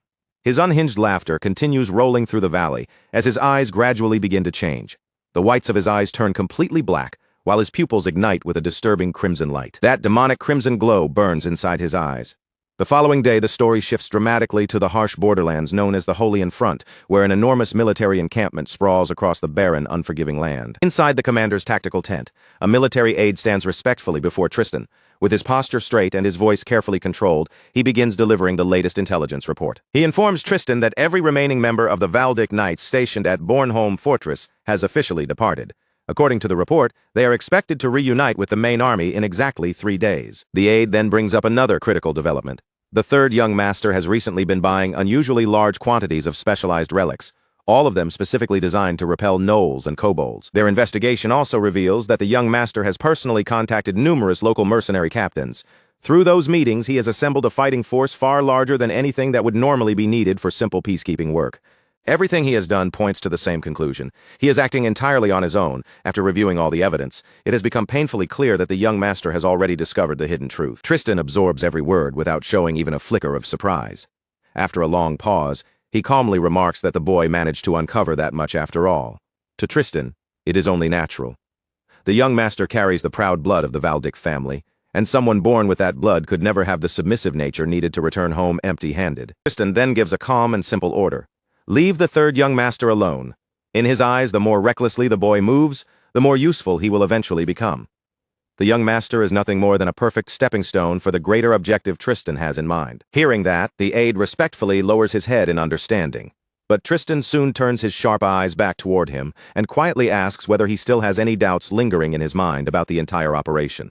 The aide hesitates for a brief moment before honestly admitting that he still cannot fully grasp Tristan's true intentions. He carefully lays out his concerns, explaining that a rebellion on such an enormous scale is far beyond anything the Empire Liberation Alliance could accomplish through its own strength alone. Their investigation has already uncovered deeply abnormal movements among both the Gnolls and the Kobolds. Entire tribes are behaving in ways that completely ignore the long-established balance of power across the region, strongly suggesting that a massive war is about to erupt. Every clue they have gathered points toward the direct involvement of powerful mages.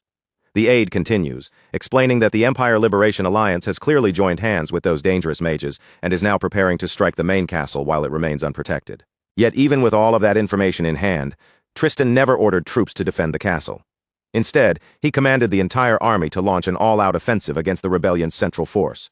The aide admits that eliminating the rebel leaders is important, but warns that leaving the castle exposed under these conditions will almost certainly turn it into a living hell. The moment those final words leave his mouth, Tristan's expression turns cold as ice. He looks directly at his subordinate and calmly calls him by name, Edwin. Then, with his face giving away nothing at all, Tristan asks him a single quiet question. Tristan fixes his eyes on Edwin and asks in a calm and emotionless voice why any of those concerns should matter in the first place. The coldness behind those words sends an immediate chill through the entire tent. Edwin instantly catches the terrifying flash in his commander's eyes. Before Edwin can even organize another thought, Tristan slowly rises from his chair. The pressure radiating from him becomes almost unbearable, crushing the air inside the tent. Edwin instinctively drops into a deep bow, his entire body trembling as he hurriedly apologizes for speaking beyond his place. He desperately begs Tristan to forgive him, terrified that he has crossed a boundary he never should have touched. Tristan begins walking toward him without any hurry, but every step carries an invisible weight that makes the silence inside the tent even more suffocating. When Tristan finally stops in front of his subordinate, he calmly admits that Edwin's strategic assessment is completely reasonable. His concerns are logical, well-founded, and not wrong in the slightest. But then Tristan's expression grows colder than before. He quietly adds that every one of Edwin's arguments would only matter if the current Bornholm still possessed any value worth protecting. Without softening his tone, he begins explaining the brutal political reality. Bornholm is blessed with vast natural resources, hugely profitable sea routes that support international trade, and an extremely valuable strategic position. It stands as one of the Empire's most important border regions, a place whose location alone gives it enormous military and political significance. Because Bornholm holds such importance, the Empire poured endless wealth, military strength, and constant support into the region for countless years. Every bit of that investment was made with one expectation in mind: Bornholm would stand as an unbreakable shield against hostile foreign nations. Instead of protecting the Empire's interests, the local lords betrayed the trust placed in them. Behind closed doors, they joined hands with one another and used every piece of imperial support only to strengthen their own position. They used that support to expand their influence and feed their endless greed. According to Tristan, peace has lasted for far too long. When peace continues without resistance, corruption inevitably spreads, and collusion eventually gives birth to dreams of independence. Those greedy nobles have become no different from the rebels themselves. While the rebel army attacks from beyond the borders, these selfish lords have been slowly devouring the empire from within. That is why Tristan declares that the time has finally come for a complete and merciless purge. Once their lands are devastated and their people are driven into unbearable suffering, those arrogant nobles will lose every scrap of political power they possess. Then they will have no choice but to accept whatever chains the imperial throne decides to place around them. Tristan openly admits that countless innocent people will die, but to him, those lives are simply the unavoidable cost of reaching a far greater goal. With absolute conviction in his eyes, Tristan gives this ruthless strategy one chilling name: total purification. The story suddenly shifts away from the military camp and moves to an entirely different place. High above a magnificent coastal city, a lone man stands silently on top of a windswept hill. Far below him, endless green forests and wide-open fields stretch toward the sparkling sea, creating a breathtaking view across the distant horizon. Strong winds sweep over the hill as the man watches the city without saying a word. A few moments later, several hooded figures quietly emerge behind him, moving so silently through the grass that they seem more like shadows than people. They stop a short distance behind the lone man. Then one of the hooded figures respectfully steps forward, preparing to deliver an important report. He reports that the mission assigned to them has been brought to a successful close, and most importantly, every single member of the group has made it back safely. Following their orders to the letter, they personally passed the vital intelligence to Raymond of the Black Lions. At the same time, they made one condition unmistakably clear.